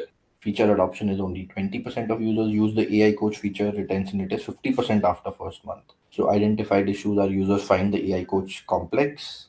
Many customers abandon onboarding midway. Iteration process feedback is conduct surveys to understand onboarding challenges, simplify the onboarding and add video tutorials, use A/B testing to evaluate the new onboarding process. Now, post iteration will be DAU MAU increases, feature adoption increases, retention increases. Right. So, this is what an iteration will essentially, you would want an iteration to essentially do. A lot of times, iterations also decrease the current existing metrics, which is absolutely fine because product management is also Equally an art than science, right? And you really never know what the customer really wants. Okay. So this tool that if in our last module we came across multiple times is called Miro. All of you guys can just Google Miro, right? Click on Miro. It'll open this page for you. Sign up for free, and then once you do the whole onboarding, you will come on a screen something which will essentially a blank screen which will have all these things. Okay, and on Miro you can build these mind maps. Okay, so they have, let's say, a create with AI as well. They offer you templates as well where you can select, right, what type of a map or flowchart you want to build or whatever you want to build, and it will give you a template. So if I click here, so mind, it gives me multiple mind maps, right? I can choose whichever I want, and then I can essentially start filling it. So what does the mind map essentially do is I start with a problem at the center. So here I've taken the example of a ride hailing app, right? So if you look at the ride hailing app which is at the center, now there'll be one flow which will go out for the driver interface, right? There'll be one flow which will go for the customer interface or the user interface. There'll be one for the safety features. There'll be one for, let's say, extension plans. And on the backend, if there'll be a backend system, there'll be some more user features, right? Account management, rating, there'll be marketing strategies, and I can create multiple. So I can, let's say, do one more, and I can just click on plus, and one more thread opens up where I can, let's say, do what, insurance or value added services. Under value added services, now what are the some of the ideas I can have? I can have, let's say, insurance, right? I can have postpaid plans. I can have loans for drivers, right? I can have, what else can I have? In car entertainment, right? And then I can further expand these ideas. So in insurance, obviously there is car insurance, right? That I can sell to drivers. There is personal insurance that I can sell to drivers and customers, right? There is, it does, let's say, travel insurance itself. So these are multiple ideas I can further keep expanding and kind of build my set of ideas around any thread that I want. And this is essentially what a mind map looks like. And this is how you use Miro. Very straightforward, very simple. Using all of these tools essentially is a 15-minute job and learning how to use them. Cool. Let's move. What is an MVP? We all of us have heard this word MVP a lot, right? And we all have some sort of a idea of what an MVP is in our head, right? The definition essentially is it is the simplest version of a product that allows teams to gather the maximum amount of validated learning about customers with the least effort. It focuses on functionality and core features necessary to address the primary problem or need. So, simplest version of a product focuses on functionality and core features necessary to address the primary problem or need. Right? That is essentially the MVP. So key characteristics lean and basic, contains only essential features, used to test hypotheses and gather feedback quickly, serves as a stepping stone for future versions. Primary goal is to validate the product idea by learning if the core solution resonate with early adopters. So example, a ride sharing app. The MVP essentially is a basic app where users can request rides and drivers can accept them without advanced features like fare splitting or GPS optimization. Okay. This is your MVP, which does not have anything. It only has very, very, very basic features. And then comes your MDP. It is the product which not only solves the problem, but does so in a way that is appealing, engaging, and delightful. It focuses on user experience and emotional connection alongside core functionality. So that is the minimum desirable product. So you can call it MVP plus plus, right? Because it also now focuses on more on user experience and emotional connection alongside the core functionality. So key characteristics and an experience, user centric, value driven. Now if you look at the difference in the example, this was a basic app where user can request ride and driver can accept them. This is an app that includes intuitive design, real-time GPS tracking, estimated arrival times, and driver ratings. Right. So a lot of times, what we think our MVP should be, the feature set essentially kind of are of an MDP, right? Because thinking of an MVP just very basic features, a lot of times our mind simply rejects it, saying कि इतना simple, if we build such a very simple app, people will not really accept it, right? When would you do an MVP versus when would you do an MDP? Very low budget, you have a MVP. When you have time, so there's a distinction, and this distinction, according to me, is basis the competition, right? So let's say if tomorrow I want to launch something on the lines of Urban Clap, okay? I want to essentially create a competitor for Urban Clap. When I build that app, even the basic version cannot be a MVP wherein they just, let's say, find people and they book it and that's it, right? It has to be a MDP because it has to at least meet the core feature sets that Urban Cap already gives, because that is a base expectation that is set in the market. Okay. Now let's say I come up with a completely new innovative idea where competition does not, or dominant competition does not really exist. At that point I can do an MVP, or I should do an MVP, because that idea, that concept is not yet validated by anybody in the market. Do you guys understand the difference? Competition exists, or where the dominant competition exists, there's a set way of working. I'm launching something new in that field, I do an MDP. Market does not exist, very fragmented competition, customer base expectation is not set for at least that product or market, I do a MVP. Okay, cool. So these are the key differences.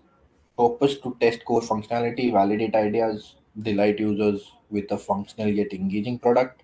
Right, that the difference between MVP and MDP. Focus on functionality and learning in an MVP versus usability, aesthetics, emotional connection in an MDP. Early adopters willing to test raw versions, right? That will be your audience in an MVP versus broader audience expecting a polished product, which is your MDP. Development effort is minimal here. Development effort is moderate. Priority is validate assumptions and market fit. Priority is to deliver products users want and love. Examples is prototype, wireframe, or basic apps. Example is polished app with optimized UX and features. When to use MVP versus MDP. MVP is early stages of product development, validate hypothesis, understand market needs, limited resources or time. MDP is after validating core ideas, ready to capture and retain a larger audience, competing on experience and brand differentiation. Right? These are very theoretical differences, right? But in practicality, if you are launching a product in an already existing market, you should not do an MVP because the challenges in acquiring customers, retaining customers will be very immense, right? Rather take that 1.5 month extra and just do an MDP because you already know that this idea works. All you want to do is if this idea works for your company, if you are able to attract users and retain them and engage them or not. How does MVP and MDP complement? Start with MVP, right? Launch quickly to gather insights and evolve to MVP. Use MVP to learn, build in or desirable products that you will love and recommend. So benefits of MVP and MDP approaches. Benefits of the MVP approaches: rapid market entry, right? Cost efficiency, validated learning, focuses on core value, pivot opportunities, and stakeholder confidence. Right? All of these I think are very obvious. Right? Since it enables you to launch quickly, there is less resources used, you get much early and quicker feedback, right? Since your investment is also low, so you can pivot easily to another one. And once you demonstrate initial traction, your stakeholder confidence also increases in that whole idea and concept. Benefits of the MDP approaches: improved UX, right? Increases satisfaction and user retention, higher engagement and adoption. So provides features and designs that users find delightful, encourages word of mouth, recommendations and organic growth. Brand differentiation strengthens brand perception and loyalty, increases customer retention, monetize opportunities, right? And market expansion. So by offering a polished product, becomes easier to attract mainstream users beyond early adopters. Support scaling efforts and broadening market reach. Combined benefits of MVP MDP: innovative iterative innovation. MVP allows you to test and iterate quickly. MDP builds on those learnings to deliver a refined product. Resource optimization: again, MVP conserves resources. MDP justifies further investment once the product potential is validated. Risk mitigation: MVP minimizes upfront risk. MDP mitigates risk of user churn by delivering a product user love. And strategic growth is MVP aligns with short-term goals, that is validation and learning. MDP aligns with long-term goals, which is sustained engagement and market leadership. So there's a really nice theory by Kunal Shah, the founder of Cred and Freecharge, called the Delta 4 theory. Right. So this is a quick short read. Right. So this delta 4 theory, right, is the reason why I've been kind of saying that if there's an existing product in a market, right, or a dominant product in a market, you need to do a MDP versus an MVP, right? If you read the example of Signal and WhatsApp, right? Even though WhatsApp faced certain challenges, Signal was not able to pick up because it essentially just matched what WhatsApp did. There was no delta 4 there.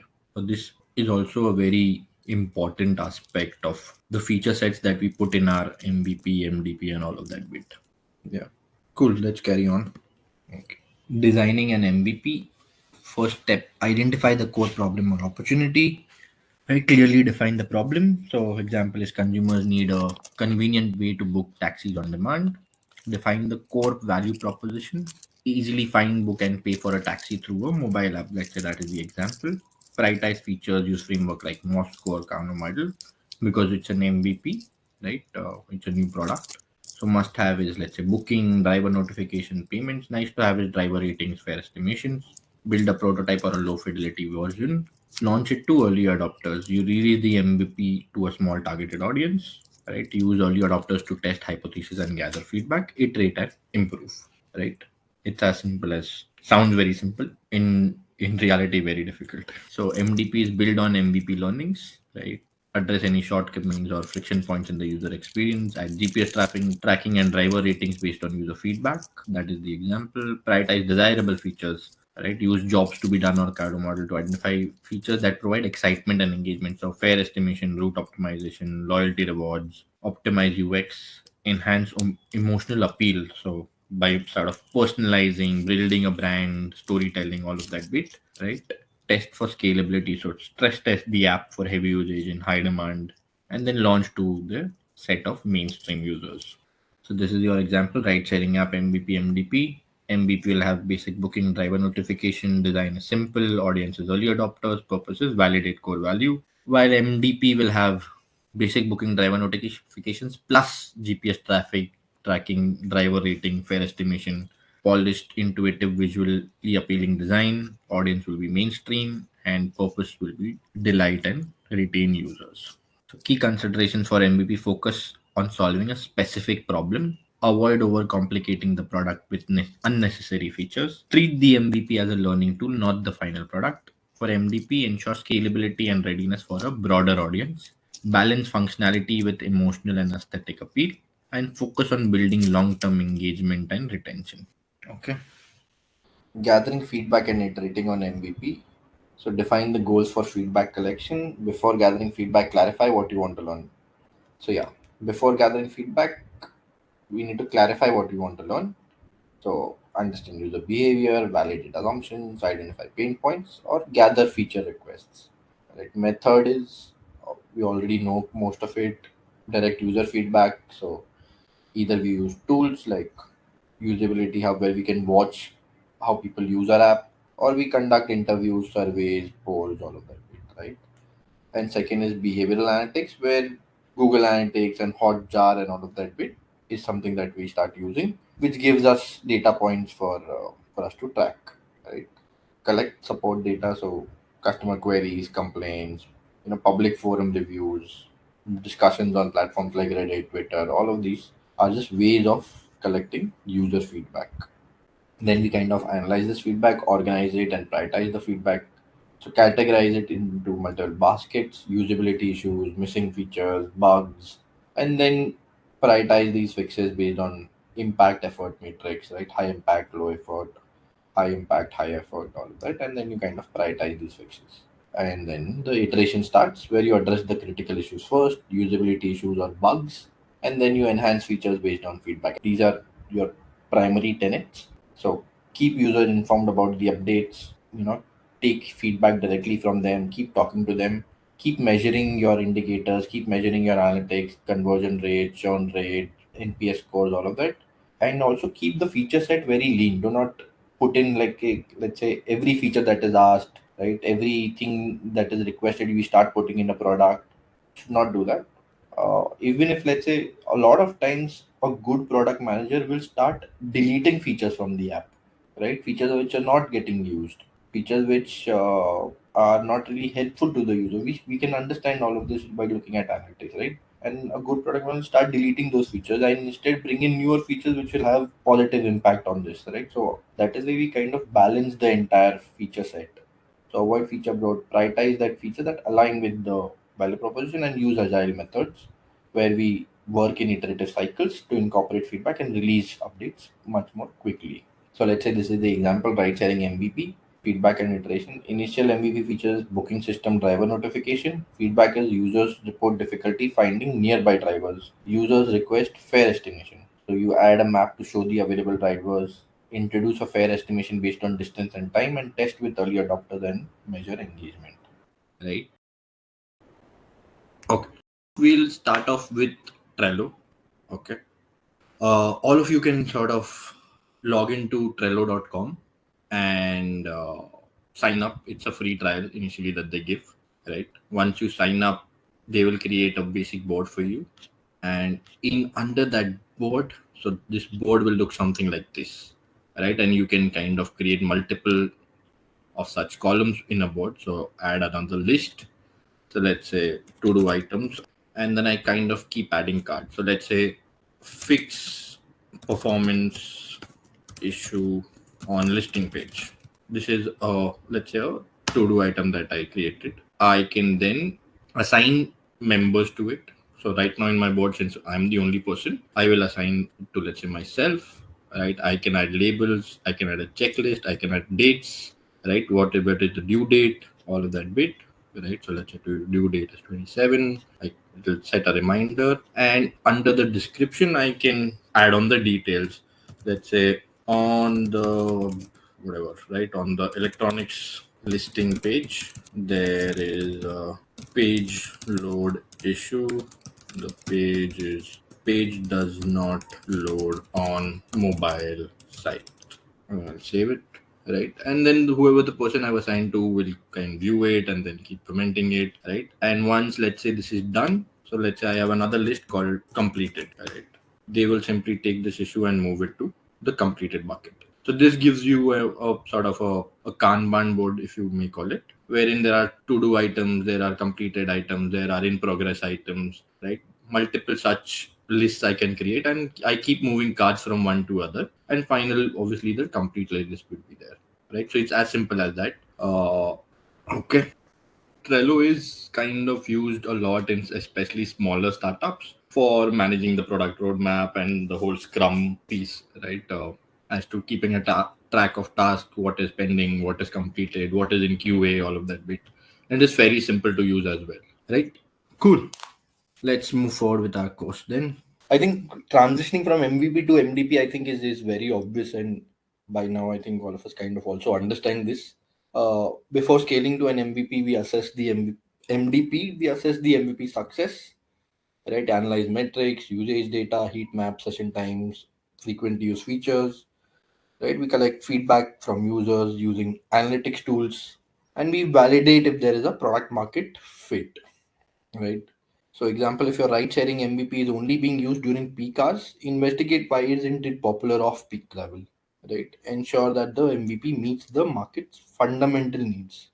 And then you kind of move on to our MDP where you define goals for the MDP. Now you move beyond functionality, right? You clarify what is desirable for your target audience.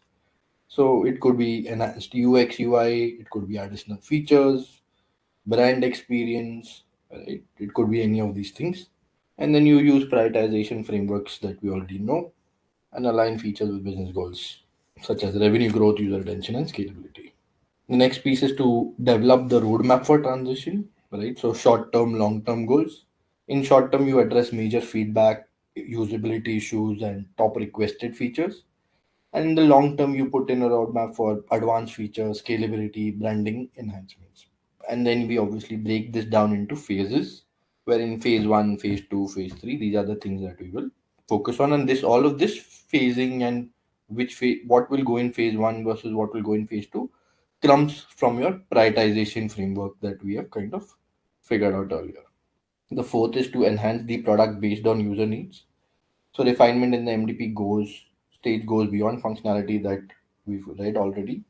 So improve usability, upgrade the design, add multiple features like secondary features. So incorporate feature that users requested or that competitors offer. A ride sharing app can add ETA notification or trip history.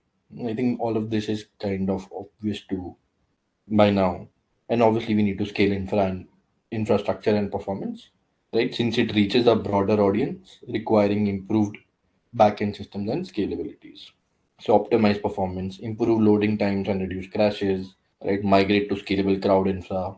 Though this I think is a moot point right now because every app that gets created or every website that created at least today is on cloud and integrate advanced capabilities, add integrations with third-party tools, payment gateways for multiple currencies, all of this bit. And then is to validate the MDP improvements, right? Every addition in the MDP should be validated for desirability. So conduct A/B testing for new features versus design, test different onboarding flows to determine which increases activation rates, and then obviously measure the success metrics, and then finally prepare for full scale development, finalize the product vision, launch marketing campaigns, and plan for ongoing iterations. So this is an example that they've given: ride sharing app transition from MVP to MDP. MVP features book ride driver notification. Feedback from MVP: user want a fair estimation feature. Design feels too basic. Navigation is slow during peak times. Transition to MDP is core refinements, improve performance to handle peak time demand. Enhanced features add estimation and trip history. UI UX improvement include introduce a sleek design with modern color scheme. Scalability is integrate with maps for real-time tracking and notifications. And validation is conduct user testing to ensure that the new features now meet the users' expectations. Right? Measuring MVP and MDP success. So in MVP, as we already know, the focus is on validating hypothesis and testing core functionality. Right. So the key question that we ask is, does it solve the primary problem? Are users engaging with the core features? Is there enough interest to justify further investment? Right. For MDP is it focus shifts to user satisfaction, retention, and delivering a much more polished product. So key questions again are users delighted? Is the product competitive? Does it drive higher engagement and retention? So these are, I think, some metrics which are given for MVP. Adoption rate, right? How many users are trying the product?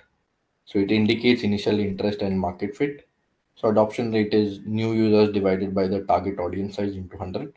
Essentially, if you reached out to let's say 100 people, how many actually started using the product? Then you have your engagement metrics. Are users engaging with the core feature? So example could be DAU, number of feature completions, essentially ride books or items purchased, something of that sort. Retention rate, are users returning after the first interaction, right? So percentage of returning users by the total number of users. Time to completion, qualitative feedback, right? What do users think? So surveys and net NPS scores, all of that bit. For MDP, it moves on to from NPS to a CSAT, right? How satisfied are users with the product? It goes on to churn rate from retention, right? How many are we losing? User engagement, so session frequency, average session duration, all of that. And now it also comes in your revenue metrics, so average revenue per user or average order value, right? Conversion rates, all of these start mattering much more.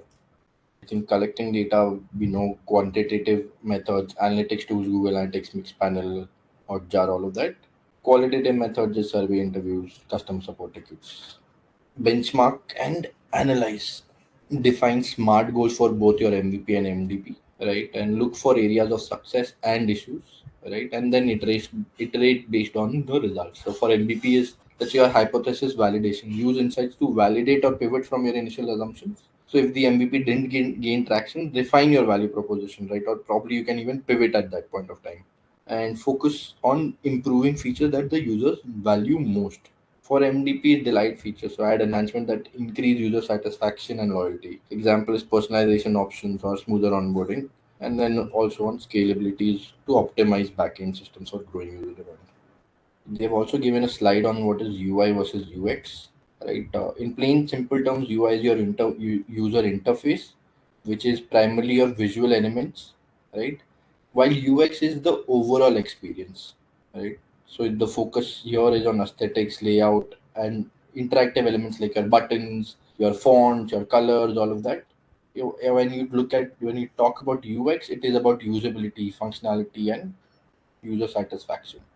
So if you look at your key components, buttons, icons, typography, color schemes, key components here are user journeys, task flows, usability testing, research. Primary concern is how things look and feel, how things work and are experienced. So process is designing mockups, prototypes, and visual elements. Process is conducting user research, wireframing, and testing. Output is high fidelity designs, visual assets, and prototypes. Output is improved workflows, wireframes, and usability insights. So analogy is the paint job of a car, colors, dashboard design. While for UX, it is the whole driving experience, the smoothness, comfort, all of this will come under UX.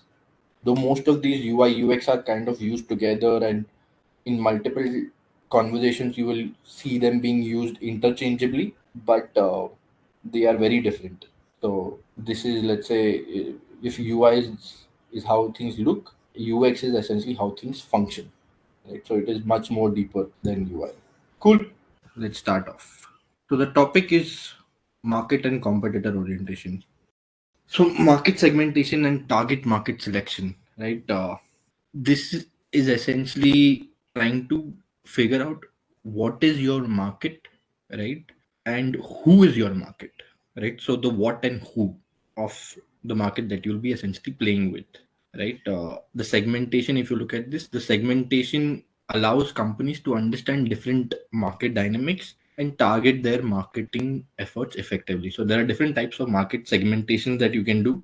Demographic segmentation, which is your age, gender, income, education, occupation, family size, all of that bit, right? There's a geographic segmentation based on city, country, region, urban, rural. There's a psychographic segmentation which focuses on lifestyle, values, interests, attitudes, and let's say personality traits. And finally, is your behavioral segmentation, which is based on customer behavior, including, let's say, purchasing patterns, brand loyalty, usage frequency, and decision making process. So these are your broad four types of market segmentations that you can do. So if you look at any market, right, this is how you can divide each market in, right? And now once you've segmented the market, the next step is to select the target market, right? So which market do you want to play in, right? So let's say if I take the whole which market, let's say for an example, let's say take the clothing market, right? Now I can do it by age, I can do it by gender, male, female. If let's say the clothing market overall in India is about 1 lakh crore, right? What is the split between male and female? What is the split by age, right? What is the split by, let's say, income, urban, rural, right? Lifestyle. I can also do it by lifestyle, right? UHNI, all of that people, right? I can do it by, let's say, purchasing patterns. How many people buy clothes every month? How many people buy it once a year? I can do multiple of these segmentations. And then based on these segmentations, I can kind of figure out one, which is the market that is growing, right? Which I can sort of build in, right? Build my business or my product in, right? And once I've kind of done that, it'll help me improve my marketing campaigns. It'll help me improve my positioning, right? It'll help me improve my entire product offering that I want to do, right? So this is what it says, right? Steps in target market selection: evaluate the market segments, right? So assess them based on market size, growth potential, competition intensity, accessibility and cost to serve, compatibility with the company's objectives and resources.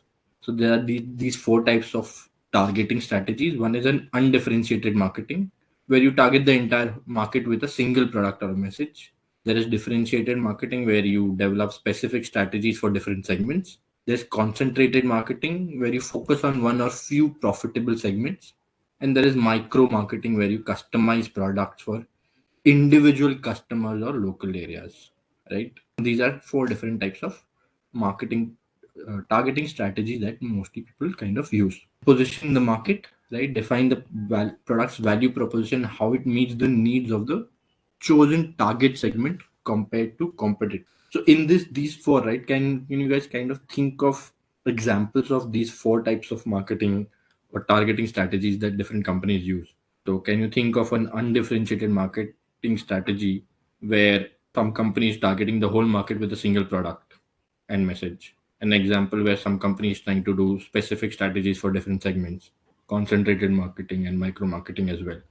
If you look at it, this is exactly what this entire piece kind of explains. Undifferentiated strategies involves targeting the entire market, single product, single message, assuming all consumers have similar tastes and preferences. So this company introduces standard coffee blend available in all markets. Brand focuses on simple, strong coffee with one size, universal packaging design, and a singular promotional campaign that says pure coffee, one quality, one taste. All right. Pros are cost effective due to mass production and marketing efficiency. Cons is risk of losing customers with diverse preference. Differentiated strategy: if let's say Brewmaster, the same company above, decides to offer multiple coffee blends, classic brew, premium roast, decaf, all of them aiming at a different customer. The first one is at budget conscious, second is at health conscious, third is for older customers or those avoiding caffeine. So the pro of this is higher market coverage and customization for consumer needs, higher cost of production, marketing, and distribution, because now you have to manage kind of three different brands and products and manufacturing lines and all of that bit. Then you have your concentrated targeting, which is focused in single segment of the market and aims to dominate that niche. So let's say Brewmaster launches this new coffee, a premium product aimed exclusively at mountain town residents who value organic, locally sourced coffee. Right? Pro is deep market penetration and strong brand loyalty.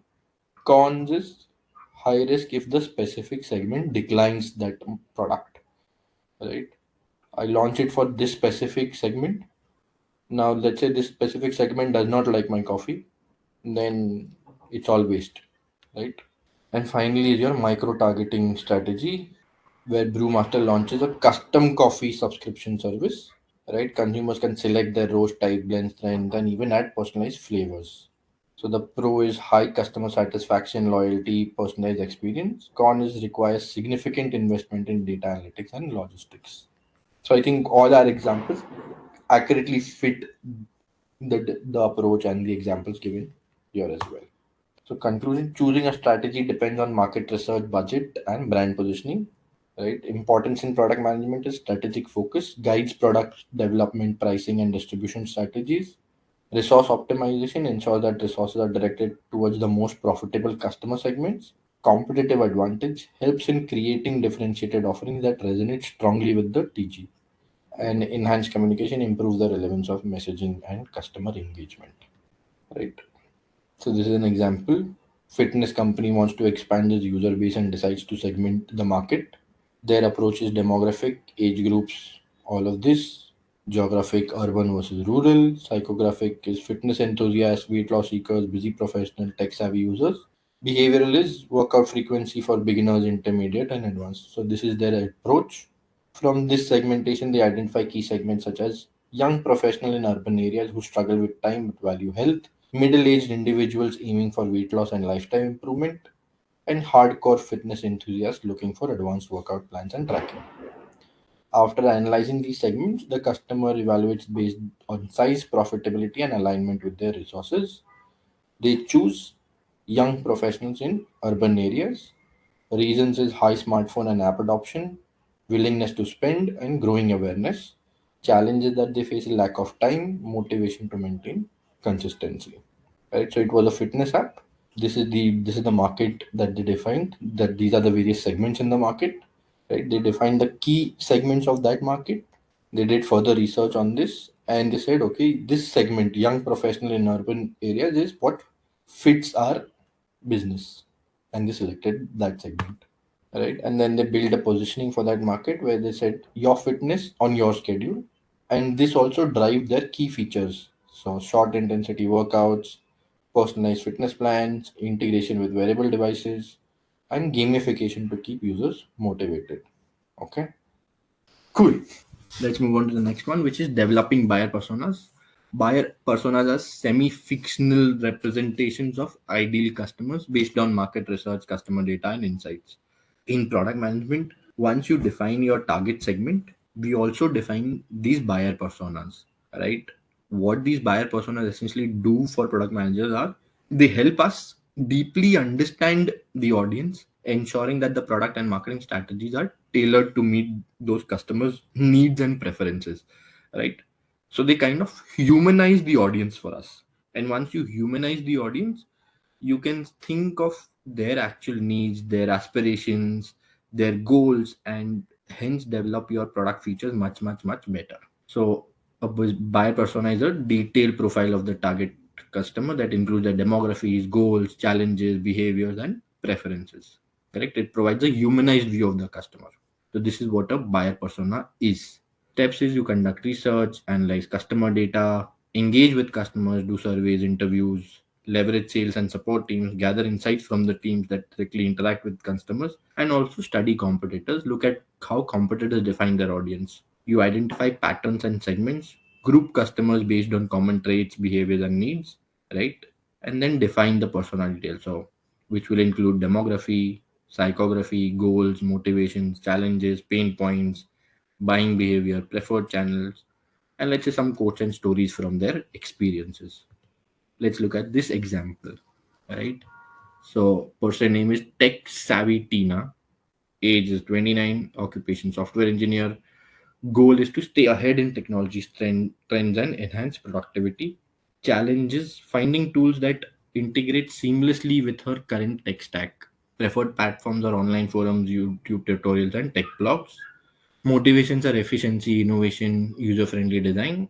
Quote is I need tools that simplify my workflow without adding complexity. Buyer persona is important. I think we already covered that. It helps us develop a customer centric development, right? Help product teams design features and experiences tailored to the customer needs. Enhance marketing alignment, informed decision making is fine. Improved collaboration, right? Aligns cross functional teams around a shared understanding of the customer. And efficient resource allocation focuses on the most valuable customer segments. So let me move ahead. Product positioning and branding.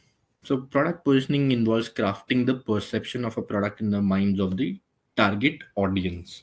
It defines the unique value of the product and how it stands out in the competitive landscape. So, your key elements are target audience, value proposition, differentiation, and market context. So, clearly define the specific segment, identify the core benefit or solution that the product provides, highlight what sets the product apart, and understand where the product fits within the broader market landscape. Steps are pretty simple. Understand market and competitors, right? Identify the gaps or opportunities in the market, define the USP, articulate what makes the product unique and valuable, focus on benefits rather than just features, craft a positioning statement. Example, for busy professionals, our app provides personalized fitness plans that fit into your schedule, unlike generic workout apps. Align features and messaging. Ensure product features, marketing, and customer experience reflect that same positioning. Right. So essentially, this is how you position and where you position your product in the market. And that positioning will also drive the entire features, marketing, and the experience of the product. Like Apple positions itself as a premium, cutting edge, innovative technology brand, right? And then if you look at the product feature side, the marketing, right, the experience that the product and the, let's say, the Apple store also offers, kind of matches this positioning in the market, where it kind of positions it at the whole premium segment of that, what do we call it, consumer electronics market, probably, right? Branding is the process of creating a unique identity for a product or company that shapes customers' perceptions, builds trust, and fosters emotional connections. So, key elements are brand identity, which includes name, logo, tagline, and visual elements. There is a brand voice and personality, the tone and style used in communication. So, it could be playful, professional, innovative, flirty, right? If you especially look at Zomato and all of that. And then you have brand values, the principle and belief the brand stands for. And finally, is the emotional appeal, the feeling the brand evokes, such as trust, excitement, or reliability. Steps in building a brand. These are very simplified steps. Fine. Define the brand purpose and vision. What does the brand stand for and its long term goal? So, fitness app aiming to make healthy living accessible to all. Understand the target audience. Tailor branding to resonate with their need, values, and emotions. And create consistent visual and verbal identity. Design a recognizable logo, color scheme, and typography. Use a consistent tone and messaging across platforms. Build trust and reputation, right? Deliver on promises, provide exceptional customer experience, and then evolve the brand, update the brand identity and messaging as the market and customer preferences keep changing. So, relationship between product positioning and branding. Positioning informs branding, right? And branding reinforces positioning. So, positioning defines how the product should be perceived, and branding brings this perception to life visually and emotionally. A strong brand identity supports and strengthens the product's positioning in the market. Now, if we okay, they give an example for a Tesla Model 3. Positioning is the target audience is environmentally conscious tech enthusiasts seeking premium electric vehicles. Value proposition is high performance, affordable electric car with cutting edge technology. Differentiation is combined sustainability with luxury and innovation.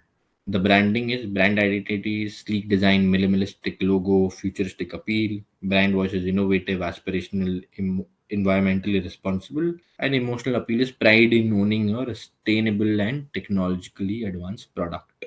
So, if we just also take the same example that we've been following of Apple, Apple's positioning is premium, innovative mobile phones and laptops and essentially technology, right? And if you look at their branding, right, right from the way the Apple store is designed to their boxes and how easily the boxes open, right, the design of their phones and MacBook as well, right, the features that it kind of gives when you shut the laptop and you open it, it just starts again on its own, right, at the same page where you were, the logo, right? And when you look at all these different branding factors, it actually makes you feel that yes, this is a premium brand. So that is essentially the difference between positioning and branding. And that is why this line is so important, that positioning informs branding and then branding reinforces the positioning. And if there's a disconnect between these two, then your entire company is kaput, right? Let's say if I want to sell tomorrow a 1,50,000 phone, right? And I want to call this is premium and innovative and all of that. And you come to my store and the store is dirty. The box that I give you in has some dirt around it. It has the edges are tearing, right? Opening the box is a struggle. When you take out the phone, there's probably some scratch on the corner for the phone. Then what will you think of it? The whole branding is messed up. Though I want to position it as a premium luxury item, but the experience that I'm giving you through my brand identity, through the voice, through all of this is not premium, right? So people will not like it and my company will shut down. All right. Okay. We'll just quickly kind of cover this. So competitor analysis and market positioning. I think all of us know what competitor analysis is. It is studying and evaluating competitors, understanding their strategy, strength, weaknesses, all of that. Right? Key components are identify your competitors. They could be direct competitors, indirect competitors, or future competitors as well. Right? Analyze their strategies, product offerings, market segments, distribution channel, geographic reach, all of that. Their strengths and weaknesses, areas where they excel, and gaps and limitations in their offerings. Evaluate their market performance, so market share, growth rate, brand customer perception, customer reviews, sentiment analysis, and then you do a benchmarking. You compare your product's performance against the competitors to identify gaps and opportunities. So there are some tools that you can use around this. One is SWOT analysis. SWOT stands for strength, weakness, opportunities, and threats. Right? You analyze your product and the competitor's product's strengths, weakness, opportunities, and threats, and then do a benchmarking. Second is the whole Porter's five forces. So that is a theory generated by Porter, right? We look into the details of what these five forces are. And final is the competitive landscape matrix. So let's get into details of it. Porter's five forces, right, is a model developed by Michael E. Porter to analyze competitive forces that shape an industry and determine its profitability and attractiveness. It provides a structured way to evaluate the dynamics that influence competition and strategic decision making within a market. The five forces are: one, threat of new entrants. Right, force examines how easily new competitors can enter the market and pose a threat to established players. Right, high threat reduces profitability as new entrants increase competition and may force price reductions or innovation.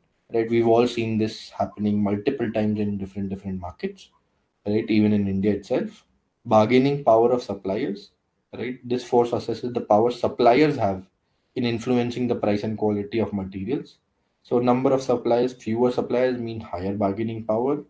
Dependence on suppliers, critical components increase their leverage. Switching costs, high cost to change suppliers strengthen their position, and availability of substitutes for the suppliers products.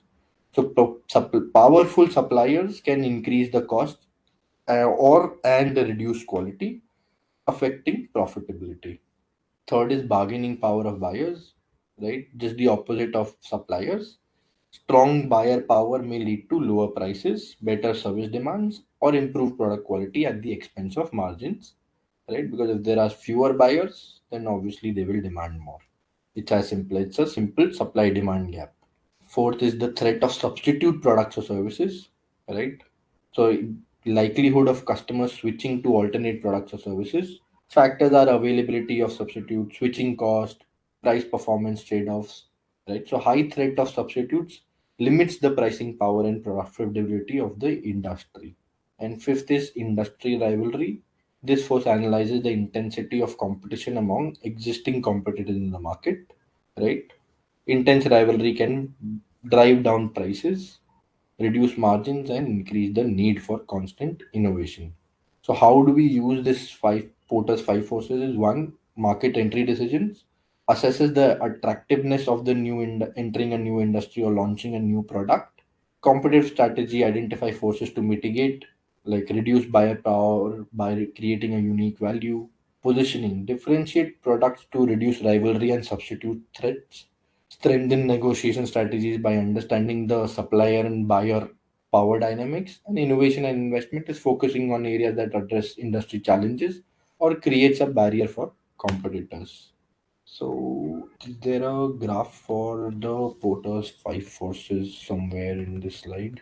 Okay, yeah. This is how it essentially looks like, right? You kind of supply power, buyer power, threat of substitution, threat of new entry, right? And competition rivalry. And then you kind of list down the different things under each of these sections, and basis that you do a final analysis. A SWOT will look something like this, right? The good, strength and opportunity, the not so good, weakness and threats. Strength, what resources, what are our advantages, weakness, what our abilities are we lacking, where are we starting to struggle, how can we overcome. Threats is what headwinds. So threats and opportunity are essentially external, and strengths and weaknesses are what is internal to our company. So our strength of the company is, let's say we have very deep technology, not, let's say we have a vertically integrated supply chain. That could be my strength, right? My weakness is, let's say my organization structure does not support innovation, right? Opportunity could be that there's no market player who's currently has a very unique product in the market segment that I want to enter. And threat is there's a new regulation which is coming up, which can disrupt the whole business or the industry or the market that I want to kind of play in, right? So opportunity and threats are external, strength and weaknesses are internal. All right. All right, now we'll go ahead and we look at competitor analysis and market positioning. So there's another framework wherein pretty similar. So it's called the competitive landscape matrix, right? Essentially, the purpose is again evaluate competitors, identify different opportunities, make some strategic decisions, and simplify complex data. Right. So if you look at this image on the right hand side, this is your competitive landscape where you have your contenders, you have your leaders, niche and high performance, and these are based on, let's say, market share and customer satisfaction, right? So X can represent one axis, so it can either be price, performance, market share, and then you have Y, which can represent another attribute: quality, innovation, customer satisfaction, any of this. So you can just take any two essentially parameters, map it on X and Y, and then start mapping all your different competitors of where they will kind of be positioned and where your company is kind of also positioned, right? So this is your example. Competitor pricing is high, features are really advanced, customer support is excellent, market share is large, right? So if I just take any of these two parameters, let's say pricing and market share, if I do market share like this and pricing on this axis, right? So competitor A essentially would lie somewhere here, right? Because pricing is also high and market share is also large. While competitor B would lie somewhere in the middle because pricing is medium, market share is medium. So this is your basic mapping, right? And second comes your positioning. So market positioning involves defining how a product is perceived by the target market in relation to competitors. It determines the unique space a product occupies in the customer mind. Basics of what is market positioning is something that we all understand. Steps is one, understand customer needs. Second is evaluate the competitive landscape, identify differentiation opportunities, craft a positioning statement, and then communicate that positioning, right? So let's say if you take the example of the car industry, right? And again, let's say you are Reliance and you want to start a whole automobile vertical. So the first thing you will do is obviously one, understand what is the customer's needs or desires, aspirations, all of that bit currently. Then second thing you will do is again figure out who the competitors in the market are, what are their products, right? Where do they lie? Are they premium, mass? What is the pricing? All of that, right? Who is the largest player? Who are the smaller players? And then you will figure out some space where you can, or you can, and rather you want to also play, right? And basis that you will start building your positioning. Let's say that Reliance says that we are a mass brand, right? Or let's say mass premium brand for aspirational India, right? If that is the market positioning that they want to kind of go with, then their entire marketing, their product design, the car features, pricing, all of that has to then start following the same logic, right? So that is why this whole market positioning kind of becomes very important, because it's not something that you can say, okay, I'm premium, but your product, your marketing, everything else says otherwise, right? That just cannot be. So let's say this is a scenario: SaaS startup developing project management software. Competitor analysis: direct competitors Asana, Trello, Monday.com. Key insights: Asana is strong in team collaboration but lacks design. Trello great for simple workflows but limited for complex. Monday.com feature rich but higher cost for smaller teams. So market positioning is target audience, small business and freelancers seeking an affordable, easy to use solution.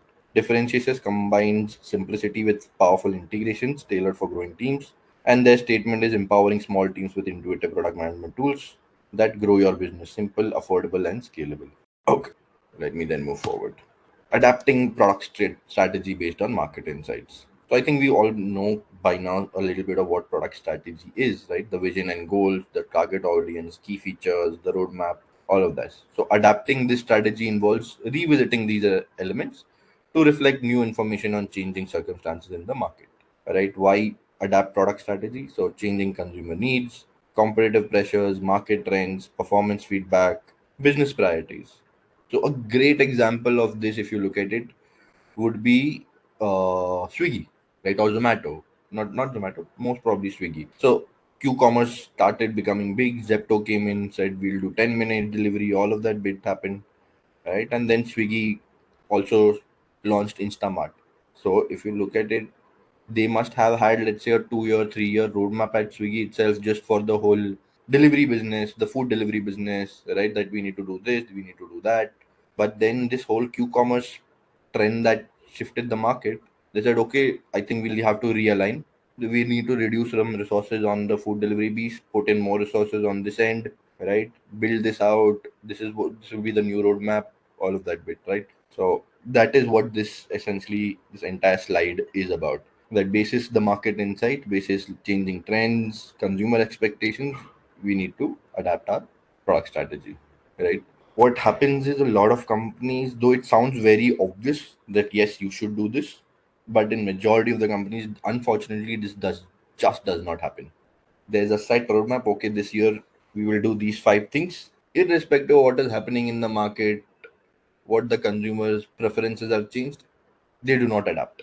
They just keep on that same view that they had earlier, and they keep continuing on it, right? Because obviously there is a lot of inertia and resistance within the company to adapt to new changes. Making these new changes is also very tricky, right? Complex, resource consuming, and most companies really don't want to kind of even go and think on that route, right? Because it's not easy. If you are a smaller team, it is much small company, smaller team, it's much easy to change and adapt. But once it becomes a larger company, right, change is I think we all know this, change is difficult, right? So steps is analyze market insights, assess the current product strategy, right? Define strategic investments, so target audience, value prop, feature roadmap, pricing strategy, go to market strategy, any of these adjustments.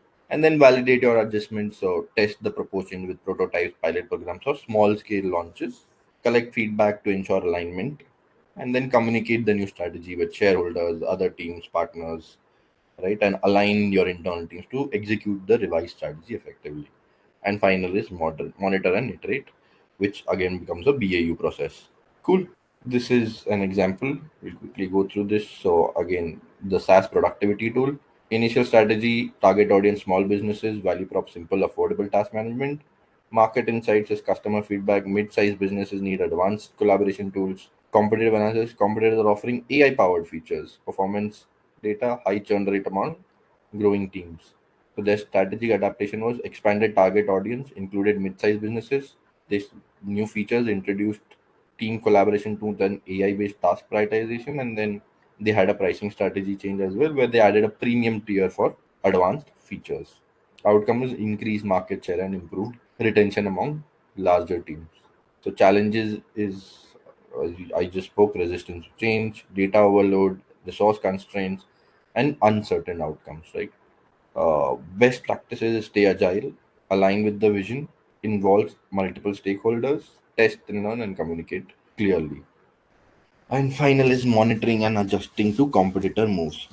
This again is very similar to adjusting your product strategy based on market, but this is about, let's say, competitors.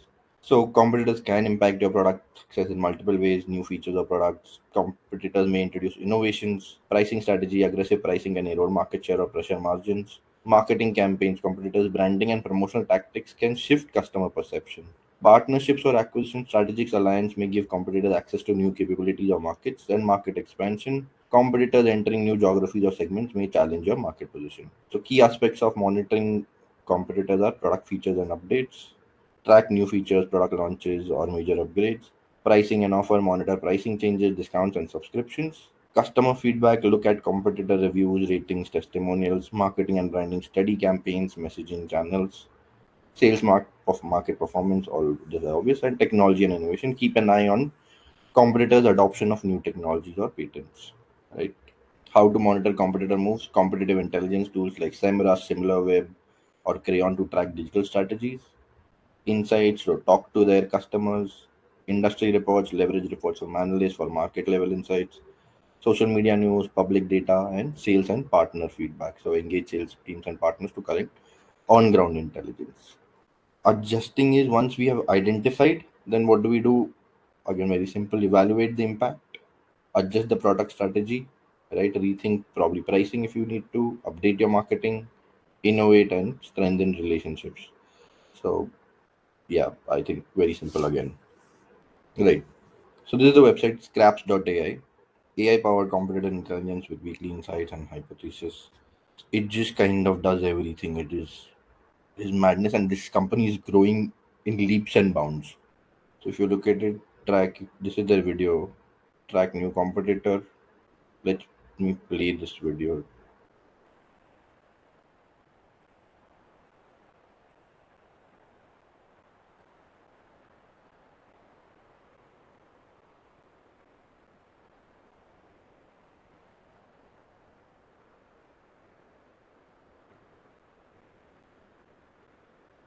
Right, so you saw this whole filter bit: product offering, pricing, hiring, market entry, user feedback.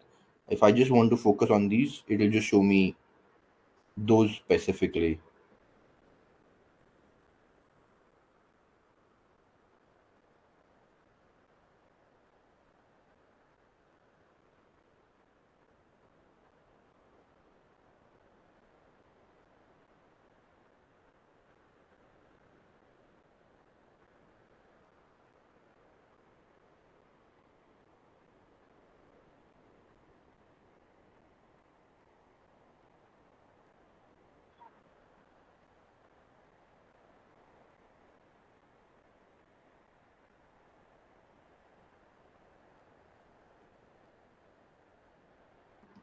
Right, so now with AI, all this competitor analysis is also becoming much more better and simpler and faster, right? Otherwise, till now, whatever I've kind of done before this whole AI thing came into it was just a lot of grunt work, going through Twitter, Googling, talking to partners, talking to people, trying to figure out, trying to get a connection somewhere who knows or who has worked previously in that organization, and figuring out what they're trying to do, what is their goal, all of that. So, yeah, I think this is very cool and interesting. And from a product perspective, it just helps immensely. Okay, we'll now do GTM. GTM strategy, so go to market strategy, right? It is a basic plan of how will you launch a product, enter the market, and achieve a competitive advantage. So it encompasses multiple critical components. I'll just quickly first browse through the different components and then we'll kind of get into the details of each one of them. Target market, right? The value proposition, the customer segmentation, essentially dividing your broader market into specific groups with shared characteristics. Positioning and messaging, how the product is perceived in the market and how its value is communicated.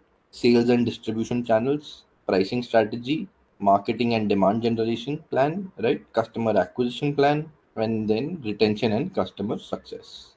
And finally is your metrics and KPIs, competitive analysis, and risk and contingency plan. So these are your 12 major components of a GTM strategy, right? All right. So let's start with the first one. I think we all understand target market, right? The specific audience segments you intend to serve. So key focus is demography, geography, pain points, and buying behavior. So example is given: food delivery app may target urban millennials aged 25 to 40 who prioritize convenience and frequently order meals online. Value proposition: a clear statement of why customers should choose your product. Key focus: problem solving capability and differentiation, right? So example is Zoom, simpler, more reliable video conferencing. Third is your customer segmentation, so dividing your broader market into specific groups with shared characteristics. Key focus is tailoring approaches for each segment. So a fintech startup may segment customers into young professional for budgeting tools, small business owners for invoicing and payment solutions.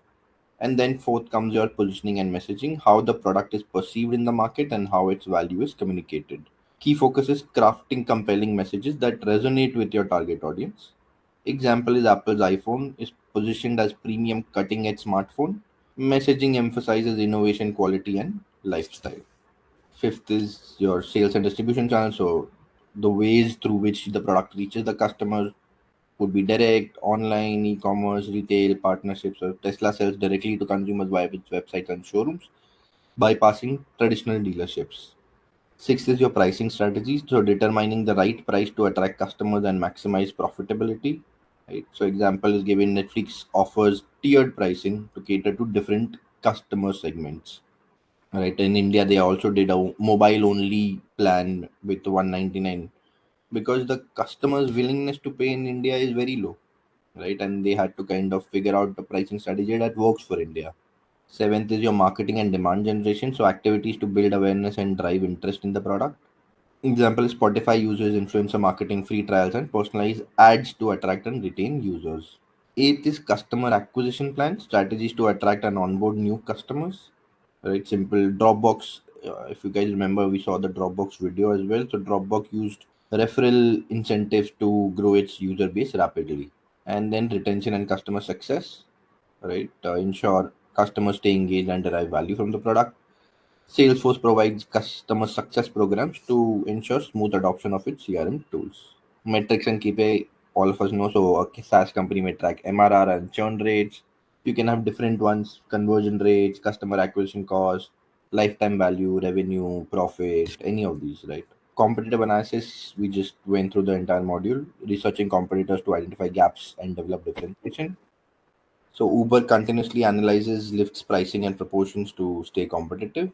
And risk and contingency plan, identify potential risk and creating plans to mitigate them. So a pharma company includes regulatory compliance checks as part of it GTM plan, right? So quite a comprehensive item list for creating a GTM strategy, right? About 12 odd things that we need to do. So this is an example. New thermostat launched. Target market: homeowners aged 30 to 50 in regions with extreme temperatures. Value prop: save up to 30% on your energy bills with AI powered smart thermostat. Segmentation is given: tech savvy early adopters and environmentally conscious families. Positioning is highlight convenience. Distribution channels: partner with Amazon and retail stores like Best Buy. Pricing strategy: priced at 199 with discount for first time buyers. Marketing: online ads, influencer partnerships, energy saving case studies. Acquisition: targeted Facebook ads and Google search ads. Retention is provide free installation support and dedicated app for analytics. Metrics is track sales volume, app downloads, and user retention after 3 months. Competitor analysis: study Nest and Ecobee to identify unique feature opportunities. Risk plan is backup suppliers for hardware components. Cool. So steps to develop and execute a GTM plan. Step one: define objectives. Establish clear and measurable goals for your GTM. Right. So example is Launch a fitness app targeting 1 lakh downloads and 50,000 in revenue within 6 months. Step 2 is conduct market research, right? Research your industry, trends, customer needs. Fintech startup might identify a gap in affordable loan options for freelancers, correct? Define your TG. So segment your audience based on share characteristics. A tailor approach increases relevance and effectiveness. A luxury skincare brand targets women aged 30 to 50 who value high quality eco-friendly products. Step 4 is create your value proposition, right? So articulate how your product solves the customer's problem and why it's better than alternatives. So focus on unique features and benefits. Emphasize measurable outcomes. So thermostat reduces energy cost by 30% while offering AI powered climate control. Select distribution and sales channels, right? Essentially, I think this needs to also be done basis your TG, where your TG is present, that is where you will sell, right? So choose between direct and indirect channels. Ensure that the channel aligns with customers' preferences. So a software company might sell directly via its website and partner with IT consultants for enterprise deals. Develop a marketing plan, create campaigns to generate awareness and demand. So a D2C brand might run Instagram ads, collaborate with influencers, and host webinars. Establish pricing and monetization. Set a price that aligns with market expectations and ensures profitability. So Netflix uses tiered pricing to cater, right? Build your sales and support infrastructure. Prepare your teams and tools for customer acquisition and support. So train your sales and support teams on the product and processes. Set up a CRM for tracking leads and customer interactions. Right. All this is very important because this kind of gets missed a lot of times. I've seen not the sales piece, but definitely the support piece is overlooked a lot of times. So a SaaS company trains its sales teams to demo the product effectively and resolve objections. Define key metrics and KPIs. Identify metrics to track progress and performance, right? A subscription service might track MRR and churn rate, and finally create a launch plan. So Apple announces new products via high-profile launch events streamed globally. Okay, there are two more. Execute and monitor is fine, and then gather feedback and iterate. These are your BAU processes, right? Once you've sort of launched, then you monitor what is happening post-launch. You gather feedback, and then you obviously iterate on the feedback and your learnings post-launch. All right, then let's move forward. Product launch management. All right, so this is essentially now how do you launch and what are the multiple things that you need to manage during the launch, right? So if you just read the definition, it involves orchestrating the end-to-end process of introducing a product from planning and execution to post-launch evaluation and optimization. It emphasizes execution, ensuring every detail is managed effectively to meet business goals, expectations, and demand. Right. So the main point to focus here is from planning and execution to post-launch evaluation and optimization. Right. So operational readiness. Key pillars are operational readiness, launch event coordination, customer experience, real-time adaptation. Right. These are your four key pillars. Operational readiness, I think we all of us understand to a decent extent, ensuring that the development, QA, supply chain, support teams, so everything is prepared for the product release, right? Launch event coordination. So if you're doing an event, then you'll have multiple things: product unveilings, media events, promotional campaigns. So you're organizing and kind of coordinating all of this bit. Customer experience, right? Guaranteeing a smooth customer journey from first awareness to post purchase support. And then real time adaptation, monitoring the performance and adapting based on real time data. So if you look at the example, adjusting marketing spend if certain campaigns outperform others, right? So these are your four pillars for best practices. Align stakeholders early, right? Misaligned teams can delay critical steps or dilute the messaging. So that is why we need to kind of ensure that everybody is aligned. Conduct regular cross-functional sync meetings with product, marketing, sales, and support teams. Test and validate the product. Early detection of bugs or usability issues avoids post-launch setbacks. So use alpha and beta testing with internal teams and select customers, right? So that you know that your product is working, there's no major issue, everything is good. Define a clear launch timeline. Right? Timelines ensure activities completed in sequence and prevent bottlenecks. So use a project management tool. Include milestones like content creation, internal readiness, launch day activities. Develop consistent messaging. A unified message strengthens your value proposition across channels. Right? Provide sales, marketing, and support teams with a messaging playbook. So cloud computing company emphasizes scalability and reliability in all its campaigns. Fifth is create a robust product launch kit. Teams need resources to promote and sell effectively. So sales enablement content, FAQs, demo videos, support docs, all of this. CRM vendor equips its sales team with tailored decks for different industries as well. Plan for scalability.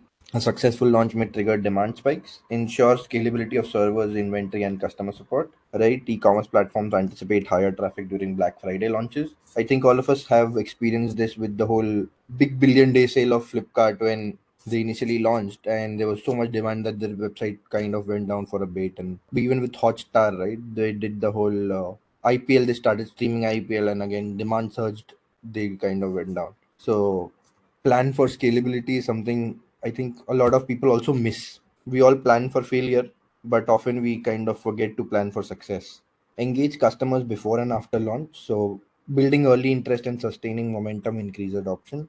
Tesla creates buzz months before a car launch with pre-orders, right? Even Apple does it. So all of these great companies kind of ensure that their marketing kicks off a few months earlier than the actual product launch, so that there is immediate available demand for the product when it is launched, and set clear metrics and KPIs. Metrics guide decision making and identify areas for improvement. So mobile tracks DAUs and average session time post launch. Implement a crisis management. So this is planning for failure, right? Identify potential risk and prepare response strategies. Have a rapid response team for bug fixes or complaints, and then leverage post launch feedback. Continuous improvement process kind of now kicks in. So Amazon uses customer reviews to iterate on Kindle features post the launch. Now this is post launch management. Even after the launch day, the work continues. So analyze the performance, customer support and retention, right? Offer onboarding material, 24/7 support, customer success programs, and iterate based on the insights and feedbacks that you keep getting. So Netflix adjusted the content recommendations using AI driven insight. So this is an example they have given. Product launch management for a fitness wearable. Pre-launch, identify customer pain points, build buzz with teaser campaign and influencer reviews. Launch execution, hold a global online event showcasing the wearables features. Coordinate promotions with retail partners and e-commerce platforms. Post launches, monitor metrics like sales, customer satisfaction, and social media sentiment. Collect feedback and roll out firmware updates to address the usability concerns. Cool. Managing post-launch activities. I think we've already kind of discussed all of this. So I'll just kind of quickly want to browse through this. So key activities in post-launch management, performance monitoring and analysis. That is your KPI tracking that we constantly keep talking about. Right. Identify what worked well and what needs improvement. Customer feedback collection. So gather input from customers via survey, reviews, feedbacks. All of us already do this and know about this. Issue resolution, address bugs, defects, or support tickets raised by users. Product iteration and optimization. So improve the product based on usage data and feedback. Right. This is, I think, the core piece for a product manager. Iteration and optimization. Customer success and support. Provide ongoing support to help customers maximize the value of the product. Offering onboarding tutorials or webinars. Creating self-help resources like FAQs and knowledge bases. Sales and marketing optimization. So refining ad targeting to reach a more engaged audience, or upselling, cross-selling competitor products. So basically, it is just about adjusting the sales and marketing strategies based on the performance data as you keep getting it. Internal review and knowledge sharing. Conduct internal post-mortem reviews for to document lessons learned. Scaling and sustainability, again, is fine. Customer engagement and retention. Engage with customers to maintain interest and encourage loyalty. And 10 is plan for future updates and releases. So they've given some best practices as well. Set clear metrics, actively communicate with customers. So use email updates to inform users about improvements or fixes. Anticipate and address issues quickly. A 24 support team. Leverage analytics tools. Celebrate and reward early adopters. So offer discounts or exclusive features to customers who supported the launch. Maintain momentum with follow-up campaigns. And then finally create a feedback loop which will integrate into your product roadmap. Measuring GTM effectiveness. So this is again about evaluating the performance, right? All of us know how do we evaluate performance. We have our KPIs, right? Or we the metrics that we put in our GTM plan, right? Basis that we will evaluate the success or failure or everything about the whole GTM, right? So That is what it is. Key objectives is assess strategy alignment, evaluate the execution, analyze how well the GTM strategy was implemented, understand the market impact, understand how effectively the product addresses the market needs and resonates, and identify improvement areas. Use data to uncover bottlenecks or gaps in the GTM process. Key metrics to measure GTM effectiveness are revenue metrics, right? So this is an example: customer acquisition metrics, CAC, new customers, all of that. Market penetration metrics, so market share, brand awareness. Customer engagement metrics, your product usage rate, net promoter score. Sales metric is sales velocity, win rate, average deal size. Marketing performance metrics, so return on marketing investment, lead to customer conversion rate, cost per lead, all of these various marketing metrics. And then your channel effectiveness metrics, so channel specific revenue, channel conversion rates, and then operational metrics is time to market, time to value for a customer. Finally, your retention and loyalty metrics, churn rate and renewal rate. Though I don't think retention and loyalty metrics make a lot of sense to track during a GTM because you're launching the product, right? So when you're launching the product, you really will not have a lot of repeat customers. It will majorly be new customers who will be adopting that or using the product for the first time. So these are examples. SaaS product launch, metrics monitored revenue, retention, and CAC. Insights are high retention indicates strong product market fit, high CAC suggests marketing efforts needs optimization. So action is shift focus to referral programs to lower acquisition costs. Consumer electronics launch, market share captured 15% of the TG, target market within 6 months. Channel performances, online sales contributed to 60%. Insights, online sales are most effective for this product. Market share growth signals competitive success. So invest further in digital marketing campaigns is the action they're taking. Okay. Just a quick info, guys. Intellipaat offers an advanced certification in product management in collaboration with EICT Academy, IIT Guwahati. This program will train you in product lifecycle management, market research, agile methodologies, user experience design, and even the latest in generative AI, all with real world use cases and projects. The course is taught by IIT faculty and top industry experts to help you become job ready. With this course, we have already helped thousands of professional and successful career transition. You can check out their testimonials on our Achievers channel, whose link is given in the description below. If you are looking to build a high growth career in product management, then this program can be the perfect launch pad. So visit the course page link given in the description below and take your first step towards becoming a certified product manager.